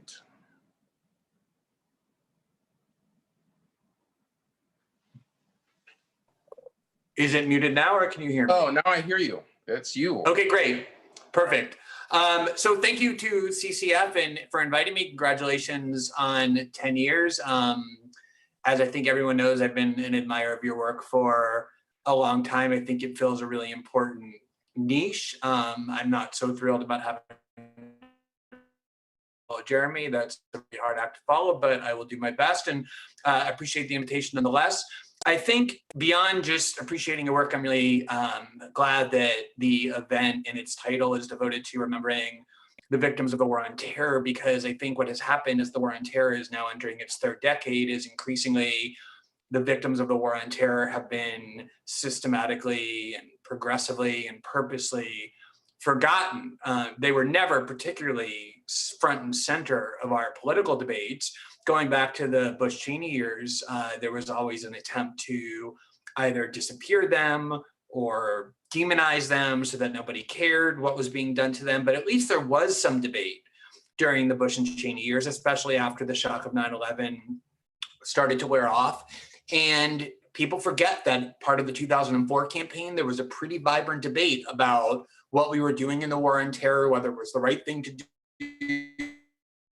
whether we were creating so many victims that it was both productive and inhumane. And then in the 2008 presidential campaign, it was a major topic. It's so hard to remember that because it's kind of disappeared from mainstream discourse. But President Obama, then Senator Obama, ran as one of his principal planks, is one of his principal vows was to, in general, reverse the Bush-Cheney war on terror policies, and specifically to do things like end torture and close Guantanamo. And notwithstanding the fact that the American people ratified those commitments, here we are almost 20 years after it first opened. Guantanamo remains open. There are still 40 people in prison there, going on 3 decades now with no trial, no charges, no due process. And there are people who have been cleared for years for release, and yet they just linger there because no one pays any attention to them. And that's why I say that disappearing the victims of the war on terror is a critical strategy, because that's the only way that we can justify people either ignoring what our government in the name of the war on terror, or even just approving it if it just kind of remains an abstraction. And I think what happened on January 20th, 2009, when President Obama took office, is that to whatever extent there was a civil liberties and anti-war movement on the left in the United States, it essentially, not entirely, but essentially disappeared, so that the next 8 years of the Obama administration, notwithstanding his large-scale continuation of Bush-Cheney policies rather than the reversal he promised, until far less debate than we had under George Bush and Dick Cheney. And now under the last 4 years with Donald Trump, there's been almost no debate, I think, on the grounds that these policies have become so bipartisan, so accepted by both political parties, that there's no mainstream opposition. They've kind of become normalized, and they've disappeared from our debate even further. And one of my big concerns with the current election, and if as it appears, there's going to be another change in party control of the White House, is that we're going to have an even further disappearance, if that's possible, of the war and terror abuses and the victims that it's generating, because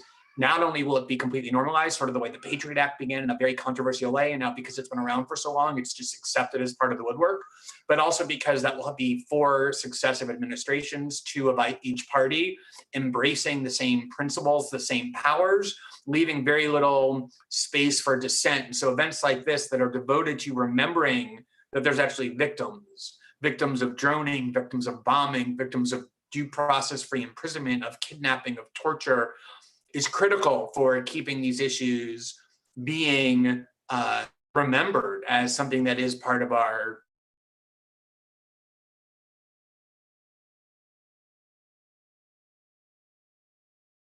national polity. I think observations about what it means to talk about the 2 different attributes of how war and terror victims have been defined and treated. One is that to the extent that the United States government accuses anyone, particularly a Muslim, either a Muslim American or a Muslim non-American, of being guilty of crimes, they must be punished, regardless of whether there's any evidence to justify the accusations, which is why people have been in Guantanamo for 19 years without very many people continuing to object, why we accepted the idea that the government could just assassinate whoever they wanted, including US citizens, without the need to provide proof. Just the word terrorist, the minute that it gets applied, becomes instant accusation of guilt. That's one attribute. And the other attribute is that the war on terror has really relied on the punishment, not of people who commit war crimes in the name of the war on terror, but on the people who expose those crimes. And that's why, for example, Chelsea was treated so in prison for 8 years for war crimes that she exposed for what was done in Iraq and Afghanistan, why Edward Snowden, my source, is still in exile after 7 years in Russia, and why the mere suggestion by President Trump that he might pardon him produced bipartisan outrage at the idea that somebody who exposed war crimes could actually come back and no longer be punished. And I think the worst instance is what's taking place in London with the incredibly dangerous prosecution by the Trump administration of Julian Assange, who, for whatever you think of him, probably did more to expose the evils of the war on terror than anyone else, certainly all other journalists combined, essentially.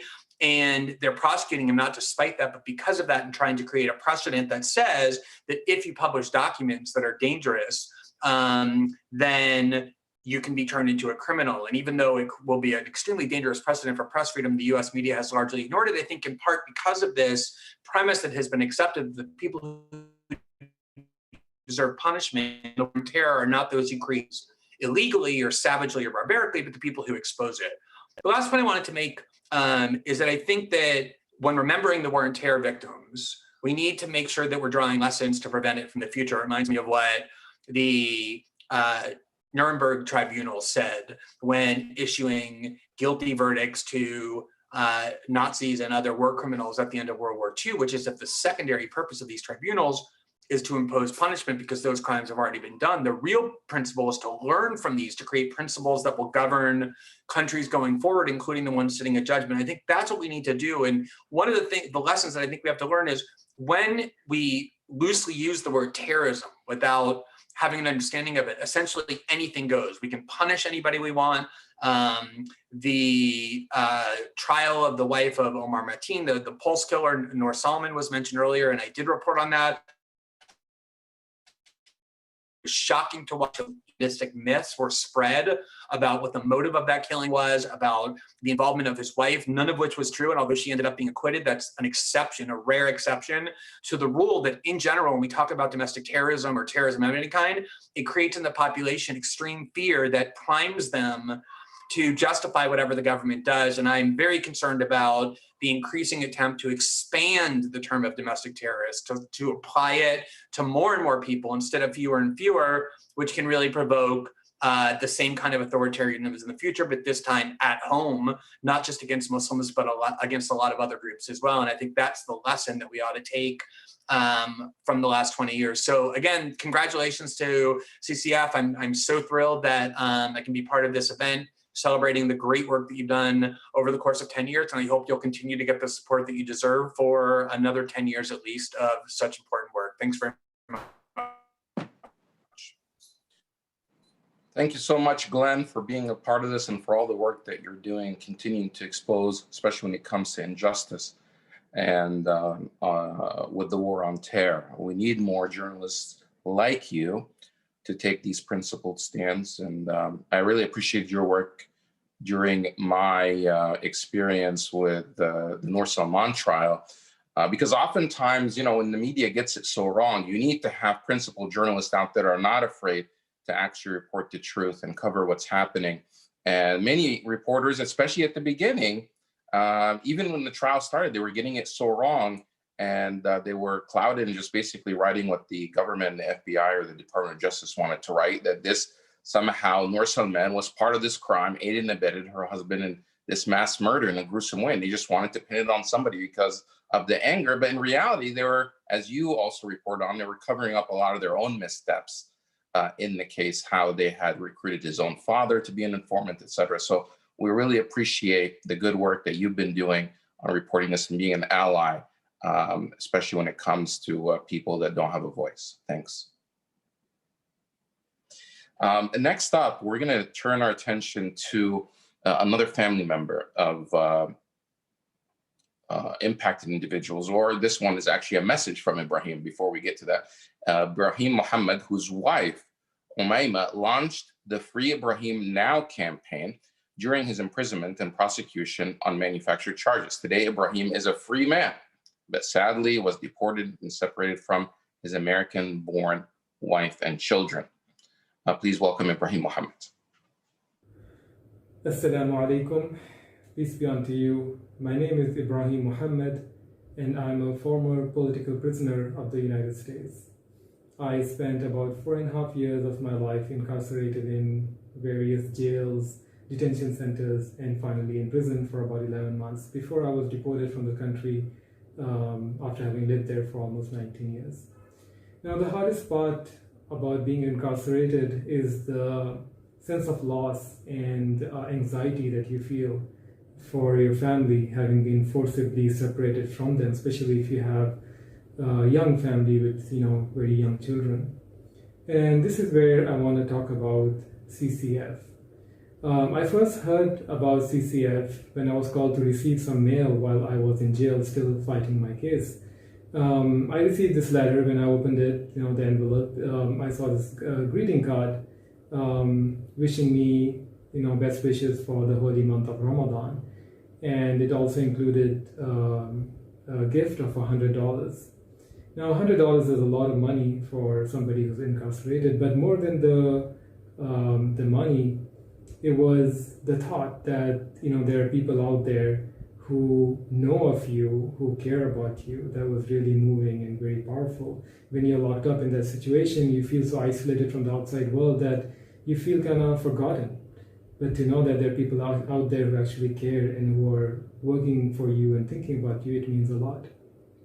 Later on, I learned a lot more about CCF from my wife. She told me how they reached out to her, how they'd extended all the resources they had for her to support her. They'd given her moral support. They'd given her whatever legal advice they could give her. She also told me about the conference that they had organized and invited her to. In fact, invited her and my daughter, and they had paid for all her expenses, her travel expenses, her airline ticket. They paid for her accommodation, They had helped her to meet other families who were there, network with them, and it was a really powerful experience for her as well as for my daughter, who was only 11 at the time. I'm sure, after talking to her, that the memories and the impact it had on her is something that's going to have a positive effect on her life as she grows up and tries to figure out this world that she lives in. Following the conference, I received a card from CCF with messages from the different attendees of the conference, people who's from the families of other prisoners who were in my situation. Beautiful messages, very powerful, very supporting, very encouraging. And again, this has a really positive, it's hard for me to put in words the impact it has on morale and your spirits while you're locked up. And finally, I would receive this newsletter from CCF from time to time, which would kind of highlight the developments that are going on in the legal world, and the court cases, the changes that are being made to the law. And this would keep me informed, as well as the activities that CCF is doing in fighting the fight for our cause, in trying to bring justice to the system. So in conclusion, I just want to thank CCF for the amazing work that they've done in the past and that they're continuing to do. I know this work is not easy, nor is it fashionable, so I pray that God accepts your work as a service done sincerely for Him and rewards you suitably. And for everybody else watching, I would encourage you to support CCF in any way you can. For any endeavor like this to succeed, it needs a lot of support, not just from the selfless and dedicated workers who are already doing whatever they can, but also financial support. And as somebody who's been directly impacted by CCF's work, I can assure you that this is a very worthy cause. Thank you for listening. Thank you for that message. And now we have a message from another family member, and that's Leila Yaghi. She's a longtime CCF family member, impacted family member, educator, poet, and advocate for her son Ziad, another victim of the war on terror who was prosecuted on manufactured charges and sentenced to 31.5 years in federal prison. Leila Yaghi. Hello, my name is Leila Yaghi. I'm the mother of Ziad Yaghi. My son has been charged that one day in the future he is going to do something wrong at unspecified time and unspecified date. So I was very, very devastated to what happened to my son. Of course, I still am. I was looking for some help, and then I found CCF. They're awesome. They really helped me with my son's case, and they helped me also visit my son. They publicized his story. They paid for me to visit him, which was almost impossible for me to visit without their help. They paid for half of my hotel room. They paid for my trip over there. And without them, it's just crazy. I wouldn't be able to do it, either mentally or financially. They also have events. We meet once a year in October, and we discuss our situation, and we discuss ways that we can help and ways that they can help better our situation and spread the story. And we go lobbying, and we do a lot of stuff. I really admire Malander Becky, Leena Al-Arian, Lynn Jackson, Kathy Manley, Steve Dons. They all helped me tremendously. Thank you, CCF, for everything. Thank you so much. Thank you, Leila Yaghi, for that message. And now we have Sahar Aziz, who's a professor of law, a chancellor at social justice scholar, and Middle East and legal studies scholar at Rutgers University of Law. And it seems like she's everywhere on social media. I always see her and her videos and her commentary. I'm not sure how she does all this, and being a mother and have a family. But welcome to the program, Sahar. Take it away. Thank you, Ahmed. Assalamu alaikum, everyone. And thank you to the Coalition for Civil Freedoms for hosting this important conference. Due to the tireless efforts of Leena Al-Arian, El-Meligy, and the CCF team, we are gathered today to defend the rights of the most vilified and marginalized group in America today, Muslims. This is one of the few conferences that amplifies the voices of the victims of systemic racism and counterterrorism. What the families of these political prisoners have had to endure brings to light the way law is weaponized to perpetuate injustice rather than prevent it. This outcome is precisely what we should expect when the lawyers, judges, juries, and policymakers hold Islamic views, Islamophobic views, a bipartisan disease in our post-9/11 America. The fear of Islam and Muslims pervading our society has produced anti-Muslim racism with grave consequences to our liberties. The myriad ways in which law promotes anti-Muslim racism could fill multiple conferences. Indeed, examining the criminalization of Muslim identity and racialization of Muslims is the mission of the Center for Security, Race, and Rights that I direct at Rutgers Law School.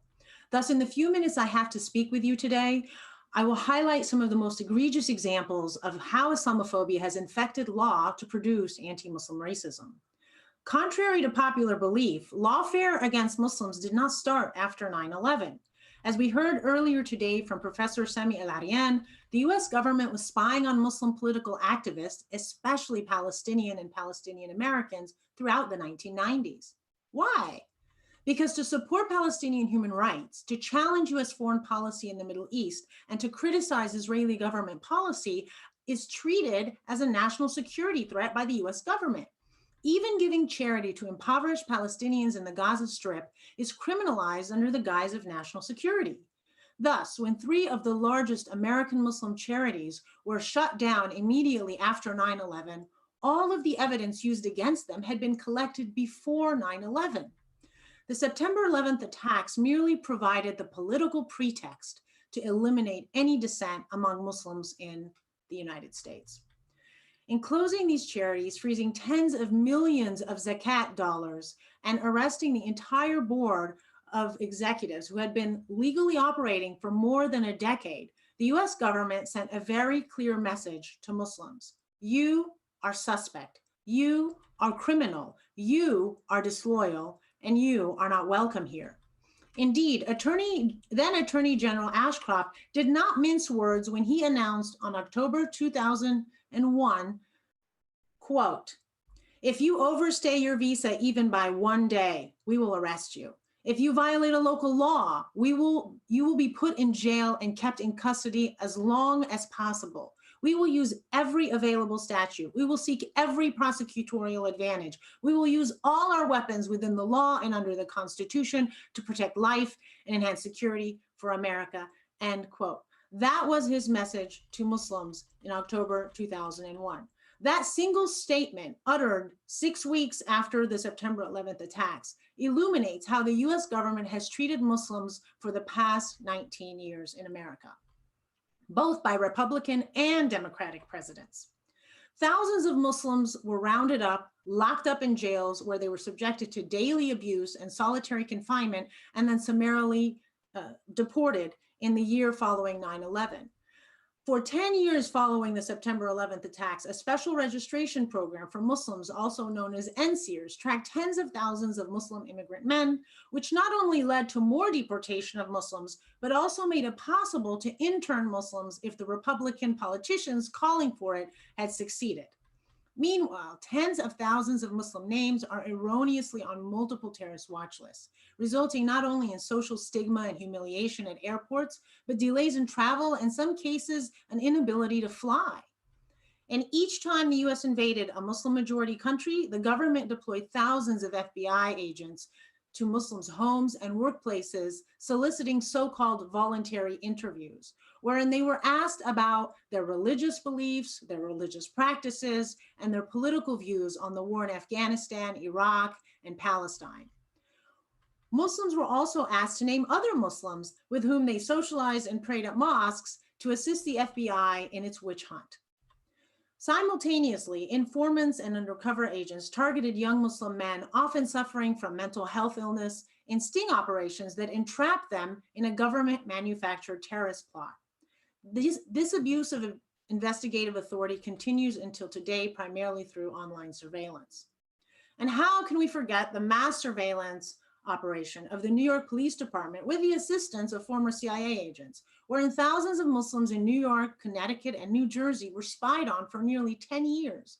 Muslim student associations, including at my home institution at Rutgers University, had their conversations and activities tracked in intelligence databases. Mosques and businesses frequented by Muslim customers were infiltrated by so-called rakers fishing for terrorist plots. And what did they find? Nothing. They found nothing, because 99% of Muslims in America are law-abiding citizens. Yet as the FBI, DHS, and local police department wasted tens of millions of dollars violating our civil rights and civil liberties, white right-wing extremism was on the rise. White supremacist groups who historically targeted African Americans and Jewish American communities now set their sights on Muslims in the United States. The rampant and shameless Islamophobic rhetoric spewed by elected officials and the media created a hysterical frenzy that contributed to a rise in hate crimes against Muslims. At work, Muslims were harassed with racial slurs, calling them terrorists, bomb makers, and barbarians. Their mosques were vandalized and burned to the ground. All the while, a nationwide and well-funded Islamophobia industry organized protests across the nation condemning Muslims as a fifth column, accusing Muslims of outlandish plots to invade the US as part of a delusional Trojan horse conspiracy theory. And Muslim leaders have been slandered and defamed as a strategy to eliminate our civil society. Each time one of us was appointed to a government position, we were accused of supporting or sympathizing with terrorism. Each time we appeared on the media, we were inundated with death threats and hate mail to our employers demanding they fire us. And the most unfortunate among us lost their liberty, criminalized for giving charity to orphaned, widowed, and sick Yemenis, Iraqis, Syrians, and Palestinians. Only when a group is completely dehumanized can such abuses occur.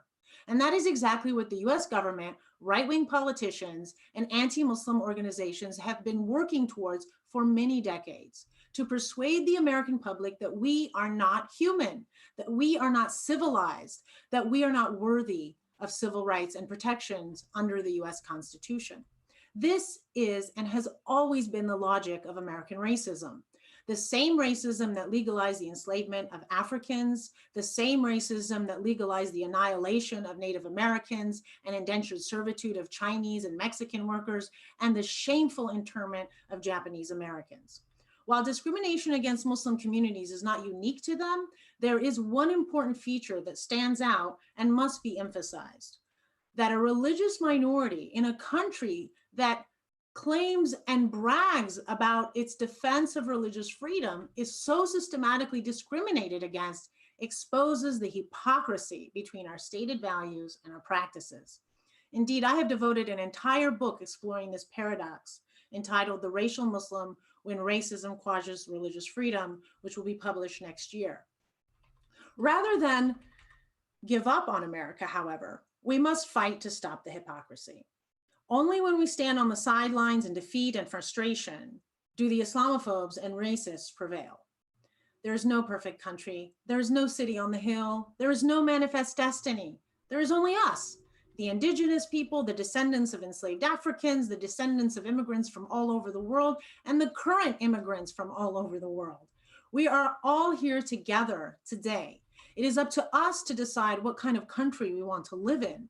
It is up to us to decide if the law is a weapon of injustice and oppression or a tool of liberation and enlightenment. We must choose the latter, standing together, standing united with the courage of our convictions. Thank you and Assalamu alaikum.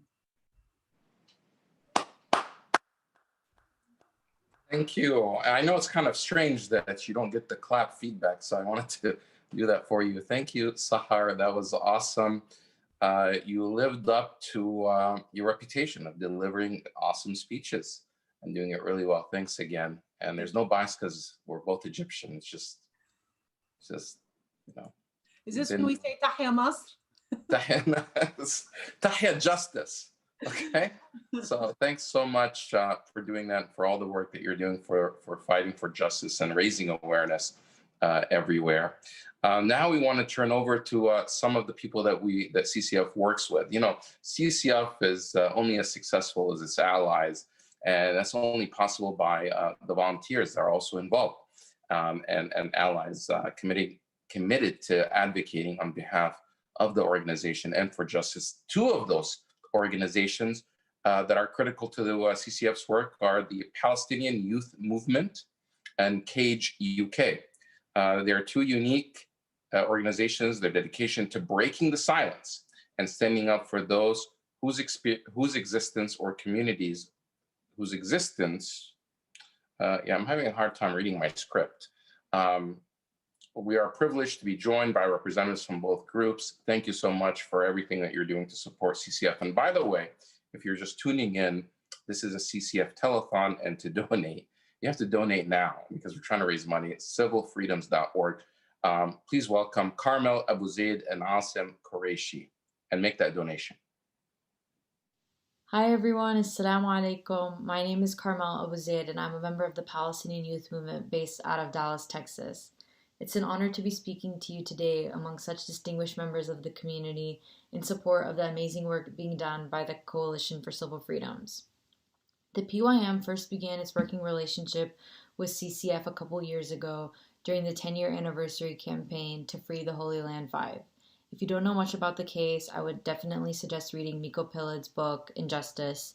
But it's important to note that the 5 Palestinian men implicated in the case, Shukri Abu Bakr, Ghassan al-Ashi, Mufid Abdul Qadir, Abdurahman Aoudeh, and Mohammed al-Mzayyin, are still unjustly incarcerated today, and we have to continue to call for their freedom.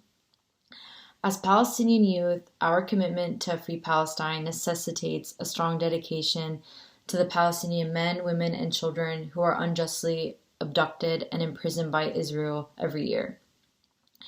The mass imprisonment of Palestinians is an integral part of Israel's colonial strategy to extinguish resistance to occupation. But as Palestinian youth, we know that the struggle to free our prisoners is not just overseas, but here in the US. It's important that as youth, we center the struggle to free our prisoners in our community work, for this struggle is at the heart of the struggle for justice and liberation from the US to Palestine. Through PYM's work with CCF, we've learned about many other community members who have been unjustly incarcerated and taken away from their families and loved ones. While many members of the community have turned their backs on prisoners and their families, CCF has continued its commitment to incarcerated people, reflecting their genuine and admirable commitment to upholding justice for the marginalized. Thank you to CCF for the amazing work that you guys are doing and for consistently being a voice of integrity and justice in our communities. We appreciate all your noble work and are looking forward to the struggle ahead. Thank you.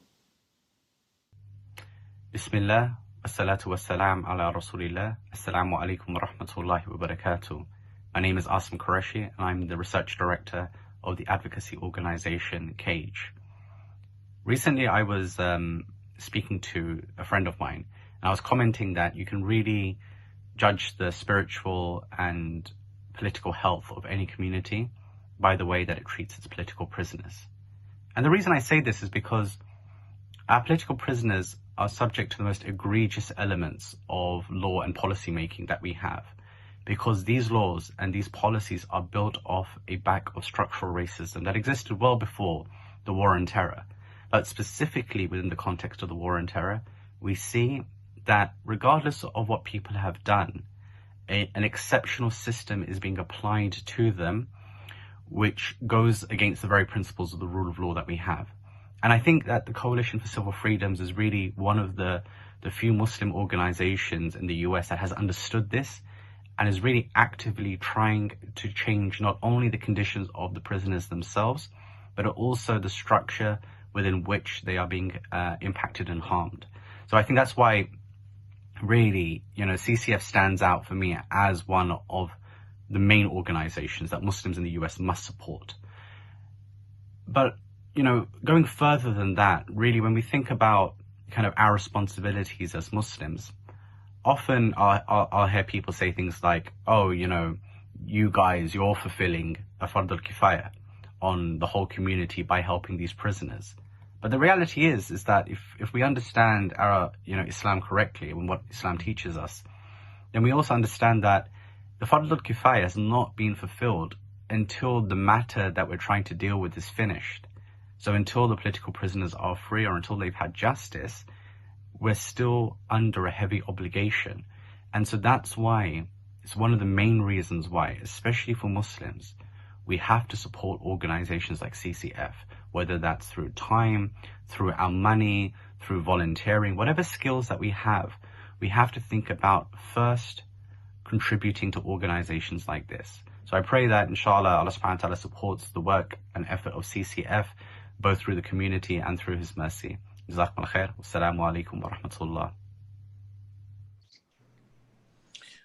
Wa alaikum assalam wa rahmatullah. Thank you so much. And next up, I'm really happy to introduce our next speaker, another longtime supporter of CCF, and one of the most famous imams in America. It seems like wherever I look for Muslim clergy or Muslim leadership when it comes to the spiritual world, Sheikh Omar Suleiman, Imam Omar Suleiman is there, whether it's on the front lines in the BLM protest in Dallas or getting arrested in Congress.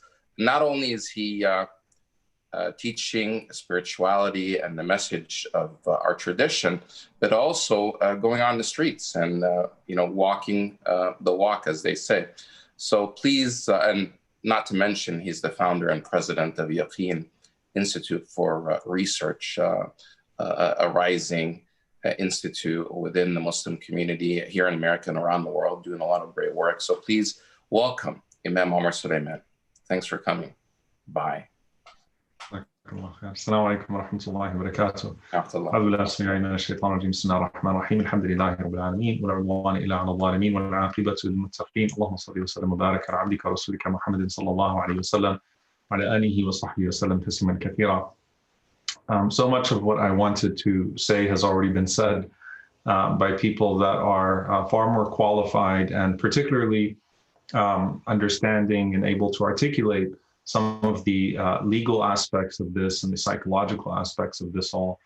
And particularly, I think just that last message from Dr. Asim, where he was talking about judging our spiritual and political state by how we look to our political prisoners. And the hadith that was mentioned earlier by Imam Imran, هل ترزقون وتنصرون إلا بضعفائكم? Are you supported or given victory by Allah subhanahu wa ta'ala except by how you treat your most vulnerable? And one of the things that Dr. Asim had just mentioned is this idea that these systems that have compounded cruelty towards Muslims are already built in cruelty. And I was reminded, subhanAllah, of that cruelty or that compounded cruelty, literally seeing a man who was prohibited, you know, from seeing his son's body, his son's dead body, just by pressing FaceTime. And the prison warden would not allow him to do that, to bid farewell to his son, to see his son one more time as he passed away, rahmatullahi alayhi. And I just thought, subhanAllah, how cruel that is, that all it would take, you could literally make that much of a difference in this man's life by just letting him see one more time through a screen his son to bid farewell. But there was a callousness towards that suggestion, as if it was you know, as if it was some sort of difficult ask and not just a basic ask of compassion to just bid farewell. And I wanted to just come at it from this perspective for a moment, inshallah ta'ala, because of everything that's already been said, which I think is very important. You know, with death, and there has been a lot of death around us, there's a certain type of closure when someone passes away. And so any of us that have experienced the loss of a loved one, there are certain feelings that are elicited as you go through the process of the ghusl, the washing of the body, and then taking the body to the graveyard, and then the burial of that body. And there's a closure when you walk away from the graveyard. Not that you have forgotten, not that you're moving away, but that the reality sort of becomes cemented there, and you know that you will go back there and you will visit that grave, and that's sort of the way that this is going to proceed until you follow along. But the particular cruelty of a person that is ripped away from their family, and that is, in the capacity of just all sorts of political, civil abuses, completely taken away from their community, stigmatized, advocacy for that person is silenced, and they are away from their families, and there's no closure whatsoever, and they are not able to have basic access to their families, nor to the basic demands of justice that typically would exist in the process of, reaching out to someone, throughout the different milestones that we face in life. SubhanAllah, those are things that we really need to pay close attention to. The weddings and the janazas become the most painful of them. I know that with Sister Sanabil, may Allah subhanahu wa ta'ala have mercy on Sanabil, rahmatullahi alayha. Sanabil, the daughter of Shukri, there's not, I don't think I've ever met a person quite like her. And I'm not just saying that. I think anyone that knows her family in particular, who I know are a part of this, will understand this quite a bit. I don't think I've ever quite met a person like Sanabil, Allah yarhamha. And I know that I've never been to a janazah like the janazah of Sanabil that we had here in Dallas when she passed away, Allah yarhamha. And the fact that her father could not be at the janazah, and could only speak through a speakerphone. He could not even be from the souls of the believers that would then receive their loved ones in alam al-arwah, in that realm of souls, was a particular type of cruelty that I think we need to take into consideration with all that's happening right now. And so particularly when it comes to cases that seem to have a finality to them, they've gone through every single possible legal avenue to seek freedom and it's not working. There's a sense that the community just gives up and we stop advocating for these people because we say, well, it's over anyway. And that comes from the same type of system that stigmatizes Muslim leaders. If we know the way the Islamophobia industry works, they attack our Muslim leaders, so much so with all sorts of lies and smears so that they become too toxic.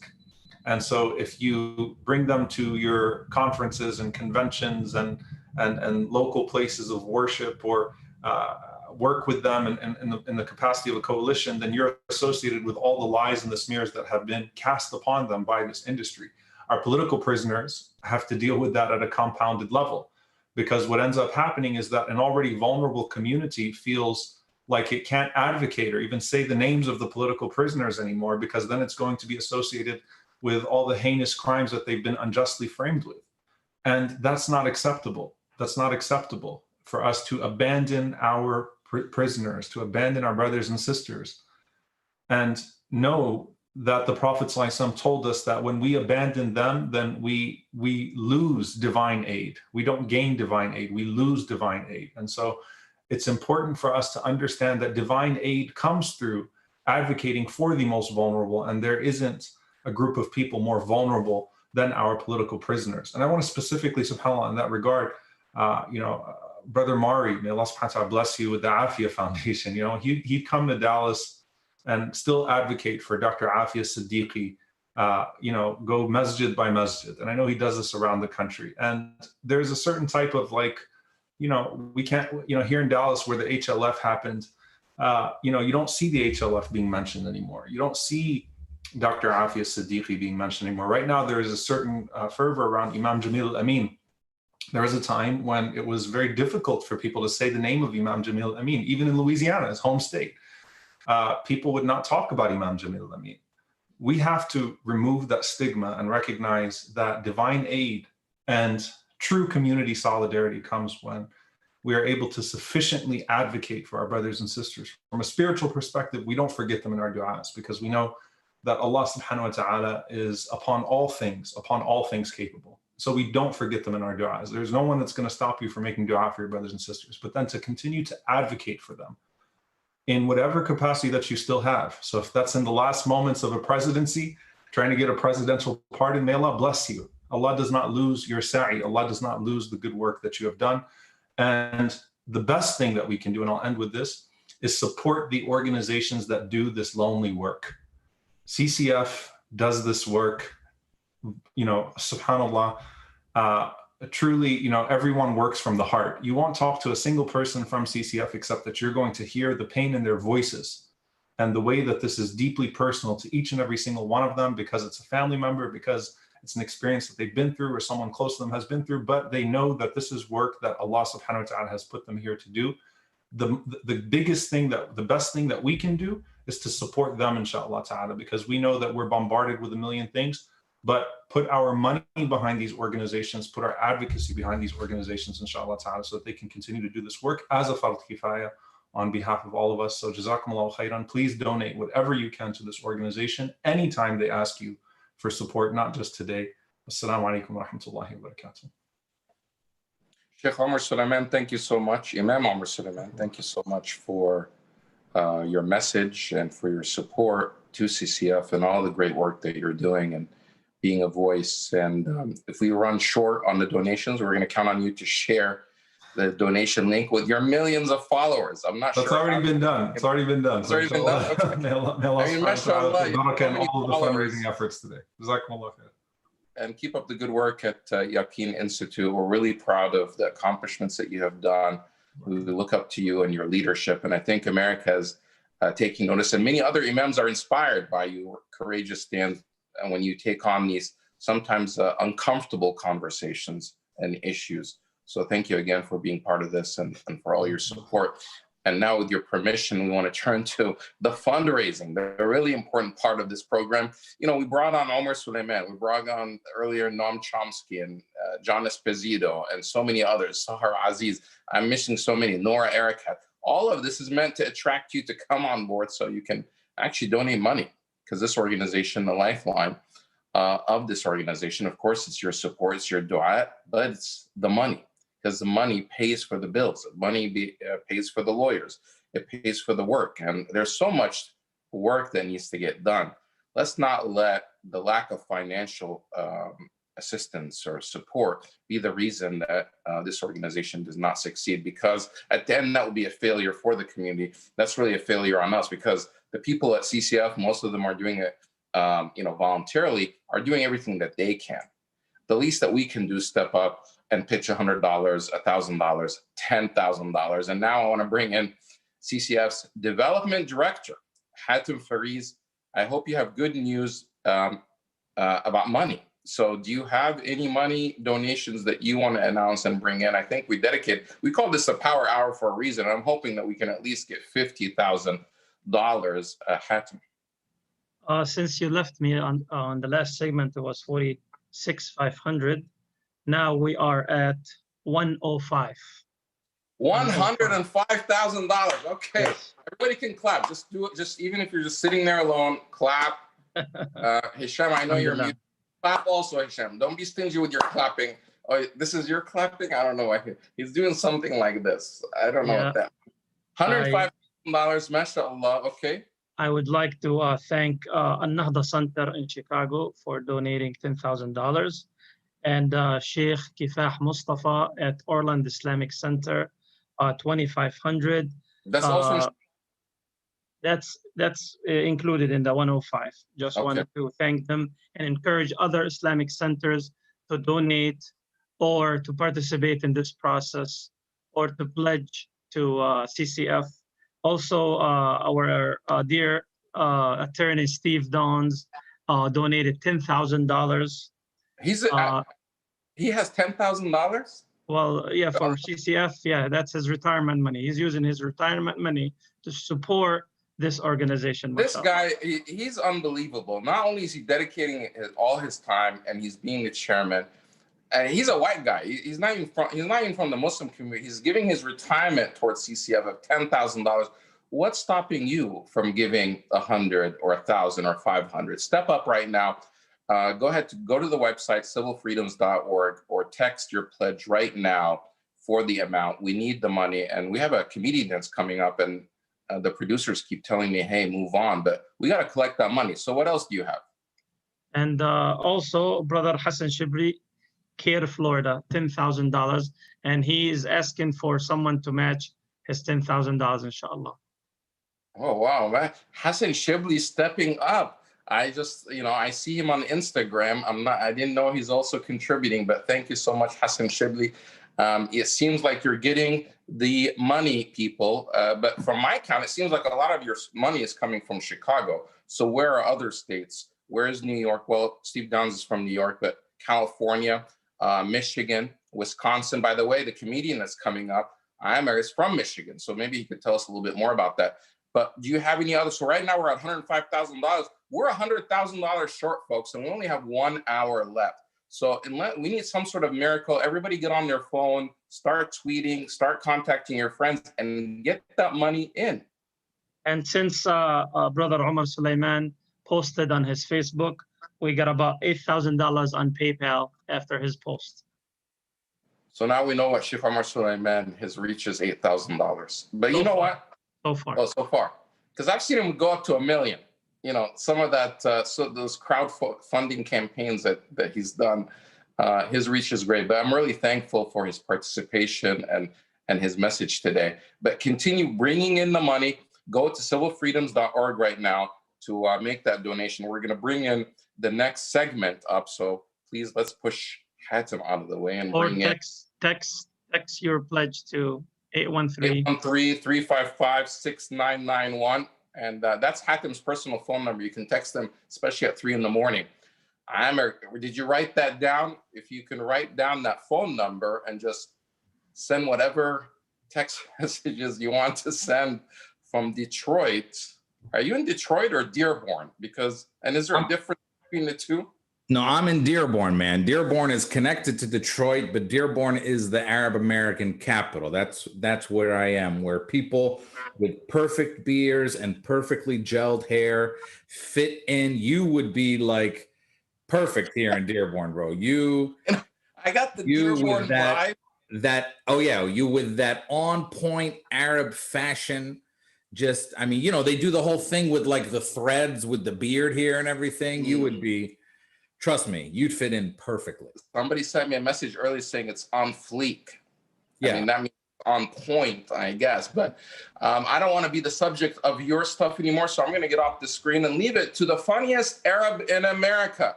Wow. Amir Zahir, and also very politically involved in the headlines all the time. Take it away, Amir.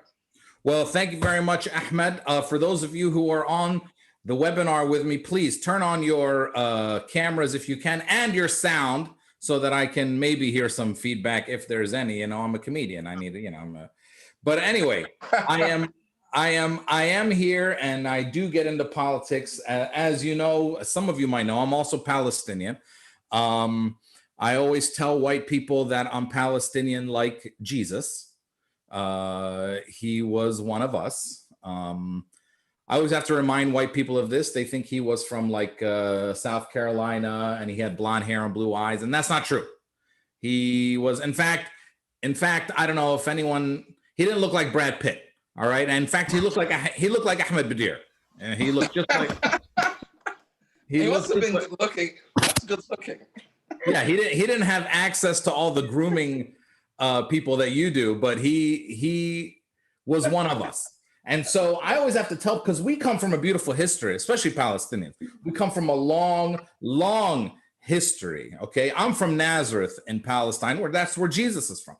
And he's the most famous man in the history of the world. His mom is Palestinian. She's the most famous woman in the history of the world. Like, we have this beautiful, long history. We got to always tell people where we're from. America is not the same. We live here in America. America is a young country with not a lot of history. And not a lot of smarts, frankly. America is, I don't like to say it. I don't like to say it. Ahmed, I don't like to say it. Hisham, I don't like to say it. Money here. I know.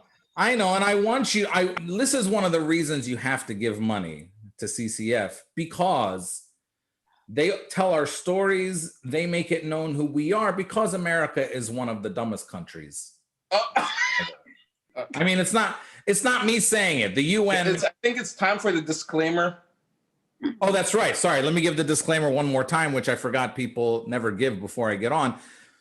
Okay, you ready? 1, 2, 3. The opinions expressed by tonight's comedian in no way reflect the opinions of CCF or its donors or its subsidiaries or anyone affiliated with the association whatsoever. He did that on the flyer. Yeah, okay, good. Thank God. Thanks, Hatem. Look, it's not me, okay?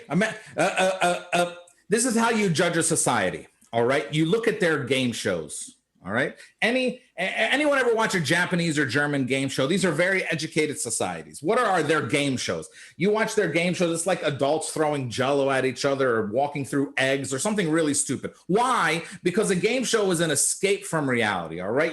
You're trying to do something silly in the evening because you had a serious day. You're trying to escape from the seriousness of your life. What are American game shows? Say a letter and spell a word. Answer hard questions, right? We think intelligence is amazing. When someone's smart, we're like, we have to give him $1 million. And our escape from reality is knowledge. Do you understand the problem we have here in America? Okay, we have a game show called Are You Smarter Than a Fifth Grader? Okay, let me tell you how this game show works. You go on the game show, you're an adult. You go on the game show, you answer questions from the first grade, second grade, third grade, fourth grade, fifth grade. If you answer all the questions from the fifth grade correctly, do you know what happens? You win $1 million. And guess what? Nobody wins. I mean, nobody wins. This is the problem that we have in America, okay? I mean, if you want to understand, there's been 250 episodes of Are You Smarter Than a Fifth Grader and only 2 winners, all right, in the history of the show. Who are these 2 people? One of them was the superintendent of schools for the whole state of Georgia, so she already knows the questions that are on the show. And the other one was a Nobel Prize winner in physics, all right? Do you understand? These are the only 2 Americans capable of winning Are You Smarter Than a Fifth? Do you know who wins Are You Smarter Than a Fifth Grader in Korea? A plumber. Anybody, everybody wins. Are You Smarter Than a Fifth Grader over there, but not here. Okay, that's the problem. And then you go to Palestine and the kids are smart, but they're too smart. It's like crazy, weird, psycho smart because politics dominates their lives. I was walking around Jerusalem and I found a little 5-year-old kid and I said, he said to me, are you from America? I said, yeah. He said, do you think that Donald Trump will win the electoral college like he did last time without winning the popular vote? I was like, what the hell are you talking about? Go play soccer. You're 5. Okay, this is the way it works. No history in this country, so we don't understand. They lie to us in schools. They tell us Columbus discovered America. He got lost. All right, he got lost like 3 times, by the way. He got lost. All right, we have a holiday for this idiot. He got lost.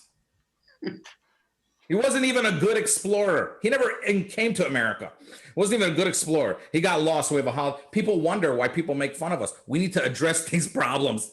Part of it is re-educating society about us and about our amazing long history. And this is the last thing I'll say before I go. America, young country, not a lot of history. Palestine, old place. You all got to go to Palestine, please. I beg everyone out there, go to Palestine. See the beauty of the people, the strength of the people who are in Palestine. I never say that I visit Palestine. I always say that I return to Palestine whenever I go to Palestine. Beautiful, beautiful place. But it's different than here.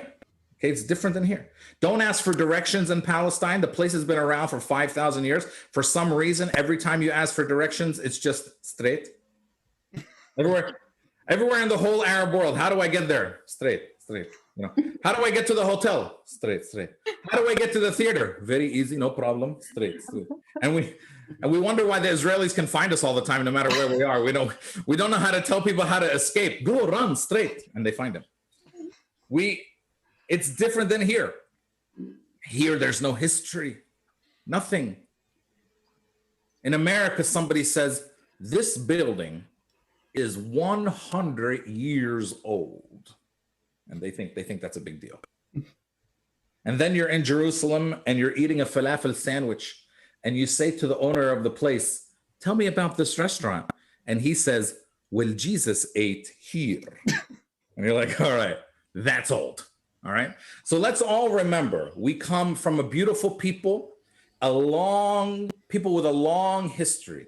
And when we come here to this country, we bring that with us too. That history, that pride, that strength. And that means we got to stand up for ourselves all the time, no matter where we are, no matter what we're doing. That's why we have to support organizations like CCF. That's why we have to make sure that they are as strong as the rest of us. And to you young Arabs and Muslims out there, always be proud of who you are. Don't change who you are for anybody. I see some of you change your names to like Mo and Jimmy and Faye and all that kind of stuff. Stop doing that stuff. Be proud of who you are. If your name is Muhammad, be Muhammad. We got to learn their names. Their names aren't easy. Taylor, Tyler, Brittany, Whitney, Mason, Madison. We have to learn their names. They have to learn our names. All right. So if you're out there, if your name is Muhammad, be Muhammad. If your name is Jamil, be Jamil. If your name is Fatima, be Fatima. If your name is Jihad, BJ, man, we got enough problems. We got a lot of problems.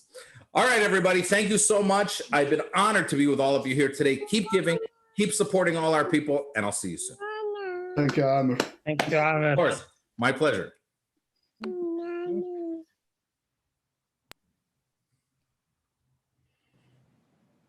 All right, I'll give an update again on the fundraising numbers and until we have the next speaker come up. Ahmed, Bedier, are you ready? Introduce the next one, or should I go on with more fundraising? I think we're done. We're waiting for the next host, but good job, Amir. I would only add that if you do go to Palestine, that you don't go with MLI, but that's a whole different topic. Yeah. Do you want to do another 7-hour seminar about that? We can do that. No. That's you know. But the host that's coming up for the final hour should be here momentarily. Hisham, do you know who that is? Yes. Hani Masoud and Aisha Huda are coming up. Okay, let's take it away. Hani and Aisha, welcome to the organization. Everybody. Hello. Thank you guys so much for joining us. My name is Aisha Hoda, and I'm an educator that's been working for about 10 years with CCF doing the youth workshops at the family conferences. Yeah, and I'm Hani. I work with Democracy Now! And we've always been, at least we felt always lucky to be able to participate and, contribute at any level, and especially working with the youth. And we'll be hosting and moderating this next hour. And I know you guys have been on for like 5 hours so far, but we still have a really exciting program for the final stretch. So we'll introduce our first speaker here. Our first speaker for this hour is CCF board member Jonathan Brown. Jonathan Brown is the El-Walid bin Talal Chair of Islamic Civilization in the School of Foreign Service at Georgetown University. Dr. Brown's current research interests include Islamic legal reform and the translation of Sahih al-Bukhari. He's also the Director of Research at the Akin Institute. Dr. Brown, thanks for joining us. Assalamu alaikum, everybody. It's been really great to hear the talk so far. It's been in our house today. It's been off and on listening to speakers and then James Bond marathon. So, because you got to keep the kids, not making a lot of noise. Anyway, so I was brought on to talk about the importance of supporting families. And it's interesting when I think back to, when this started, maybe 2010. I'm a white guy. As you see, I have an ascot on to stress that I'm a white guy. And what that means is that I have very little exposure to the realities of what it's like to be at the business end of the U.S. government, of the justice system. And when I started to see that through seeing my wife's family, getting married to my wife and then seeing what happened to her family, it was really shocking to me. It was like it really completely changed my view on pretty much everything about how society and government works in our country. When you see what happens to families, the U.S. government can destroy your life, even though they might even know you've done nothing wrong, and they just want to maybe scare you or just scare your community. They'll destroy people's lives, just incidentally, right? And completely, there's nothing you can do. Doesn't matter if you're the best lawyer in the world, because you're spending your whole life just trying to fight that legal case, let alone trying to pay for it, let alone your whole life will be destroyed, your family will be destroyed, your kids will be traumatized, right? The fact that this, just even being a relatively minor kind of victim of this system is essentially complete destruction. And when you see what this does to families, you see the importance of helping them out and of listening to them, of being there, of helping them financially, of helping them emotionally, of helping to tell their stories, of helping them to support the family members who might be in prison. And when you see the effect of just writing a letter to someone who's in prison, how it makes them feel, how it makes you feel that you did that, it's really important. It's really, really, really important. And back like 10 years ago, this stuff was still kind of, it was scary. It was scary to do these fundraisers. It was scary to get up and speak. I remember Glenn Greenwald was one of the first people who came back before he was famous and really stood up for people who are being, whose rights are being trampled on and being attacked by the government. And that just, seeing the courage he had, seeing the courage other people had way back before it was kind of popular to talk about the people who are vulnerable and the problems of the legal justice system in this country. I mean, now it's easy to do, and there's no excuse not to do it. The way the support you can give to these family members by just showing that you care, by giving a small amount of money. And then this is really important. CCF is like the only organization I know of that really takes care of people in prison. So it gives people money during Ramadan to help get extra food in prison because they don't really get a lot of food. Even $10, $100 or something to give that someone in Ramadan is an enormous boost, physically, emotionally, everything. So the first reason it's really important to support families is really just the empathy, just to show that you care about them and you're there to support them. Because as Eric Clapton said, nobody knows you when you're down and out, Nobody wants to talk to these people. Nobody wants to care about them or is going to take care of them. And this is the second reason, which is that they've been made toxic, right? This is how the government and the kind of wheels of this system we live in, this is how it works, right? You don't have to go and put everybody in prison. You just have to show that if you do get put in prison, or if one of your relatives does get put in prison, you're going to become toxic. No one's going to want to talk to you. No one's going to want to support you. No one's going to want to listen to you. No one's going to want to say your name, right? So you need to support these families and support CCF, because CCF is the only organization that I know of for the past 10 years has been saying these people's names over and over again. Doesn't let people forget they exist. Doesn't let the government turn them into non-beings or turn them into toxic beings, right? This is a matter of principle, okay? In this country, if you're, let's say you committed a crime and you're in prison, you know what? You're still a human being. You still get to have a lawyer. You still get to have food. You still get to have visitors. You still have rights. And we have to stand up and insist over and over again that these people are human beings. And again, that's if they committed a crime. Let's say you're just a family member. You have done nothing wrong. There is no reason in the universe that you should somehow be treated any differently than any other person. And we have to make the point. By supporting these people and standing up for these people, we make the point that our government doesn't get to tell us who matters and who doesn't matter, especially when it's for really crappy reasons, like, trying to make everybody feel like we're being kept safe, when in reality, it's like NBA players on airplanes who end up tackling people. Remember that case, people back at remember that was like the shoe bomber, one of those guys, right? So this is really important. Two important points: empathy, common humanity, especially if they're fellow Muslims, you got to support these people because they're suffering. Two, you have to do it to make the point. You have to make the point that these people matter. And you have to break the fear barrier for yourself, for them, for other people. And then you make a big impact, both on those people and on the community around you. So those are my 2 points I wanted to make. And I think I only have 5 minutes, so that was probably it, right? Yeah, unless you want to wrap it up in any other way, but I think you touched on all the important feelings that we all know are, important to express, and we really appreciate that. So don't do drugs. Thank you so much, Dr. Brown. Okay, ma salama.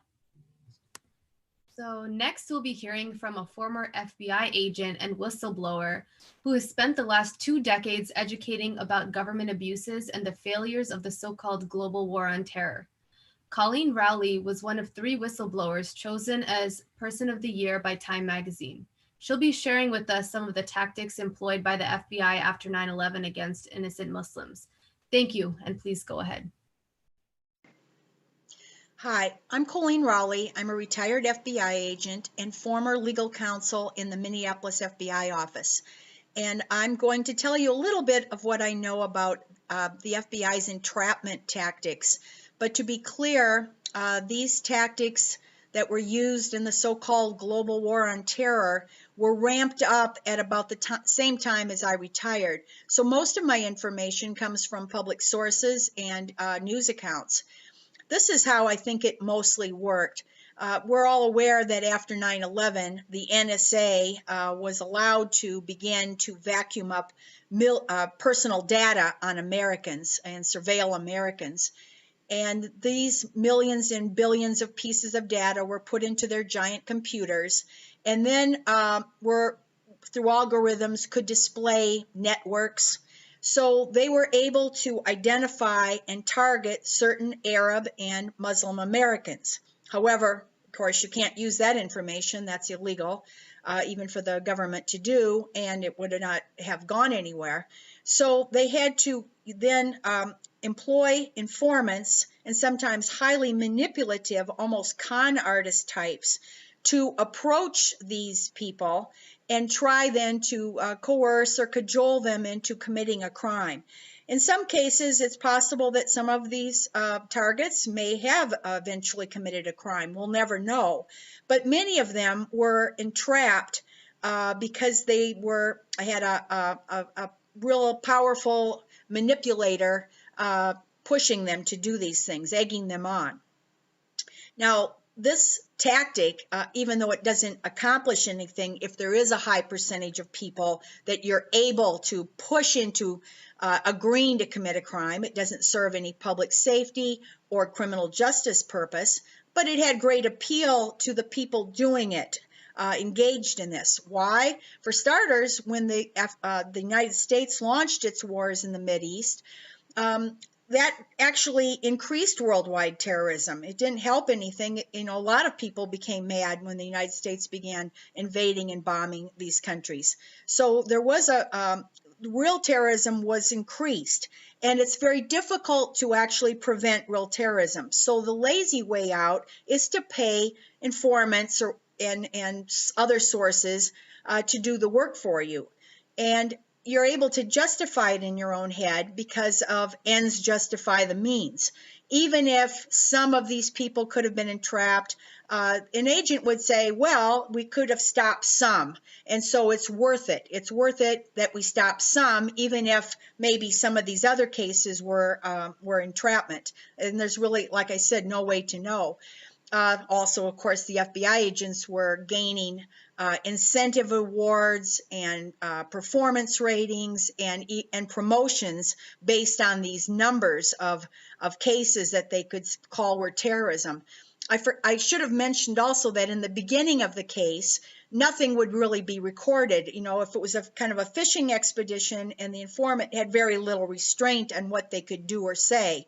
So that wasn't ever documented. Now, at the end, when the person was finally, you know, ready to show that they were ready to commit a crime, then that part would become the prosecutable evidence, you know, showing that they were pushing a button or taking a gun. Now, I think some things have changed just recently. One is I don't think that the FBI will be targeting solely Arab or Muslim Americans. I think they're going to more broadly target other Americans, both left-wing and right-wing, what they would consider extremists. On the right wing, you have the militias, the Christian identity, the white supremacy groups. And on the left, you have the environmental animal rights groups. And also, increasingly, you're having even anti-war dissenters, people like myself. who, under these old laws that always crop up, their ugly head crops up during wars. In the Civil War, there was martial law that prevented anyone from dissenting against the war. In the World War I, that espionage of 1917 that they're prosecuting Assange under, or attempting to prosecute him under, that was actually geared towards censoring the press. And Wilson then used it to put people like Debs and all kinds of other war dissenters, anyone who voiced or distributed a leaflet against the war, was actually imprisoned. And this is all coming back to haunt us now that you're seeing this same type of thing. So I increasingly think that these same types of tactics will even be used against people who dissent against the United States foreign policies, this imperialist policies, regime changes, and unjustified wars in foreign countries. I think we're actually going to see this broaden now to be used against a lot of other Americans.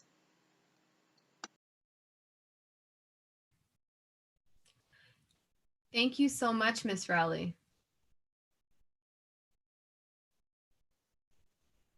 So in this next segment, Aisha and I are honored to be able to contribute here a little bit with, our involvement since the beginning of CCF.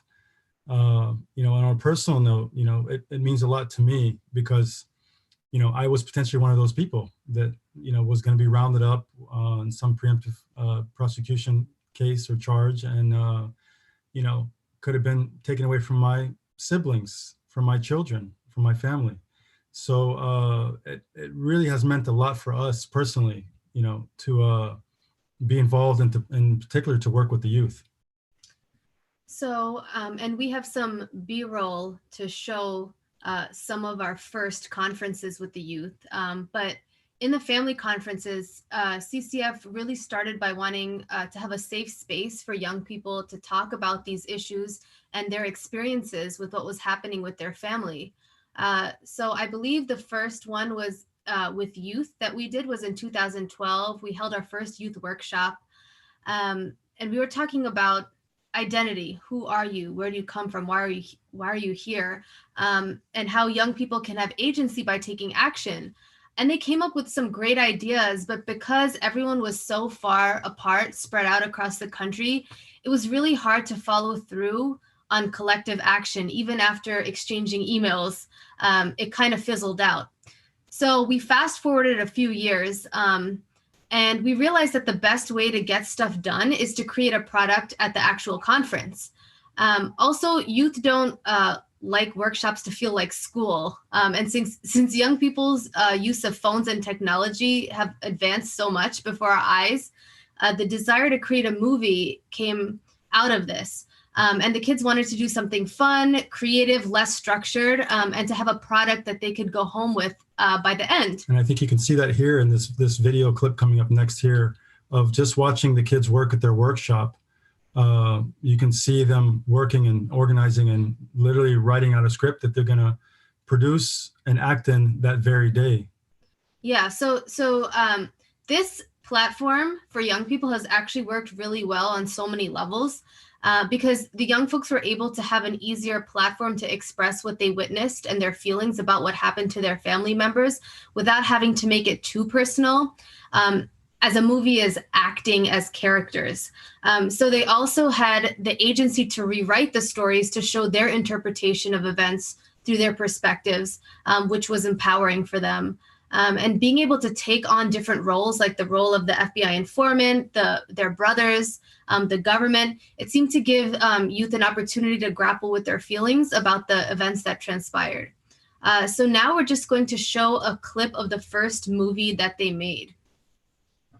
Mr. Abdurahman, you're under arrest. For what? For no reason at all. For helping terrorists. Just come with us. Come with us. Come with us! What? Where am I going? I need my lawyer. You have the right to remain silent. I plead the fifth. Okay, is there a solution to help your father and take him out of jail? I don't know really. So who's going to be involved in the process? Everyone I can get. Free Ahmed! Free Ahmed! Justice for Ahmed! Free Ahmed! Justice for Ahmed! Free Ahmed! Justice for Ahmed! Free Ahmed! Justice for Ahmed! All rise! Order in the court. Order in the court. Ahmed's innocent. Let him go. I don't care if he's innocent. He's a Muslim. He's guilty.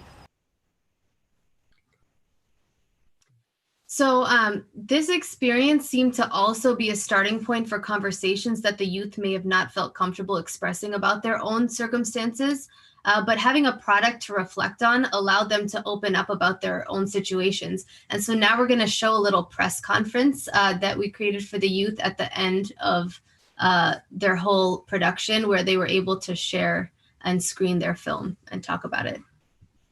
Okay, so this happened to us, to my older brothers. So in the morning of like the winter, 2015, they came into our houses like 30 SWAT men with ARs pointed at us and like lasers, and I thought this was something out of a movie. And then they pulled me, they told me to go into the living room, and they were screaming. They were like, "Where's Adnan? Where's Adnan?" And we were like, "He's sleeping, he's sleeping, he's sleeping." And they're like, my mom was freaking. So that's one of the youth that came from Minneapolis.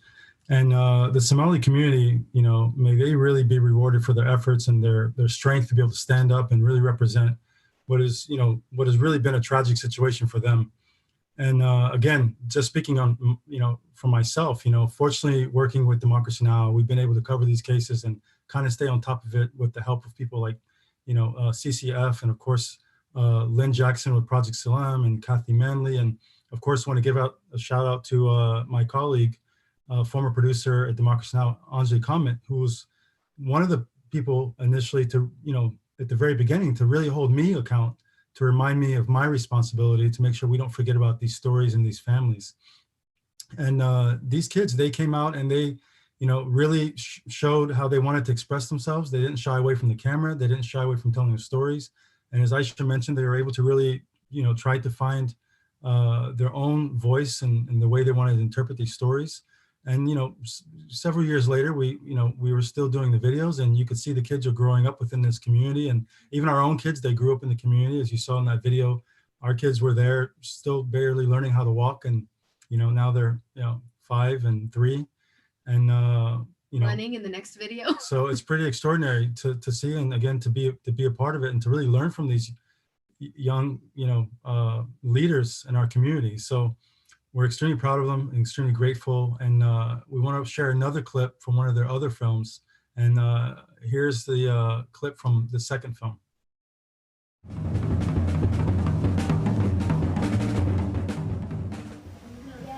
bro. Anytime we're friends. I wish we were rich. Look at that. Oh my God. Me too. Ugh, I wish I was rich too. Oh my God, me too. But we could be. What do you mean? I mean, there's this bank on Main Street, and like, it's a very rich bank. It's like very like high class. So like, if we go there, we could, you know, get the money. I mean, I can get all the guns. I can get all the guns and the car and all the getaway. I could plan everything. All you guys have to do is just show up and like help me. Bro, why are you talking crazy? This isn't like you. Are you trying to get us arrested?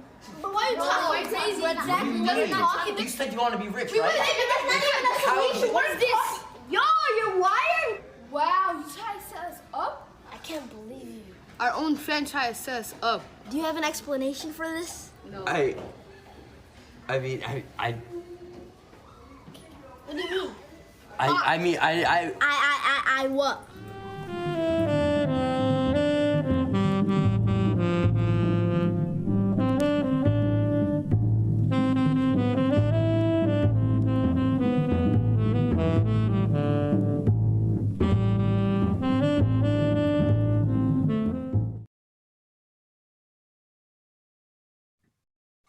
So again, we really appreciate everybody watching and hanging on to this point, you know, and we hope that for anybody that's out there that is not part of CCF and wants to get involved, we really hope that you'll find a way to contribute at any level and, you know, at any degree that you want to. And again, that's just was a little snippet of what the kids were able to put together, and we're extremely proud of them. If anybody's ever tried to produce any kind of video, you know how difficult it could be. They did it in one day. They literally did it in one day. We won't even say not even a day. It was probably just a few hours. Yeah, and they directed, edited, acted. They did everything. So we're extremely proud of them. Yeah, and again, we really appreciate having this time to be able to contribute at this level, at least for us. But moving forward, we want to move forward and get to the many great speakers still coming ahead. Yeah, thank you. So many of our speakers today described the many examples of injustice and abuses by the government in its war on terror witch hunt. Switching gears, we'll be hearing next from Hania Judat, co-founder and president of Muslim Delegates and Allies, former founding member of Women's March LA, and Bernie Sanders delegate to the DNC. There, she co-wrote and helped introduce platform items to remedy many of the issues discussed today. Thank you, Hania. I want to begin by extending my gratitude to Coalition for Civil Freedoms for inviting me to speak at this memorable event. It is an absolute honor and a privilege to be here among my heroes and those whose shoulders I stand on. Before I begin, I want to take this moment and recognize the Black Lives Matter protesters seeking justice and equity in these United States of America. As it was mentioned earlier, I had the honor and privilege of being and serving as a congressional delegate to the DNC for Senator Sanders. And I am currently the president and the co-founder of Muslim Delegates and Allies, a female-led organization that was born, which aims to ensure a broad consultation and coordination with the Muslim constituencies across the United States to collect Muslim views, expectations, and as well as experiences related to the 2020 elections. The coalition fosters a strategic alliance with more than 100 national DNC delegates engaged in communication and advocacy activities, highlighting Muslim policy imperative. As DNC delegates, we submitted language to the DNC platform committee, which focused on ending institutional racism and removing any and all language that tokenizes the Muslim community and makes us second-class citizens. As Muslim delegates, we seek to end institutional racism by abolishing mass incarceration, ending mandatory sentencing guidelines, the war on drugs, and qualified immunity. We support a comprehensive immigration reform and protection of civil rights, as well as abolishing any detention center, and the end of targeted surveillances, as well as profiling and educational redlining.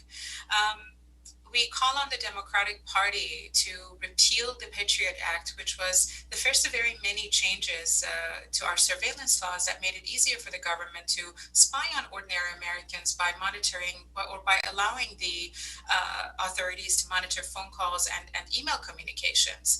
And we oppose the Damning Countering Violence Extremism program and at its various iteration. We call the Democratic Party to eliminate discriminatory and harmful policies and practices used by the FBI, USCIS, and the CBP agencies that target Muslim travelers.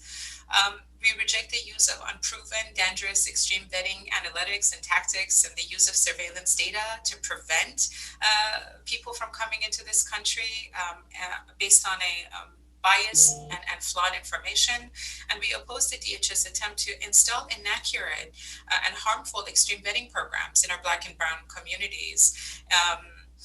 We also wish to see an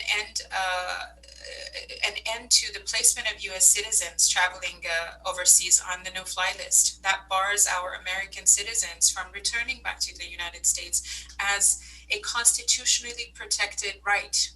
We oppose any and all forms of terrorism, whether it's external or internal, domestic, as well as we seek to disempower terrorist groups by eradicating U.S. aerial bombings, drone strikes, special operation, CIA arms supplies, military advisors, as well as freezing international arms sales to countries that happen to be in turmoil. And last but not least, we do urge the Democratic Party to begin organizing diplomatic alliances among the United States and other nations to adopt a more inclusive approach to governance. I invite you all to visit MuslimDelegatesAndAllies.org to read through the platform suggestions we submitted to the DNC, of which 16 points were adopted. Not very many, but we still have a long way to go. And I do want to again thank the Coalition of Civil Freedoms for inviting me to be a part of this most critical event and conversation, and many blessings to you all. Thank you. Tania. So next we are glad to be joined by Zahra Bilu. Zahra is known across the country for her courageous advocacy work and serves as the executive director of the Council on American Islamic Relations in the San Francisco Bay Area, the oldest and one of the largest CARE chapter offices in the country. Thank you so much for being here, Zahra. Thank you so much for having me. Assalamu alaikum. Greetings of peace. I am zooming into all of you on this special occasion celebrating the 10th anniversary of the Coalition for Civil Freedom's work from the city of San Francisco. And whenever I start talks and conversations, I reflect on the land that we're on. The land that we're on in San Francisco is stolen Ohlone land. Necessary to remember this as we think about the special anniversary of the Coalition for Civil Freedom's work, because it reminds me, and I hope it will remind all of you, that the civil rights and human rights violations that many of us are pushing back against and fighting are foundational to this country's history. Racism, bigotry, misogyny, and frankly, genocide are a part of what this country was built on. And so when we're fighting, I try to remind myself that we're not alone in this and we're not new to this fight. These fights are ongoing and they are lifelong commitments. A 10th anniversary is such a special occasion. For me, it marks resilience, commitment, and persistence in the work that Coalition for Civil Freedoms is doing. Now, some people ask me sometimes, well, like, you work at CARE, what does CARE do relative to Coalition for Civil Freedoms, relative to all of the other organizations, and how do you support multiple? The fights that we're in are massive. They are big, they are necessary, and our lives are at stake. At CARE, what we've done for the last over 20 years is represent people who are visited by the FBI. So if someone knocks on your door and they say, I'm with the FBI and I want to talk to you, I'm with the police and I have some questions, you're coming across the border and you have issues, you can call us and we will represent you. But what happens when those cases escalate? What happens when you end up in custody? When I meet those clients, what's hardest is knowing that this is someone's brother, someone's sister, someone's husband, someone's mother, someone's father, someone's uncle. The work that Coalition for Civil Freedoms does is ensure that throughout the criminal justice process, right, we will intake you on the front end, we will represent you, we will ensure that you have someone with you when you're talking to the FBI. But what happens in the many, many cases where someone ends up behind bars, where a family is left abandoned, where children are left without parents? Abandoned isn't the right word, where a family is left having had someone kidnapped from them by the government. Who takes care of them then? Who supports them? Who ensures that their stories are not forgotten? Because that's one of the major consequences of taking political prisoners, is that we forget our leaders, we forget our heroes. The work that Coalition for Civil Freedoms does is so important to me and is complementary to the work that we do at CARE, because they're supporting families, they're supporting communities, and they're ensuring that we are not forgetting, that we will keep working and that we will keep advocating.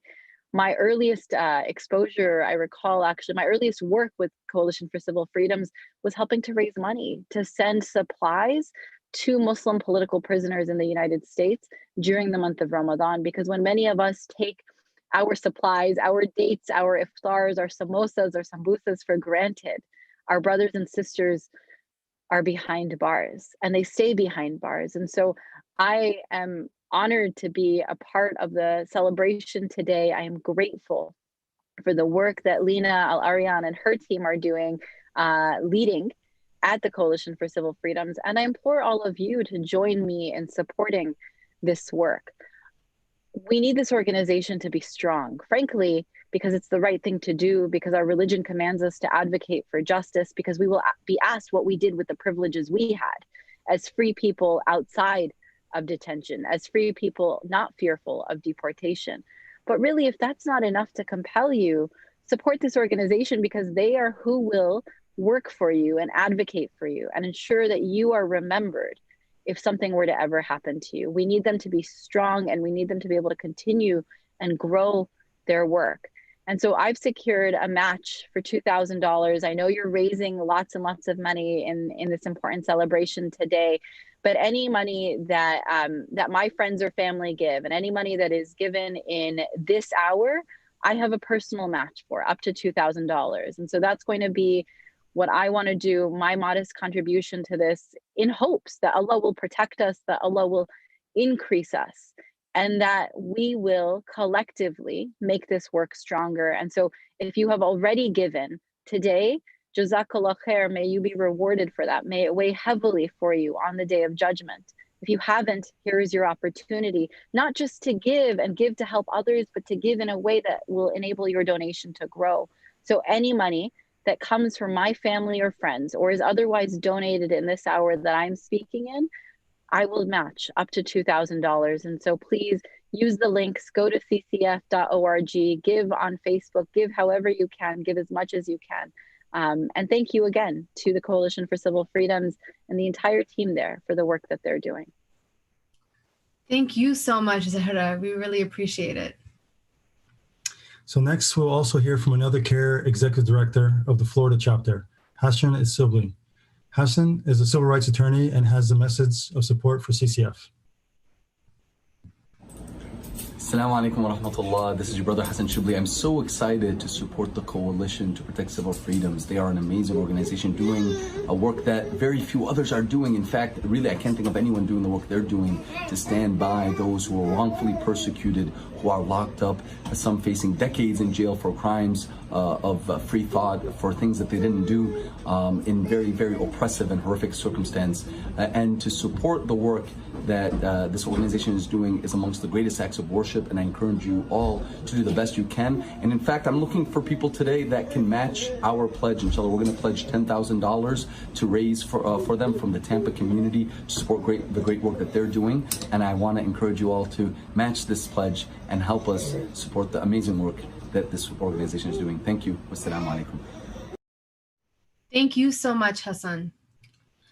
So our next message of support is from Khalil Meek, the Executive Director of the Muslim Legal Fund of America and a member organization in CCF's coalition.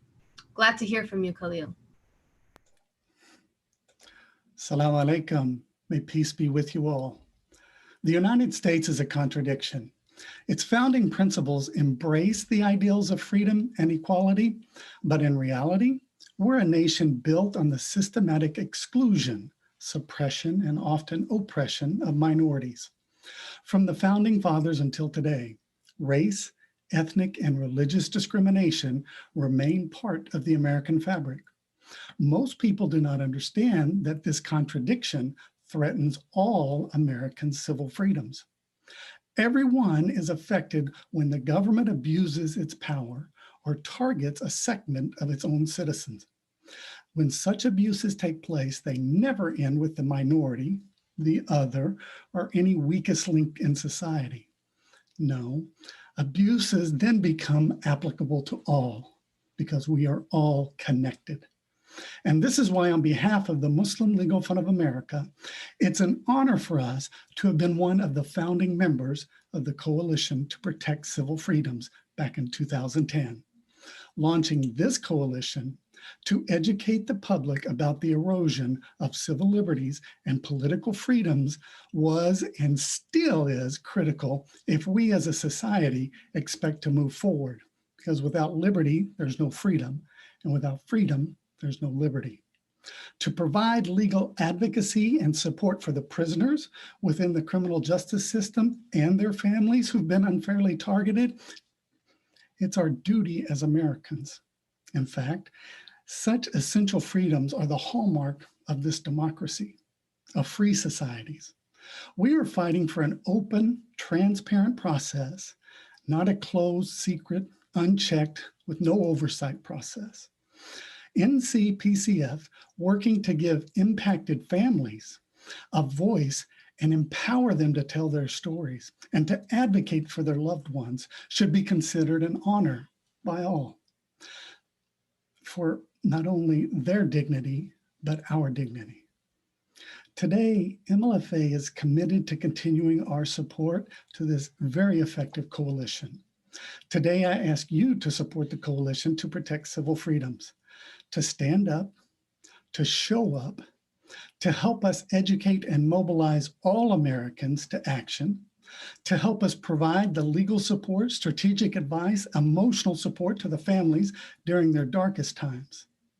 NCPCF has shown the courage to challenge the process, stay the course, and fight to change the narrative.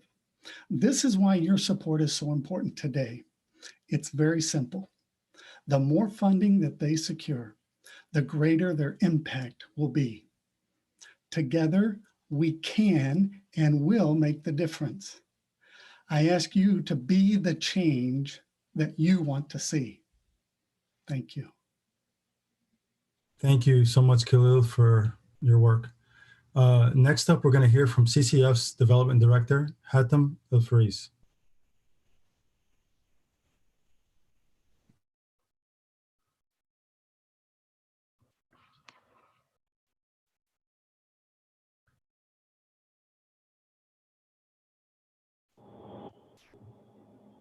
Assalamu alaikum. I think it's Kathy. Before I go. Oh, okay. So are we gonna go to you first, Kathy? Yes. Okay, great. So Kathy Manley. All right. Thank you, honey. Good evening, everyone. So I started doing this work in 2006 when my client Yassin Aref was convicted in an insanely unfair sting operation. He was completely innocent, and that opened my eyes to what the government was doing to hundreds of Muslims, preemptively locking them away out of paranoia that they may someday commit an actual crime. When we started CCF 10 years ago, Dr. Sami envisioned a bold and ambitious plan for us. But in the post-9/11 climate of fear, it was very difficult to make any headway against the government onslaught, and the unfair convictions continued to pile up. Still, we persevered with very few resources and hostility all around us. We gave Ramadan gifts every year to the prisoners we support, and we started bringing together their family members in annual conferences. While working at a different full-time job, I started advising the prisoners on dealing with their horrendous conditions, and sometimes got involved in small ways in their legal cases.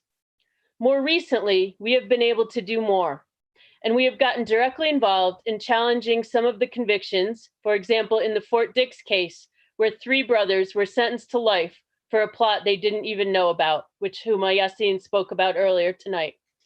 We are also planning to file compassionate release motions in the Newburgh 4 case, which was also egregiously unfair. We created a large database of cases, studied them all, and wrote a report called Inventing Terrorists, showing that most of the so-called terrorists sitting in prison had committed no actual crimes. We even drafted our own bill, the Ego Relief Act, to try to change some of the worst laws which allow these abuses, including reforming the material support law, which David Cole spoke about earlier, and creating a real entrapment defense.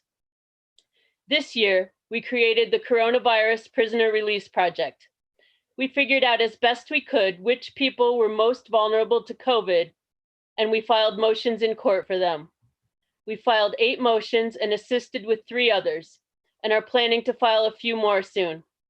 Because of the fear related to these cases, we thought it would be a victory if we won release in even one case.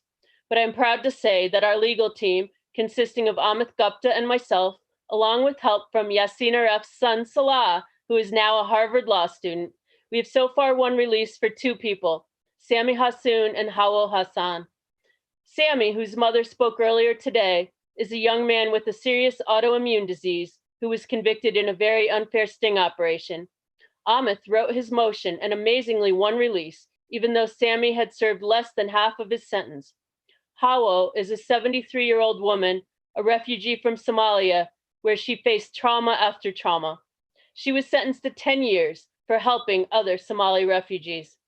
Now she is home with her family and safe from the virus, which has spread like wildfire in the prisons. Yassin Aref's son, Salah's involvement in this victory, as my intern, he actually wrote Hawa's motion. This shows in a really beautiful way how CCF is run by political prisoners and their families. Salah grew up with his father sitting in prison, and now he has helped free someone else. In order to build on our success and do everything we can to get more of our people out of prison, we desperately need more resources. So I'm asking that you please donate generously. Thank you. Kathy, thank you so much for that. It's always a pleasure to see you. You're one of the Albany three to us, between you, Steve Downs, and Lynn Jackson, you know, the three that never misses your call and is literally always there for you, regardless of the situation. So just thank you so much, Kathy. So we'll go back now to CCF's Development Director, Hatem Freeze, for an update on the fundraising.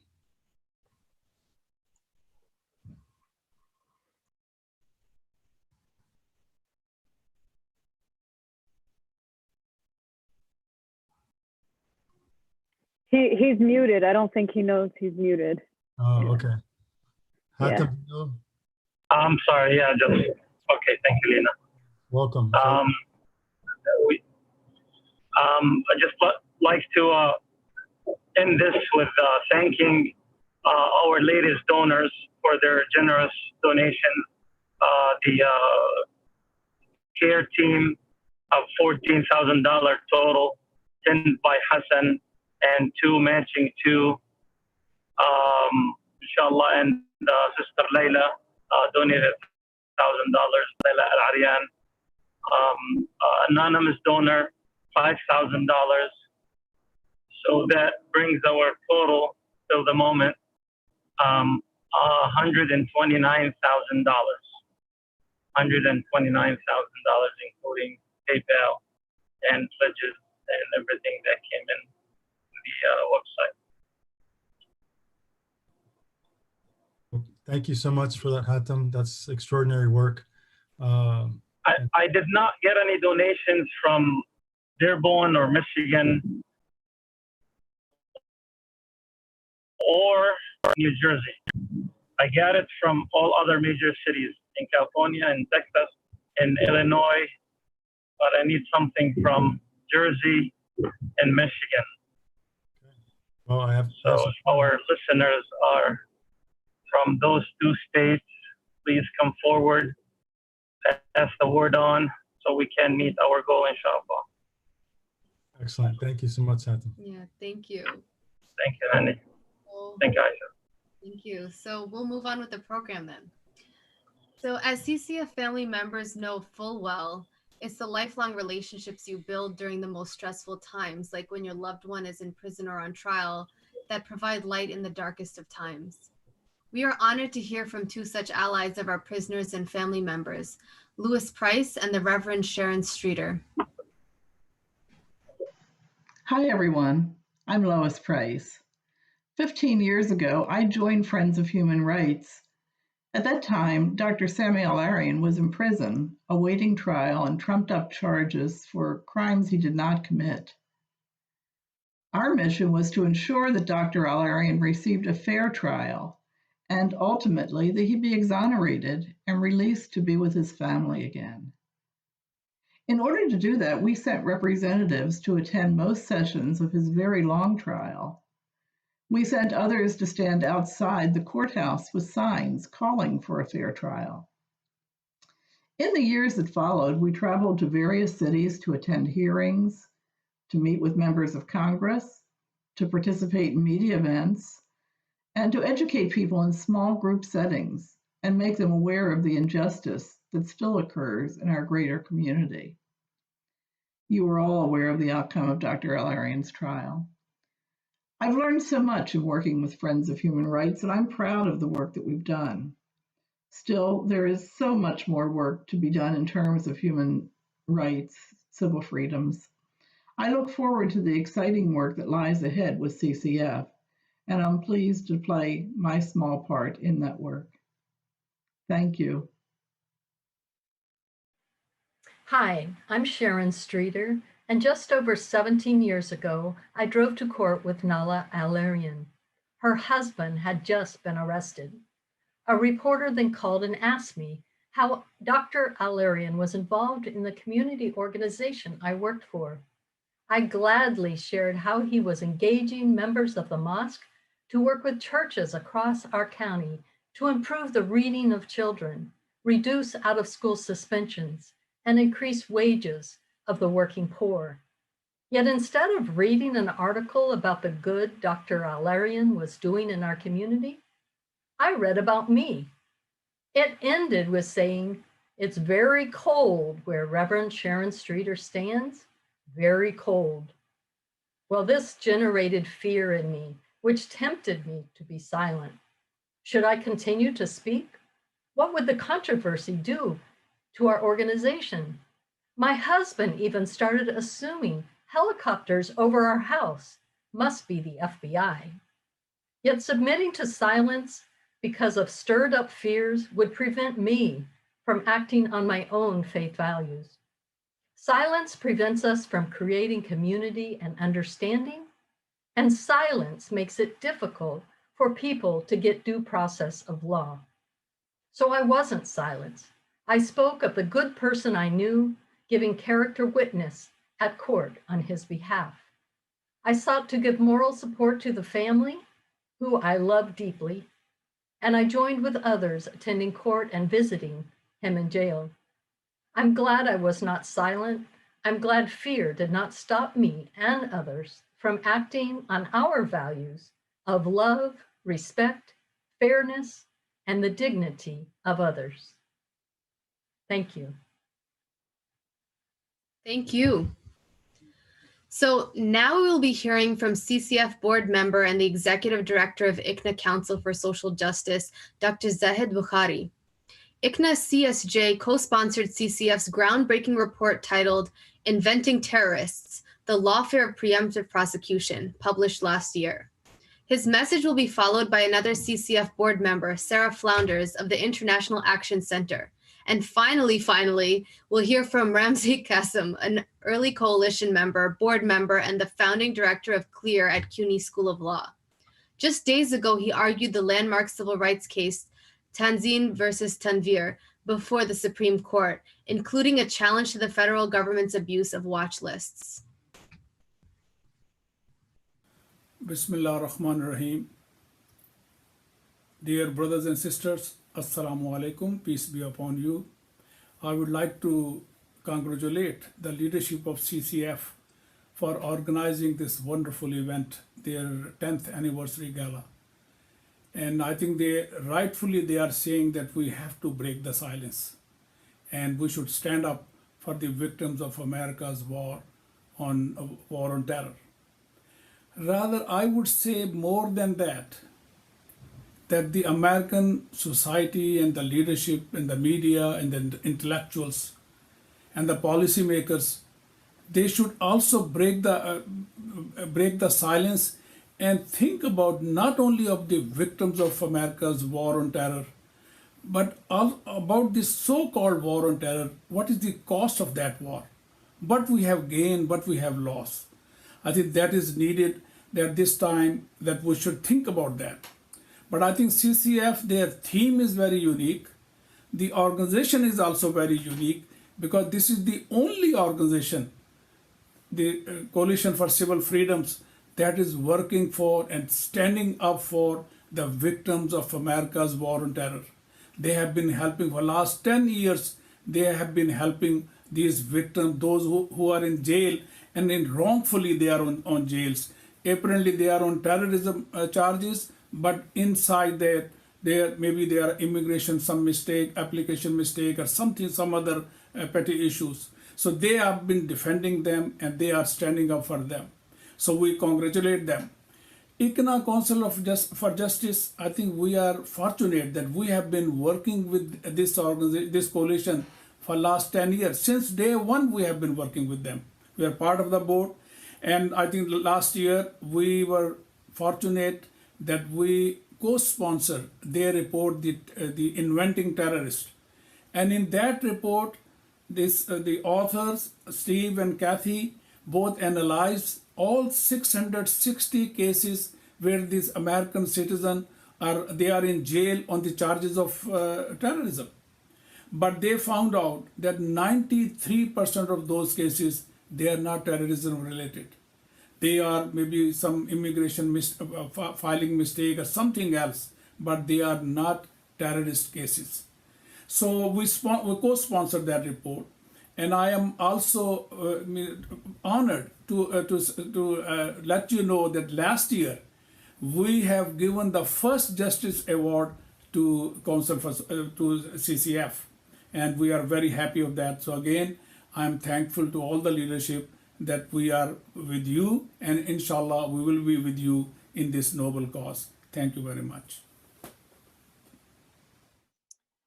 Greetings. This is Sarah Flounders, and it is an honor to join you on this 10th anniversary of the Civil Freedoms Coalition, an enormous accomplishment, a milestone. This is a coalition that began 10 years ago. I do remember the beginning. The task seemed daunting.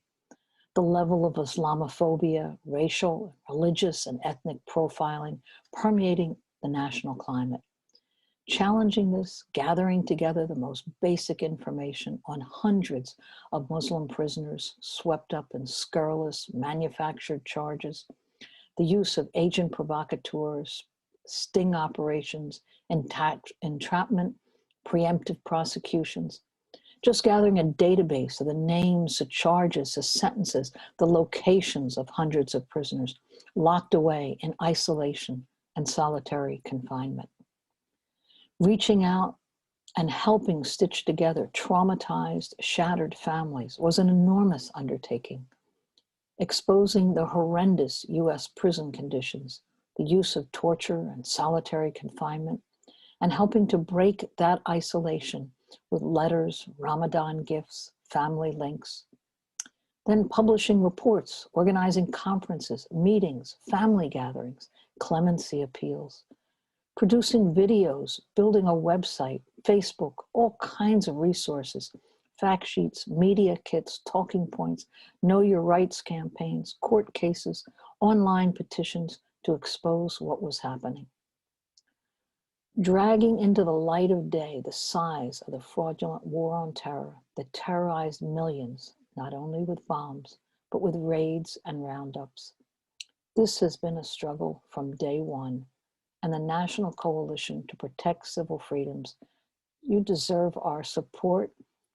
I urge everyone, link to it, share its wealth of resources. Most important, donate, volunteer, include them in your events, and together let's help Civil Freedoms Coalition continue into the next decade.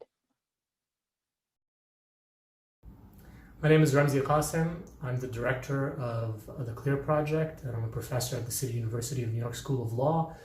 I really want to encourage you to support the Coalition for Civil Freedoms. It is a unique organization. It is the only organization that has stood with brothers and sisters who were caught up in the so-called national security state, ensnared in predatory political prosecutions. And for a very long time, it's the only organization that stood with those families and those men and women. And so it deserves our full support in its 10th year of existence. And so I would be very grateful to anybody for any donation that you can make, however big or small. I know it will be appreciated by the good people at CCF, and more importantly by the families and the incarcerated men and women that they support. The painting that you see above my shoulder is a painting by a formerly incarcerated client of mine at Guantanamo, Ahmed al-Darbi. It's a painting that he gave me before he was released from Guantanamo and repatriated to Saudi Arabia. So again, very grateful for any donation that you can make, big or small, to CCF.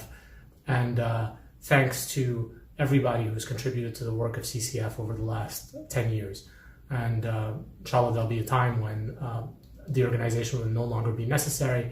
But until then, I'm very grateful that CCF is here. Thank you. Thank you so much, Ramzi. So that's all from us tonight, but stay tuned to hear from Shelley and Stuart McKines, parents of political prisoner Alex Chicolo, as well as the final remarks from CCF's dedicated Deputy Executive Director, Mel Underbeck. I mean, it's been 10 years and it seems like it's been, you know, like this thing just started yesterday for some of us. For others, of course, this thing is never ending. And I can remember one of those first meetings that I sat in a circle with a lot of white people that I thought were dealing with Muslim issues. And I made a comment saying, you know, sometimes you can't even find this many Muslims involved in these issues. And one of the original founders, he corrected me and said, you know, this is for all of us. This is for everyone. And that's what it's been, you know, and that's what it will always be. And we're all going to always be grateful. And when I get a call from Mel, you know, I don't have to think about it. I know that I have to get involved. And again, Mel, we really appreciate it. So thank you all and good night. Thank you. Salamu alaikum and hello. We're happy to be a part of the Coalition for Civil Freedom's 10th Anniversary Gala. I'm Shelley. I'm Stuart. I'm the mother, and Stuart is the stepfather of Ali El-Meligy, a political prisoner who is serving 20 years in medium security federal prison in West Virginia. We would like to take a few minutes to express our gratitude for the beautiful group of people who work tirelessly to bring legal services, emotional support, and advocacy for our loved ones in prison and their families. Their professionalism, along with their personal experiences and compassion, allows them to fully understand the complexity of these cases and work to expose, in their proper context, the stories and events which led to our loved ones' arrests. Aside from the injustices of these cases, many of us consistently see through the eyes of gross human rights abuses. We will speak from our own experience, but certain that other families can relate. No matter how much faith we have, and no matter how strong we try to be, there are those days that are difficult to get through. We try to pull whatever enjoyment we can in the form of letters and short phone calls, but even those are often difficult to obtain sometimes. And from hour to hour, day to day, we never know what our loved ones will face in prison. There are many false perceptions and blatant untruth from people about our families.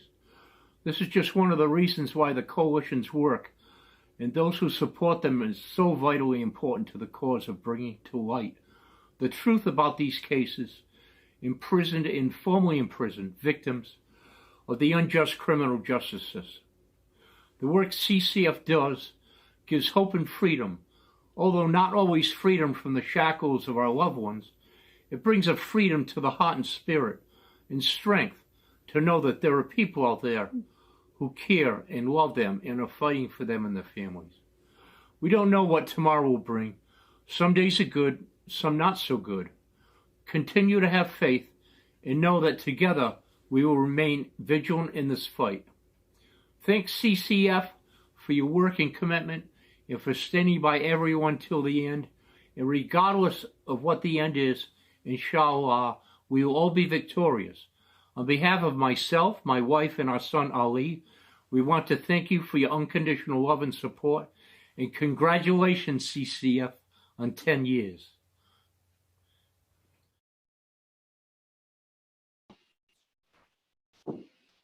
Hello, everybody. My name is Mel Underbaki, and I am one of the founding members and also the Deputy Executive Director of the Coalition for Civil Freedoms. My connection actually goes back to before the founding of CCF to 2003 in Tampa, when we formed the Friends of Human Rights to support and advocate for Dr. Sami Al-Arian when he was unjustly arrested in Tampa. And 7 years later, Friends of Human Rights became one of the founding members of the National Coalition to Protect Civil Freedoms, now known as the Coalition for Civil Freedoms. So in 2005, some of us started going around the country telling people about Dr. Sami's case using the video USA versus Al-Arian. And on our travels, we found out that there were a lot of other unjust cases as well. We met so many truly wonderful people whose lives were completely torn apart by the unjust incarceration of a loved one. Fathers, sons, and husbands were torn away, sometimes mothers, brothers, leaving the families devastated. Some families even became homeless because the breadwinner had been taken. I have two sons, And I can't imagine anything worse than to lose them to the prison system. So I've been doing this work since 2003, frequently as a volunteer. And at times it can get discouraging and I feel like moving on, but then I remember the families and who, in spite of everything, stay strong. And these families are my inspiration. And the first family that inspired me was the Al-Arian family. I said, no matter how bad things got, and things can get very bad when the father of a family of 5 is in a federal prison 70 miles from home for 2.5 years before the trial. But no matter how bad things got, they stayed strong and they truly inspired me, and they still do inspire me to this day. So I am so happy 10 years later, we're still here, we're still continuing our important work, supporting and advocating for these political prisoners and their families. We hold annual conferences, which takes a different form every year, but some past topics we're dealing with the prison system, how to effectively deal with the media, how to influence congressional representatives, and you saw some work with the kids. The important part is gathering the family members together because there is strength in numbers. And we also try to stay in contact with the prisoners, and we try to help them in any way you can. And you heard from Kathy a lot about our coronavirus prisoner release project, which is something going on right now that is very important. And we also educate the public about what is going on. For those who haven't experienced this governmental overreach, people are not aware that it is going on. So we have fought for a decade trying to stop these injustices, and we have been doing this for years on the shoestring budget. And there's so much more that we want to do, but we don't have the resources. So today we're asking for your help.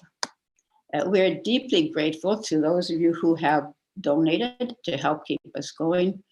And if you have not donated yet, it is not too late. So please consider making a generous donation today. And we're nearing the end of the program.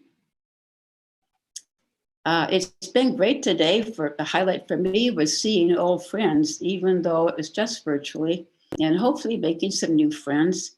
And now I have a lot of people to thank, and there's really too many to name them all, but I first want to thank the family members. Some of them have been with us from the beginning, and we really appreciate them, and the hardworking CCF team and our board of directors. So thank you very much to all of you. And we had some wonderful moderators, speakers, and comedians today, and everybody did a wonderful job, and we really appreciate you all. And I want to thank some wonderful volunteers who helped make this afternoon possible. A lot of activity went on behind the scenes, making everything happen, pre-planning and now. Especially special thanks, especially to Ibrahim El-Meligy, Hisham El-Meligy, and Ali Al-Arian, who just worked tirelessly behind the scenes, putting this all together. And also I thank all of you who watched this program. And I hope you stay in touch with us. Sign up for our news digest, follow us on Facebook, Twitter, Instagram, go to our YouTube channel. And so I hope to see you all again. Thanks again, once again to everybody, and see you next time. Hello, I'm Steve Downs, and I'm the chair of the board of directors for the Coalition for Civil Freedoms. I'm so glad you joined our 10th anniversary celebration, marking 10 years of dedication to the largely forgotten victims of the War on Terror. We've come a long way since our humble beginnings in 2010, when political prisoner Sami Al-Arian, under house arrest on manufactured charges, formed a new civil rights coalition to speak for the hundreds of Muslim political prisoners that the War on Terror was creating. Some 18 Muslim and civil rights organizations joined the coalition, and CCF was born, founded by political prisoners for political prisoners.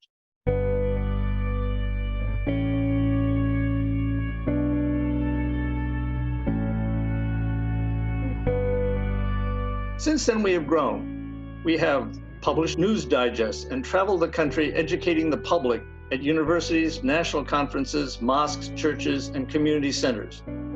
We continued our advocacy during the time of COVID by producing weekly webinars and a video series to educate about the profiling issues still confronting the Muslim community today. We filed legal briefs to free as many prisoners as possible, including 2 recent compassionate release victories through our coronavirus prisoner release project. We created the first database to track over 1,200 national security cases and published 2 of the most extensive reports on the manufacturing of terrorism charges against innocent Muslims. We held annual family conferences to help impact families heal together and become empowered. We provided annual Ramadan prisoner gifts and launched letter writing campaigns for the incarcerated so they will know that they have not been forgotten. We responded to hundreds of prisoner complaints each year about prisoner abuse or prisoner conditions, prolonged solitary confinement, religious freedom violations, among an abundance of other legal questions. We created the first Entrapment and Governmental Overreach Relief Act, or EGO Relief Act, limiting the FBI's ability to entrap and convict innocent people. If passed by Congress, many wrongful convictions of political prisoners could be reevaluated and possibly reversed. We mobilized and trained families and communities to advocate for common sense justice reforms and legislation. We attended trials and sentencing and hearings across the country with the family members of the wrongfully accused and led successful campaigns for their release. We created special newsletters for supporters and prisoners and legislators. And, remaining true to its founding, our unique organization continues to be led by those directly impacted. We do all of this work on a shoestring budget and with dedicated volunteers, but we could do so much more if we had more resources. Few, if any, organizations do so much with so little. On our 10th anniversary, I hope you will contribute generously to CCF. I know I will.